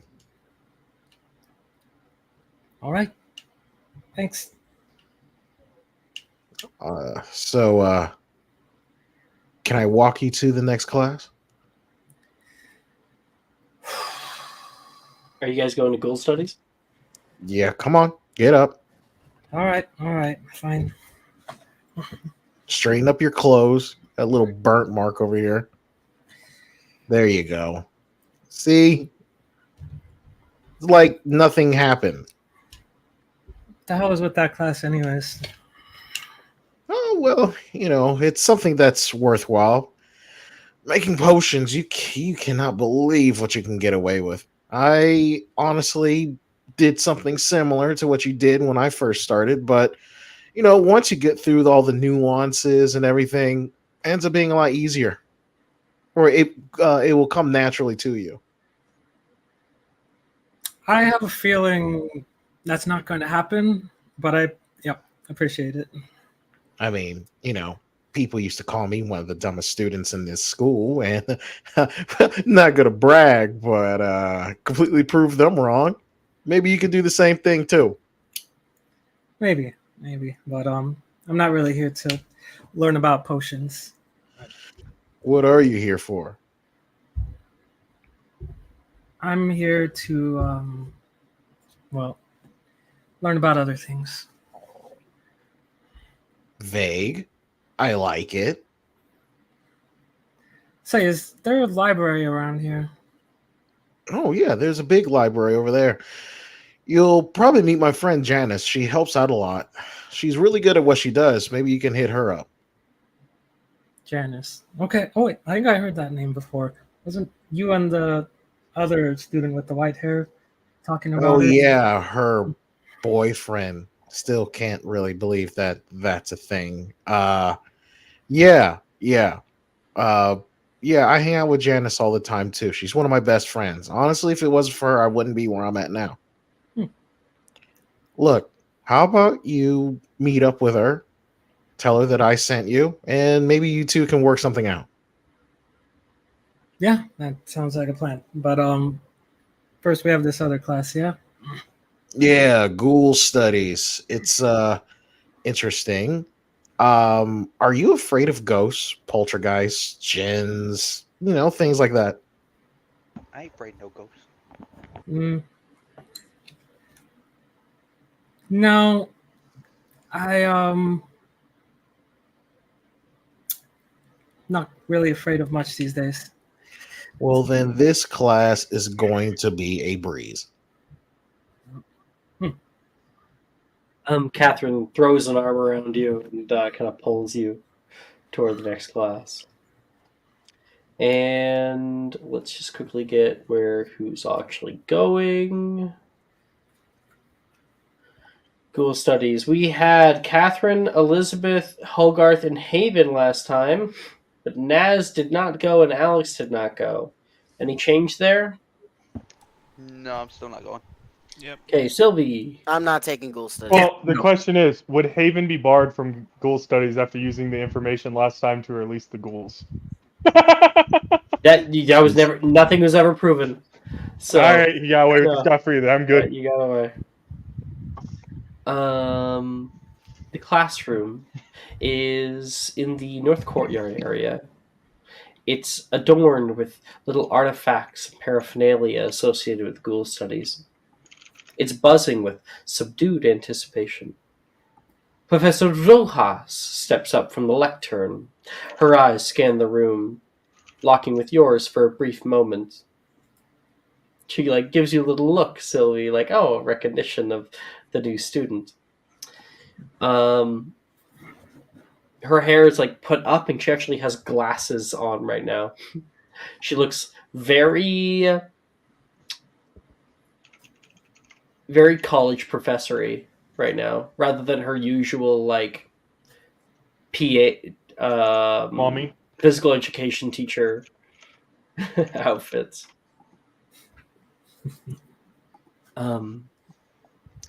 She taps her wand on the chalkboard, and a single word, appears in striking letters: DEATH. Death. Today we'll be exploring the concept of death, not as an event or end, but as a being, a personification of the ultimate power over life. She begins. It's a topic shrouded in controversy for the most part, with theories ranging from parabolic to ontologically real. Now, firstly, there's parabolic theory. She moves her wand, and the word for symbol or metaphor appears on the board. Many argue that death as a being is but a cultural construct, a myth designed to help us comprehend the incomprehensible. In this view, death is not sentient, but a symbol, like the Grim Reaper in Muggle lore. However, the parabolic interpretation often disregards actual encounters with spectral entities and their very real impact from the unforeseen realm. Choose to keep an eye open, and perhaps even an open mind. Next, death as a magical construct. Another wave of her wand, a new text appears. Manifestation of collective will. She elaborates. Some theorists assert that death might be a magical construct in and of itself, a creation brought into quasi-existence by the collective belief and magical will of wizards and witches throughout ages. See Tulpa on page 411. But this theory, if true, could imply that belief systems have the power to create sentient beings of all different types. A dangerous assertion to make indeed. Finally, she says, moving to the last section of the board, where ontologically real appears. There are those who argue that death is indeed a sentient, autonomous being, governing the laws of mortality in the magical world. They cite ancient texts and eyewitness accounts of direct interaction with this entity. One of the most well-known, yet apocryphal, accounts of this being can be found in the Tales of Beetle the Bard, actually. The Tale of the Three Brothers. I have a copy, should you wish to read it. And while it's an exciting implication, if death were proven to be an autonomous being, the religious implications would be staggering. As you can see, Professor Rojas concludes, the concept of death as a being is a complex and treacherous subject, challenging a lot of people's intellectual faculties and somewhat some moral compasses. The study of this topic is thanatology. We'll now discuss the ways that some attempt to measure these things, starting with, and she continues on. I have two questions. One request, one question. One, everyone make a history and magic check for your grade. Two, Perfect. Yeah, Liz, I was about do to you ask. put up your hand, or do you stay quiet? I'm gonna stay quiet. No, I'm not gonna start. Like Liz doesn't always stays quiet in class. She's never says a word. I'm going to Never. use that inspiration. Can I argue for super advantage, Alex, because of my unique background? Because I already have advantage because of keen mind, but super advantage. No. Super advantage. No, because of I know this shit. Like, I know this shit intimately. So you're studying thanatology. Just because you know the guy doesn't mean you know about the I know he's the a friend. history. Man. I know a guy. Can I roll disadvantage? So I'm not gonna lie, I zoned the out. I don't even know what the fuck you said. Sure, that's all good. Yeah, absolutely. Can I argue that Rojas taught me this already? Oh, cool! I failed. No, because she's teaching you DA, not go. Well, I used my inspiration from earlier. Okay, Catherine, what'd you get? 23. Sylvie. 7. Yikes. You do not understand this topic. Elizabeth. 22. 2. Okay. Hogarth. I am not in this class. Hey, I asked if anything has And you changed. know what? Isn't that funny? I responded. Okay. Haven. Ooh. I got an 8. 8. That's I not went good. from a 13 to an 8. I was like, I could pass with this, but this is fucking Haven. Sylvie and Haven, you guys are in the back of the class right now. And what are the two of you doing that distracts you so much from the class? Making out. He's talking to the That would kid. be a jump. Yeah. No, he is just talking to I keep God. Is it Thief or Sorry, Fife. Fife? That's it. He is talking to Fife. Like he does not care about the class. Yeah, I actually saw one. I guarantee. Sperm of my mother's life. Really? They're terrifying things. Crabs with the faces of fish. Ugh. Yeah. I mean, I could take you to the Black Lake. I have a bunch of friends in there, sea creatures. You won't be able to understand them, but I could talk to them. Mr. Silvermoon, am I boring you? Would I get in trouble for saying yes? He's going to pull down the glasses. Don't worry, Professor Rojas. I got this. You better pay the fuck attention, Haven, before I freaking pull your head out of your ass. All right. Hey, Fife, watch this. Pocket spider. That's the tension, Mr. Silvermoon. It immediately attacks Catherine. Catherine ain't scared of spiders anymore. She freaking took out the freaking beast twice with a depulso. Yeah, sent her running. So Rojas goes detention. Haven goes same time, same place. And quickly Fife learns, who have I thrown my lot in with here? Hey. So we got everybody's there. Awesome. Yeah. Okay, we all have a free period. Oh, fuck yeah. Because later today, basically the last thing you're doing today, Jumping off a building. is the apparition test. What is that? What is that? And what That's class fun is as that for? fuck. That's for DADA, by the way. Yeah. But the apparition test is proper. In fact, here's what I'll do. You guys are currently walking through the halls after a long day. You have some free time coming up here, which is a lot nicer when McGonagall's in charge than Magnus. And you hear. You guys hear that? Yes. Okay. If you are 17 years of age, or will turn 17 on or before the 31st of August next, you are eligible for a 12-week course of apparition lessons from a Ministry of Magic apparition instructor. Please sign the appropriate forms if you would like to participate. Cost 12 galleons. And this has something to do with DADA?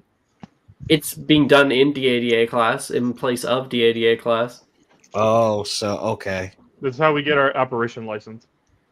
Got it. What is apparition? It's the Teleportation. Do you not know, like in Harry Potter, when they wave their wands and they just yeah. Oh, instant transmission. There you go. a better version of the teleport that I do. Put your fingers on your forehead and concentrate. Got it. Yeah, because Naz, you have to see it, and apparition, you just have to. Yeah, well, you have to think You it. have to mentalize. But it does have a range limit. Yeah, mine's where apparitions have a 500 longer range. foot or 1,000 if I extended it. Can I use my free period to meet with Rojas to kind of get ready for that, I guess? Are we doing free periods right now? Yeah, Yep. One. Since she's Oh, my gotcha. mentor, that would work for me. Yeah, totally. Oh, I want to hear what everyone has to say, and then we'll decide on what scenes to do. I want to do my free period with Fife and the Polly. Cool. You'll just have to decide on where you're hanging out. Liz. Free period, I guess. I guess I'll just I'll just study get 1 grade up. All right, sure. Yeah, I'll plus grades. Grade check. Yeah. Yeah. Fucking grade check. Great check. Yeah. Recall that the only grades, the only classes that we've actually gotten grades for are the ones Sylvie has attended on this little thing. Nice. That's a good way to tell. That's Good to know. funny. I do like the fact, Alex, you immediately introduced Fife, and I'm like, oh, that's an adorable character. I gotta take him. Fife is That's cool. mine. Fife is a sweet boy.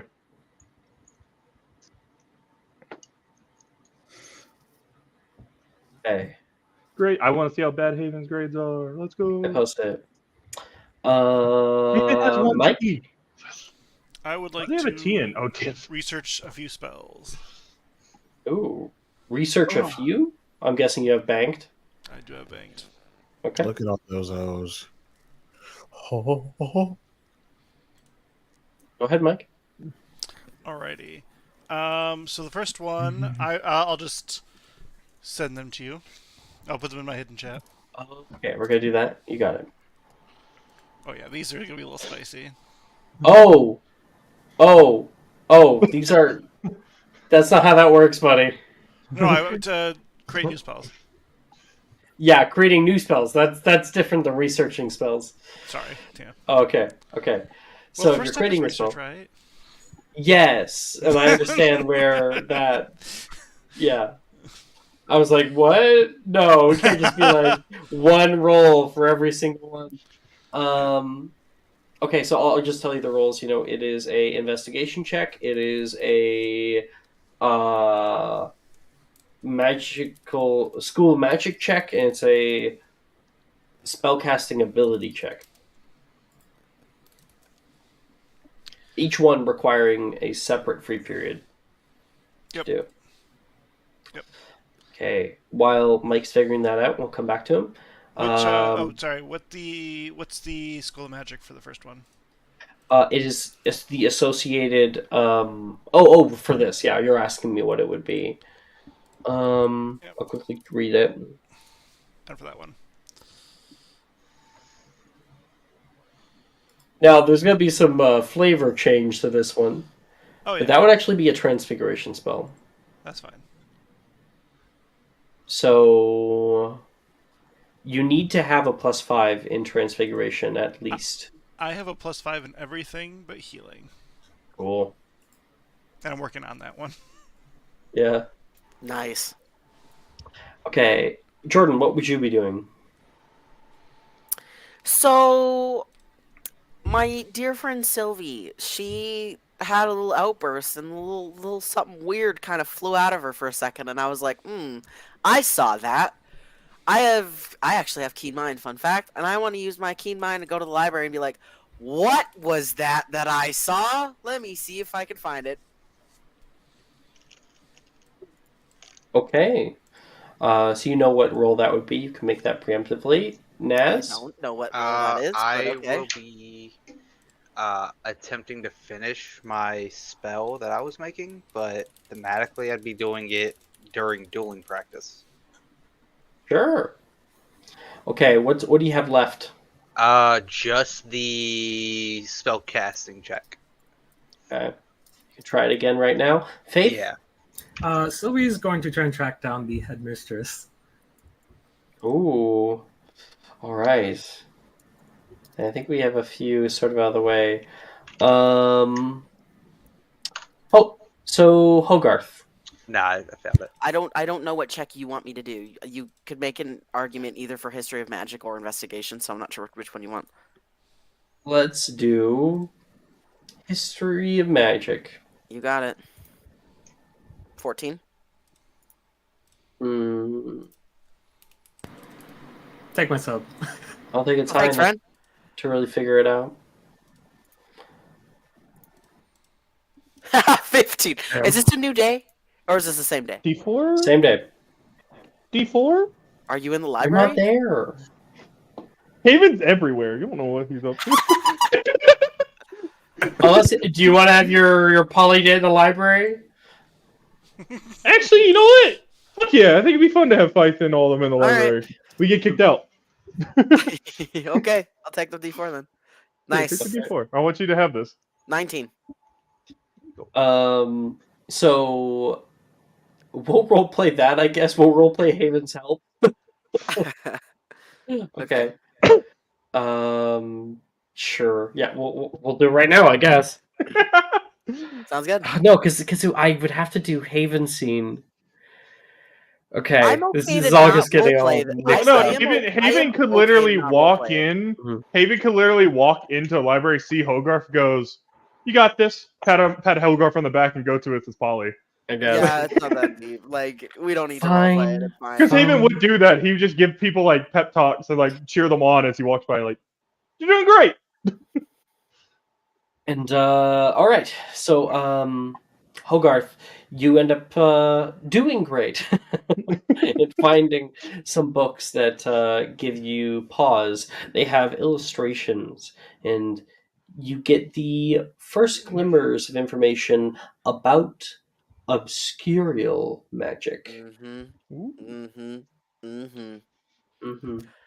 Mm-hmm. Wait. However, you find that normally what happens is the host dies very young.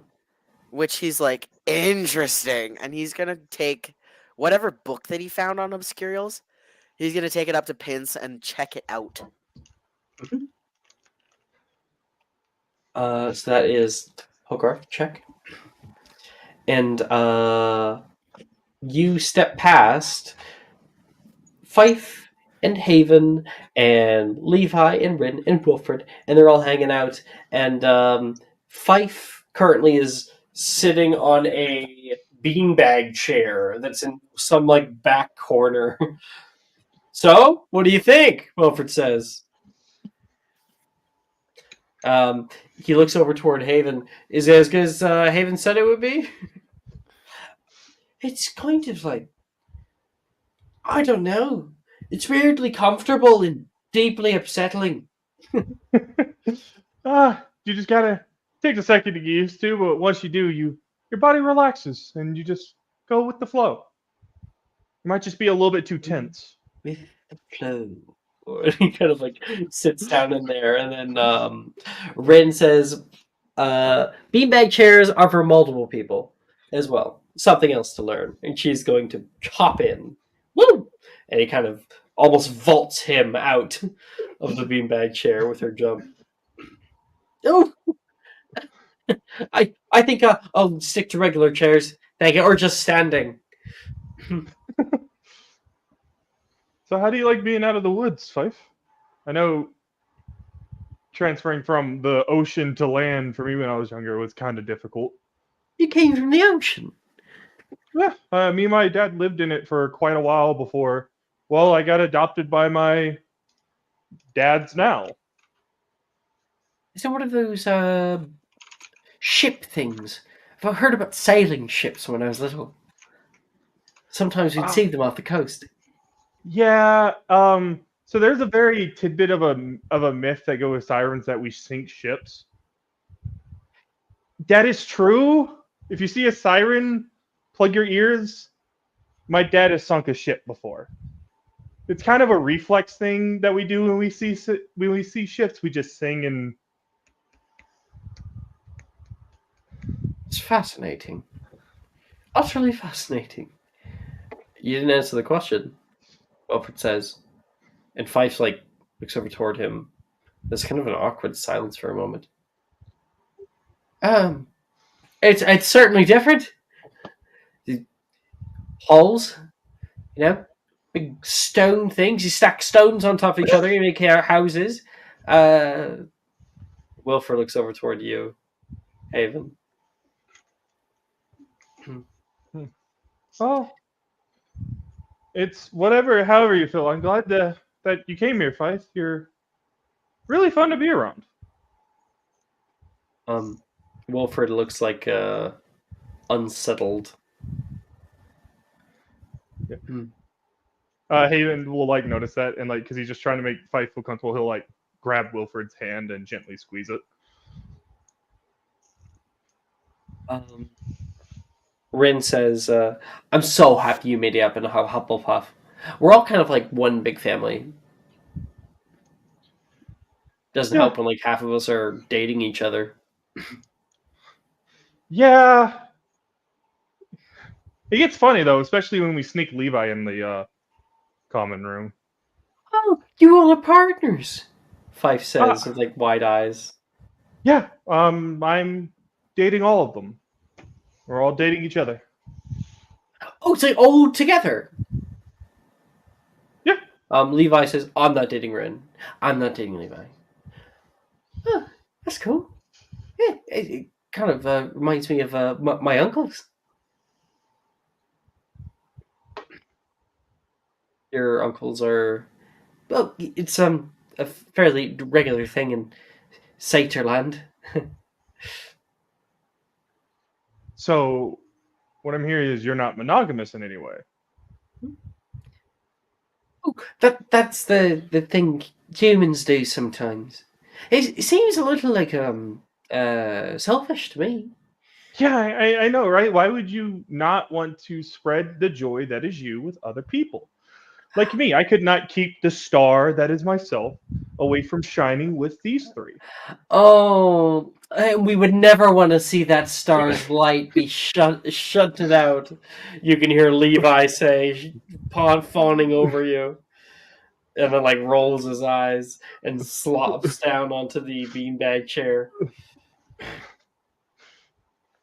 Yeah, we get along at least, but Rin says there's people who only want to be with one person.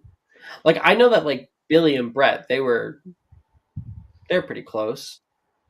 I don't think they were with anybody else.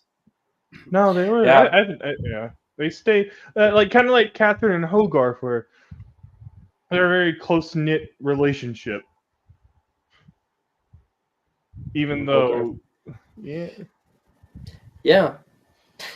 I the two of them seem kind of inseparable. I mean, I always see Hogarth looking around a little bit, but I don't think he's doing any harm. No, Hogarth's got a good head on his shoulders.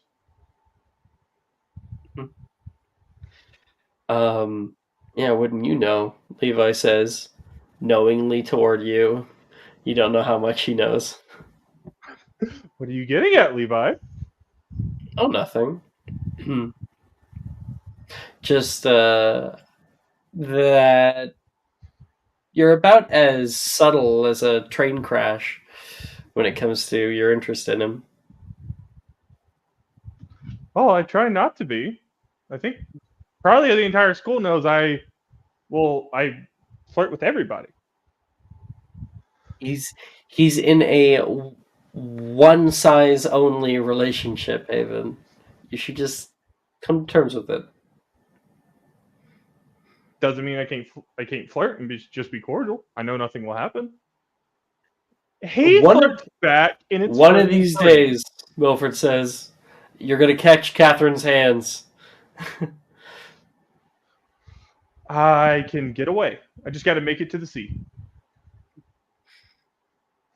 I can always sick my sea-free friends on her. I'll be fine. Well, Fife, you want to know what? There is fun stuff to do around here. It's not all just reading books and everything, and beanbag chairs. I'm already liking the beanbag chairs, though. There's a lot to do.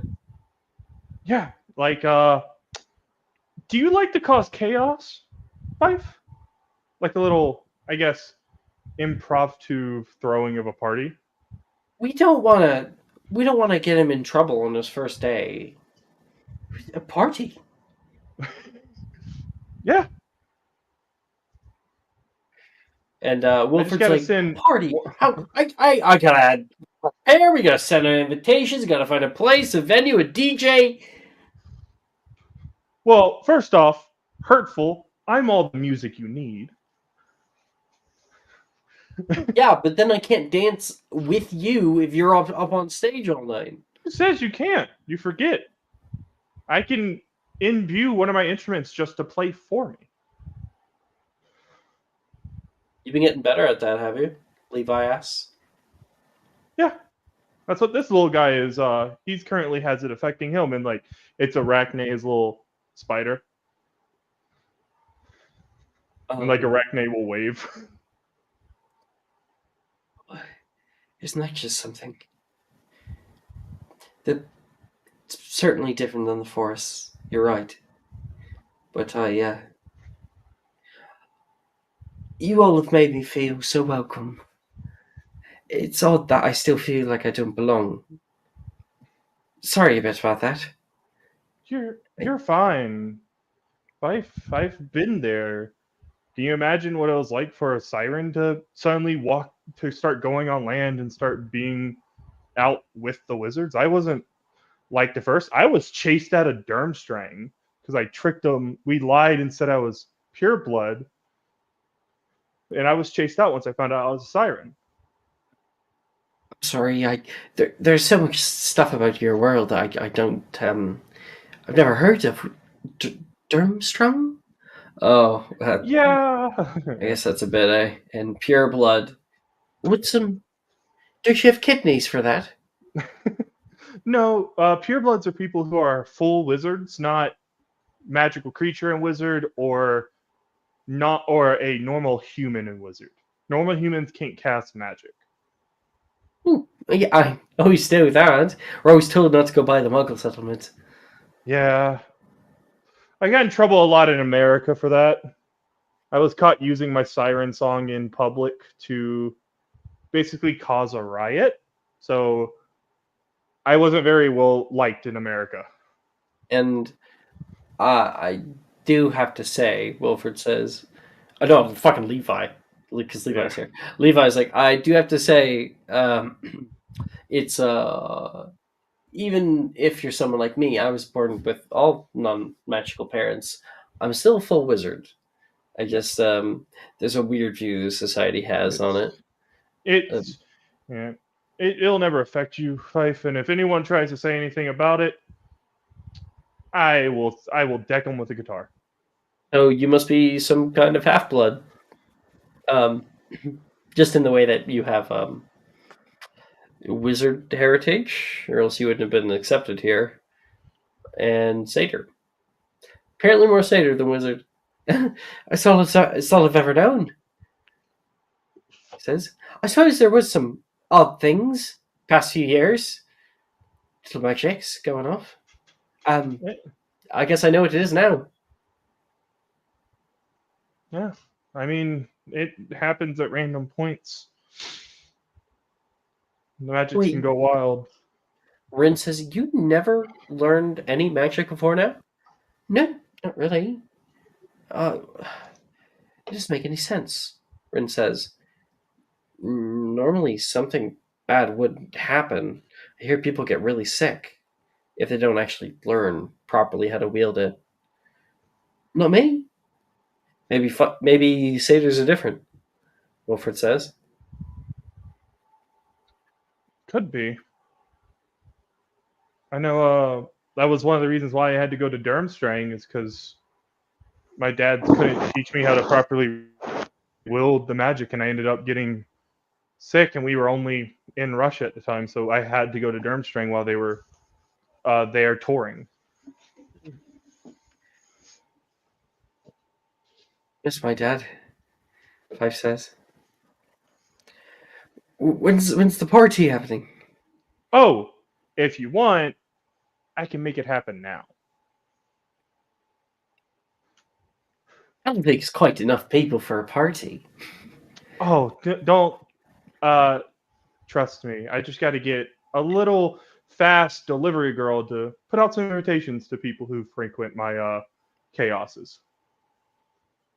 And maybe that's something we can explore next session. Who knows? Yeah.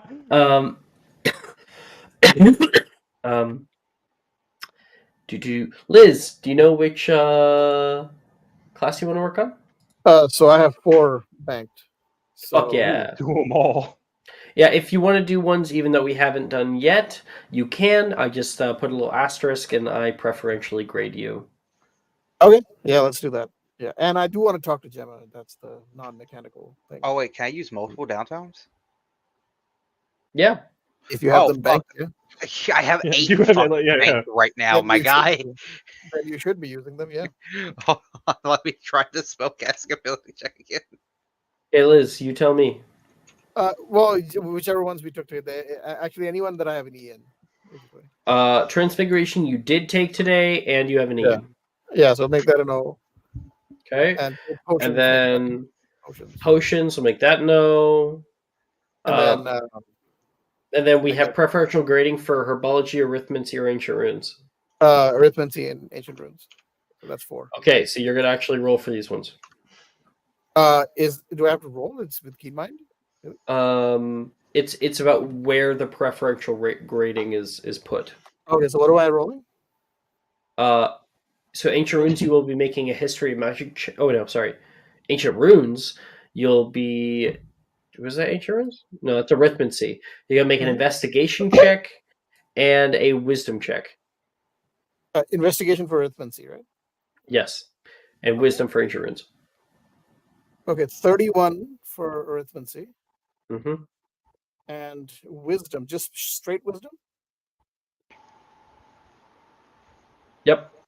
Okay, straight wisdom. 18 for straight wisdom and 31 for arithmancy. All right. So Oh, I that's fucked it up. Oh, come on. There you go. There you go. We got it. Man, you're awesome. keeping those O's. Nice. Doing a great job. So yeah, I do want to talk to Gemma about the thing that she was. Yeah. That's all. Yeah. So, We can be in the library as well if you want. Mhm. That works better. I don't know. Sure, fine. Yeah, you're kind of doing like little grading things, and then Gemma shows up, having not been here this whole time. Yeah. Liz. Yeah. I'm not sure how I feel anymore about it. What? About what? It doesn't add up, does it? Yeah, you mean your dad's meeting with Graydon? They just finished, actually. He just came back. What did he say? Let's go see him. Come on. You guys go off together. Yeah. And you end up finding Graydon currently sitting in the Great Hall. He is sitting down alone. There's a few other people in here, but he's alone, looking down at a half-completed wizard chess set. Yeah, we'll Hey, go up to him. Graydon. He doesn't directly respond right away. Oh, hey, you two. Lovebirds. Graydon, are you alright? You seem kind of off. Yeah. I don't even know how to form sentences right now. What did he do? If it's because of us, we're sorry, okay? No. It's not us, it's me. That would be my fault. Don't blame Gemma for that. What did you do? I might have spoken to your dad during Celestria. He told me he wants me back. At home. I didn't say anything about you, if you're wondering. It doesn't make sense, Gemma says. I was getting ready to head off and live on the night bus. You're not actually gonna take it, Gemma says. I lost everything when I lost my family. I even lost you for a long time, he says toward Gemma. You can see he's kind of like frazzled still. I I don't see what giving it a shot wouldn't hurt. I never would have thought in my wildest dreams that my dad would come and talk to me again like that. I thought you hated the man. I did. I do. Kind of. It's complicated. What? He's Then what? family. I Is it about just money? Is it about the inheritance? Is that what this is, Graydon? no, my dad, if he can do this, he can do a lot more. He might be capable of change. I don't know. Well, the look I saw in his eyes, I've met Death Eaters before. Graydon. Braden like looks down and like Gemma's like shut shut up. Because you can see she's fearful. You told her? Graydon says. I will say she didn't. Gemma's like, I didn't. I will say she didn't. My family knows. Don't worry. We have history. Him, I'm a blood traitor. I should be trodden underfoot. Yes, so am I. Join the club. But when we met at dinner, it was so different. He told me how much he missed me. That seems odd. It's a miracle. Did he say anything about Gemma? He just said that I should protect her. Which of course, I mean, like I'm gonna do that anyway. He wants to meet up in 2 weeks' time. I think it could be the start of something big, a breakthrough. You know. Look, Graydon. I don't want to set you against your family, but just be careful. I'm a big boy, Liz. Thank you. Yeah, I've been swimming in these waters since I was little. All right. Well, congratulations, I guess. But I don't know. I feel like we don't talk enough.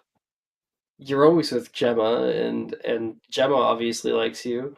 If I'm gonna keep her protected, we should hang out sometime. Get to know each other a little better.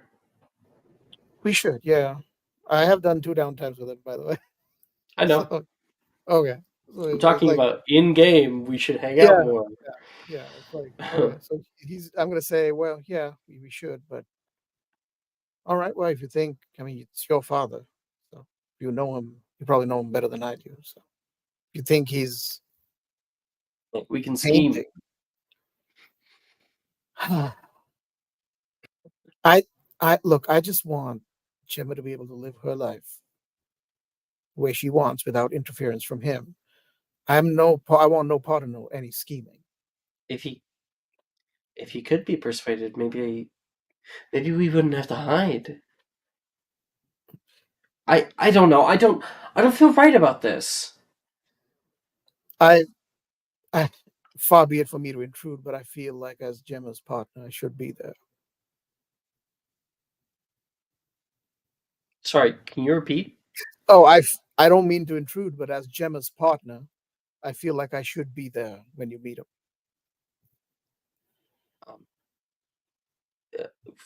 To be honest, I don't know about next time, but you should definitely meet him sometime. Maybe again. Maybe when we've been able to get through to him, then maybe you won't be so crotchety. All right. Well, I'll leave it in your hands then. Good luck. And yeah, Liz, you and Gemma walk down. My dad said he was dead to him. I know it's This weird. stinks. No, I don't like this either. Something's wrong. I do not like this at all. He's up to something, but I don't want to say it in front of him. Your brother seemed happy. I don't know. There seems to be something else going on here. I wish I could. I wish I knew what to do, but I'm not. I don't know. This morning I got a kind letter. It was welcoming me on my newest grades this year. From your dad? And penned Mom. She's the one probably who wrote it. That's well. I mean, I don't like it, but if there's a possibility that your family would accept us, then I suppose it's I good to don't know. hope. I don't. I just don't know. I think we're gonna have to keep our eyes open. Always. I mean, as long as you're around, my eyes are always open. So. And that's Liz and Gemma. Mhm. Okay. Mr. Alex, did we get the spell? I believe so. What do you got? So we have a min 21 for the investigation check. Mhm. And then a 19 for the transfiguration check. All right. And then a 20 for the ability check. Okay, that would be so obviously the some of the details of the spell just don't work canonically. What would you think about this, seeing as it's actually a lower level spell anyway, and frankly better, somewhat better, but yeah, it does change it, but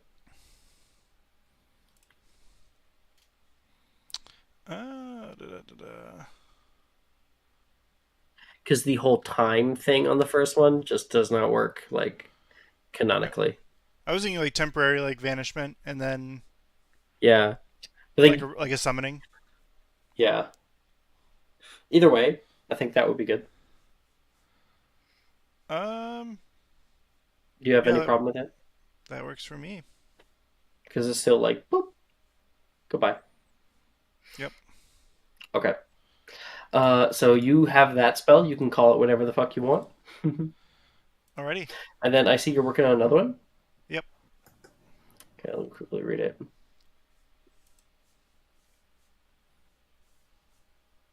Mm-hmm. Uh-huh. Whoa. Whoa. That's kind of OP in this setting.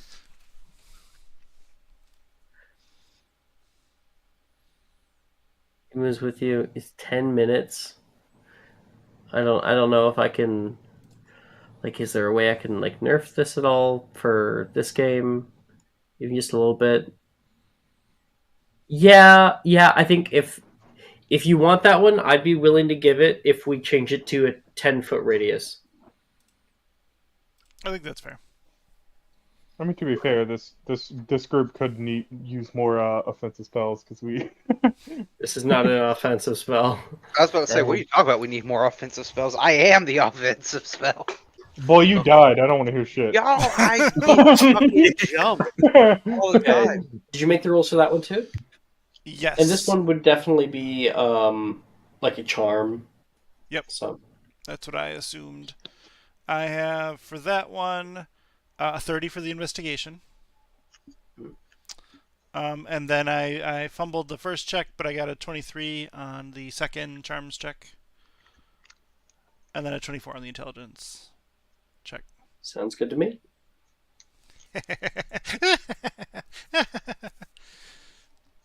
I'm mostly useless in combat right now. Where are you when you're making these? Ooh, Library? What? probably yeah. Working with Janice. You would have advantage on all the checks, wouldn't you? Oh, that's true. Everyone's ending up in the library, and this makes my scene next session so much more easier.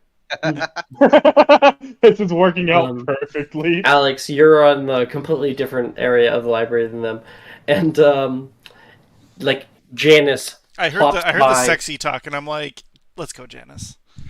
plops by like 5 books down onto the tabletop. There, you should be able to find what you're looking for in here.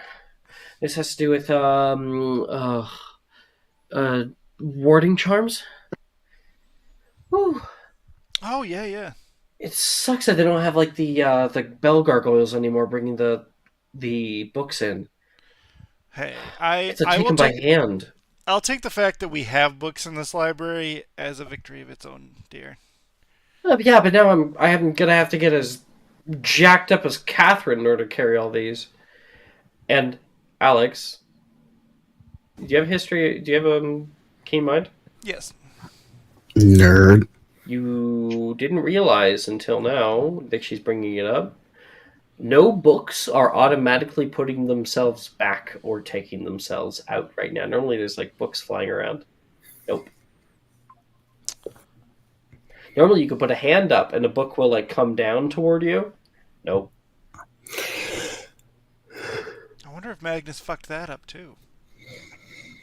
I in character I actually know, but to know. Janice I'm gonna be like blaming it on Magnus. I don't know, but they ought to fix it very soon. That's for certain. Always make a spell for that, you know. Now, I'm going to go looking around for more of that planar arcanology stuff. I'm really getting into it. They are pretty interesting, not gonna lie. It's like a date. I'd love to just sit next to you and read about planar arcanology, and you work on complex warding glyphs. Yeah. Oh, I have a quick question for you. What does this smell like? Chloroform? What? You pull out like a little thing. Of Amortentia. Oh. That, And Jordan would have the answer, but Jordan left. Damn it. Jordan went to bed. Well, wouldn't it smell like would it smell like I smell basically? No.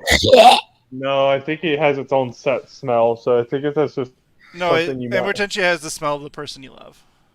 No, not the smell of the person you love. It is it's a smell that you desire most. Oh, fair enough.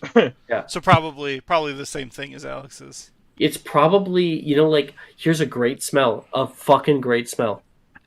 The scent of old parchment in old books. You ever like go to like a used bookstore and you flip through a page, you can smell that kind of musk. There's that. And there's a bit of you in there too, but she doesn't admit that. Not directly, because I don't think that's like something that like you'd have many words for. It smells kind of I don't know. It smells familiar. Oh, but there's that like old book smell. Oh, I always love that smell. What is that? Oh, just a little Amortentia. Oh my goodness, Alex! It's not school grounds. Shh, what? You're gonna get in a lot of trouble.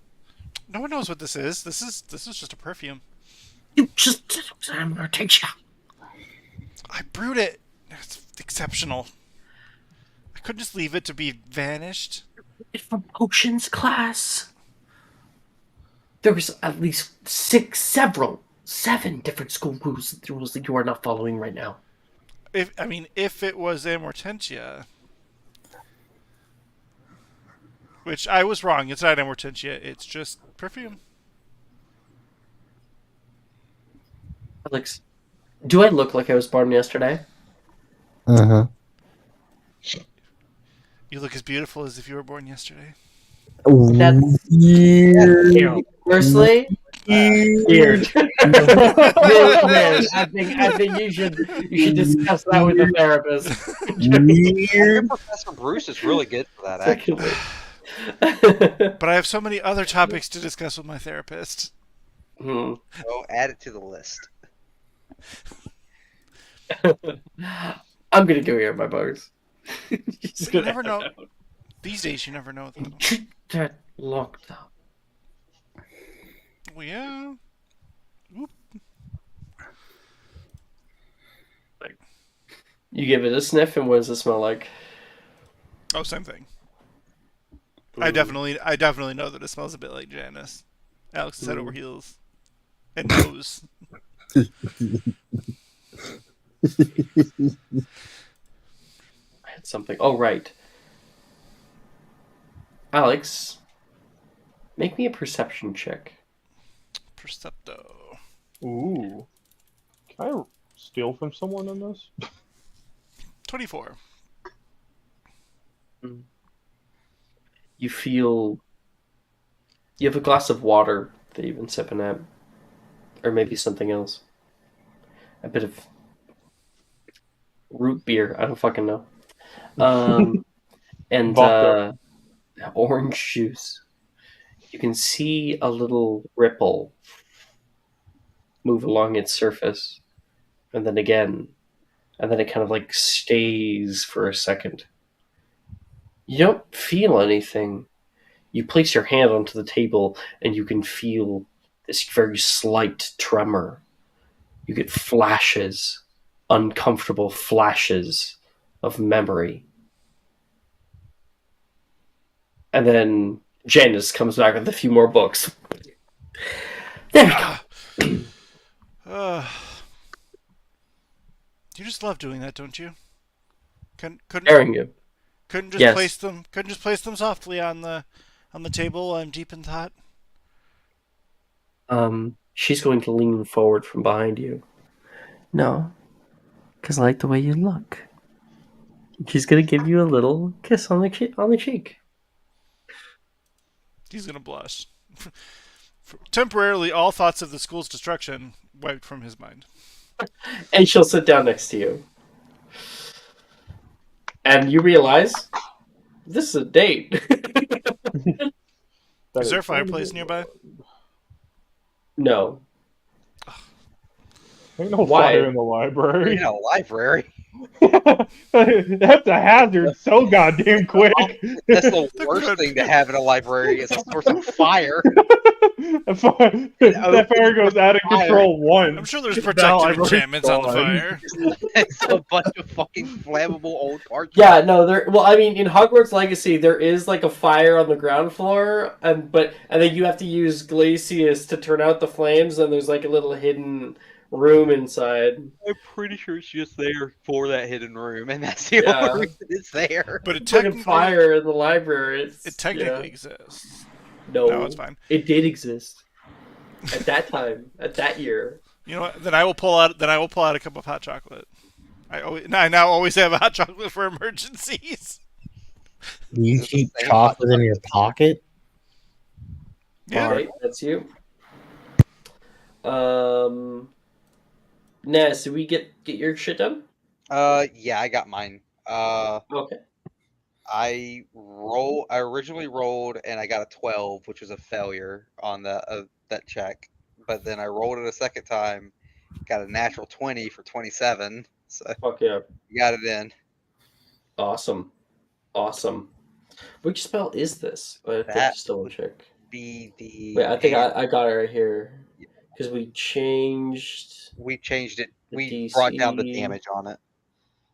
Gotcha, yeah. Cool. Now's about to be a fucking force to be reckoned with. Yeah, that's a scary ass spell. I'm good. As you are working hard on your stuff, something flutters from above you. it drops down next to your work.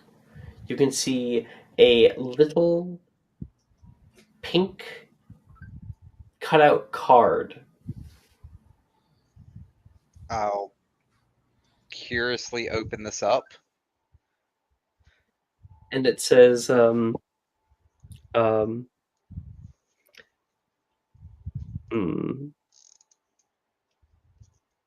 shit, I had a thing and now it's gone. One second. No.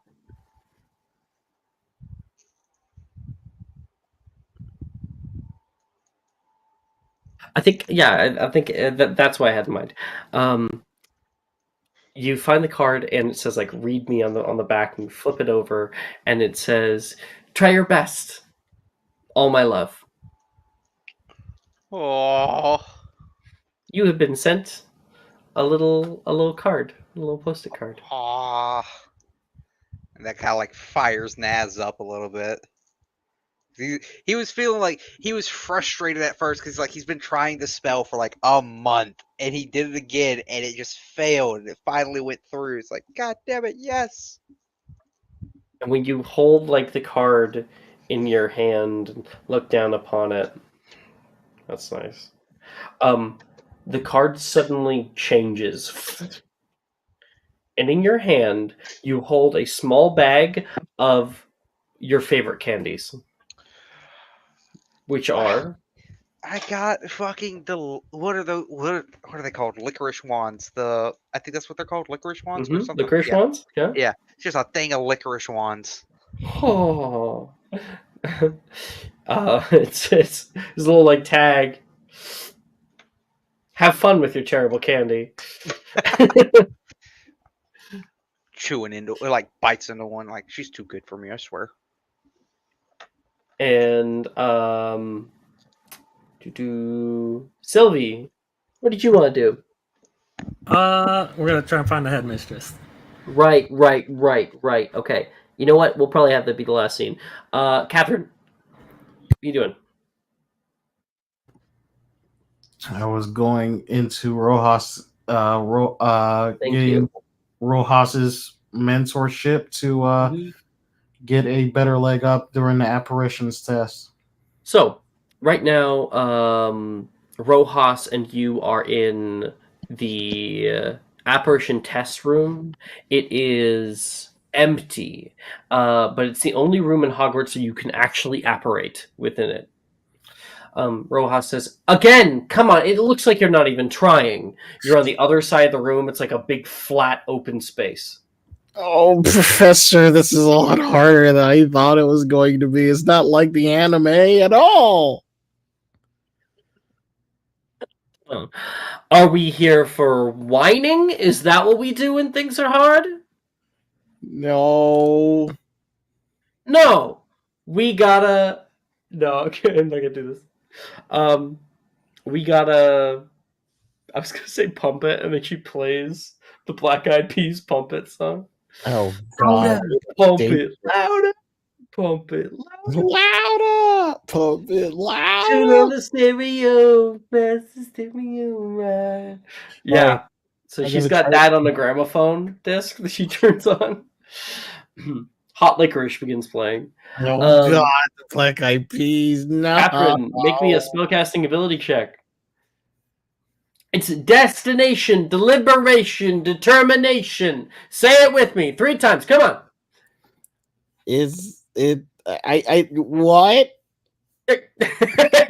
You fail to apparate the first time and end up disappearing from one place and kind of like glitching out in another and then dropping back where you were and nearly stumbling onto your ass. Destination, determination, deliberation. 16? What'd you get? 16? 16? Okay. Roll me a d6. Okay, yeah. I'm going to teleport right over there. 3. 3. You pull through and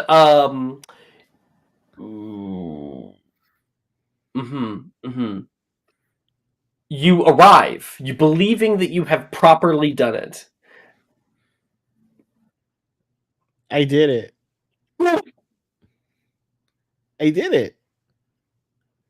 We can fix that. Fix what? My hair. What's wrong with my hair? It has been. You like put your hand up. What the fuck? You look back and you can see half of your hair having just been perfectly cut and hit the ground where you were. Oh my god, my hair! Oh god, no, We can fix Professor! it. We can fix it. That's my hair! Do you want to use your inspo to try rolling once more? I already used Okay. it. Destination refers to having a crystal clear mental image of where you want to go. Okay, it's not a vague thought. Focus. Determination relates to willpower. Your intent to reach the destination, and deliberation emphasizes the need for careful control. Careful control. Yes. Determination, willpower. Destination. Where are you going? Okay. I am just going to try. The Owl Examiner is not going to stand for this when they're here. Okay, I'm going to try to teleport again. I got this, Professor. Do you believe in me? Do you believe in me? I can do this? I do. My hair looks like shit. Beyond my better judgment, I do. 14. Bald. No eyebrows either. I'm not beautiful anymore, Professor. I'm not hot. Why does my hair keep being affected by this? You're lucky it's a hair and not a toe. I'd rather it be my toe. Oh dear. Yeah, we'll get a cart and we'll head off to Madame Stelling's and they'll fix this. Why is this so hard? You failed at getting a leg up on the competition tomorrow. No! It was hilarious though, and regain your inspiration. Let's go. Oh, that was a great reaction. It totally gave me the books of Mike's scene as Alex about the books. It gave me the same fuck you 5.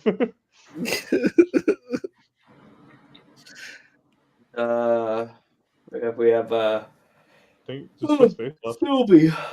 Huh? Yeah, Sylvie. Faith, you here? Yeah. Okay. You make an appointment. An emergency appointment.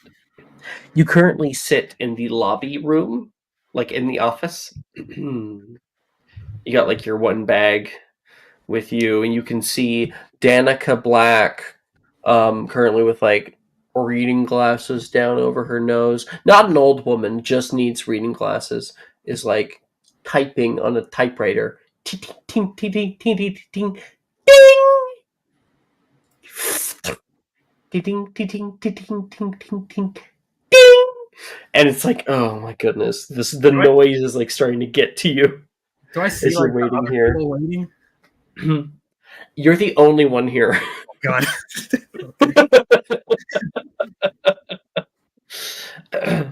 Ting ting ting ting ting. Oh, a little piece of paper shoots out of the desk. The headmistress will see you now. Thanks. You should do something about that. This noise is wretched. My typewriter. She grabs it it's my typewriter. Don't disrespect Bill like that.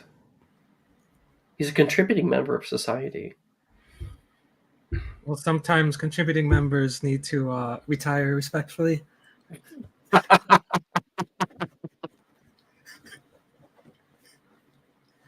That was a great comeback, Faith. I did not expect that. Gain inspiration. Okay. The door opens just before you behind Danica's desk. Bitch. These students these days. Assholes. And you enter into the headmistress's office. She's currently on the staircase, currently holding a book. Miss Quintana, how have you been handling your new schooling thus far? Headmistress, well, I've been better, and so have some of the desks Yes. over in potion class. Indeed, you have. I already heard word about what happened, as well as I've seen your current grades for the day, and well, I'm sure tomorrow would be better. Can I be blunt with you? Always. It's normally how I like to operate. I didn't come here to learn about how to make potions or ghouls or ghosts. It doesn't come as much as a shock to me after what I read in your file. Right. I came here because I don't know how long I've got left, but this school is supposed to be one of the best in the world, and I'm looking for an answer. I may not have one, but I do know of a man who has quite a bit of personal personal history in this regard. Can be somewhat elusive, but perhaps he would talk to you. Now, this will have to be under the radar. He lives up in Hogsmeade. Has been with his goats for a long time. Okay, so we have a goat rancher. That if they can help me, then so Not be it. exactly. Goats are more of a hobby. He goes by the name. Sorry. Oh shit! I had it. No, it's gone. Oh, there it is. He goes by the name of Aberforth. You'll be able to find him in the Hogshead. Now, I'll be able to write a permission slip to you for you to go if anyone were to try to stop you. But for all intents and purposes, you're not to leave the castle when I'm looking. And I'm always looking, she says, and looks away, punctuating like you can leave, but just don't tell nobody. She'll just give like a half bow and just... Turns back. I want you to know, when I read about your problem, I was hopeful. There isn't many people like you. No people who have been able to have the kind of personal grit to survive. And well, you intrigued me.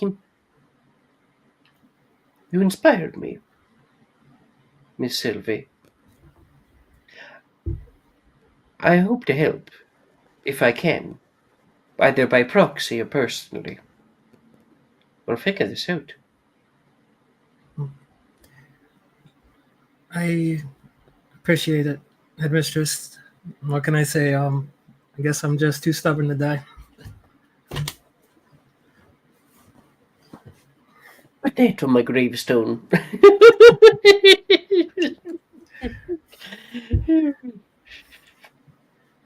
All right, get out of my office. Yeah. Have a good day. Aberforth. He's a man who knows a lot about obscurial stuff. And somebody surviving a little bit longer. Cool. All right. You know who that is, right? No. Dumbledore's brother. Oh, shit. Yeah. Aberforth Oh, Dumbledore. I didn't know that. Mm-hmm. He lives in Hogsmeade. He owns the Hogshead. Yeah. Wow. Okay, that's cool. And he had a son who was a late Obscurial. So. All right. Yeah. Awesome. Okay. And I think with that, as we are half an hour over, that's where we'll end tonight's episode. Woo! No, no, okay. Thanks everybody for playing tonight. Woo! I hope you guys have a good rest of your night. And thanks anybody for watching stream. Goodbye. Bye. Bye. Good night. Before Steve Alex, I Yes. have a question. Oh, I clicked. Um,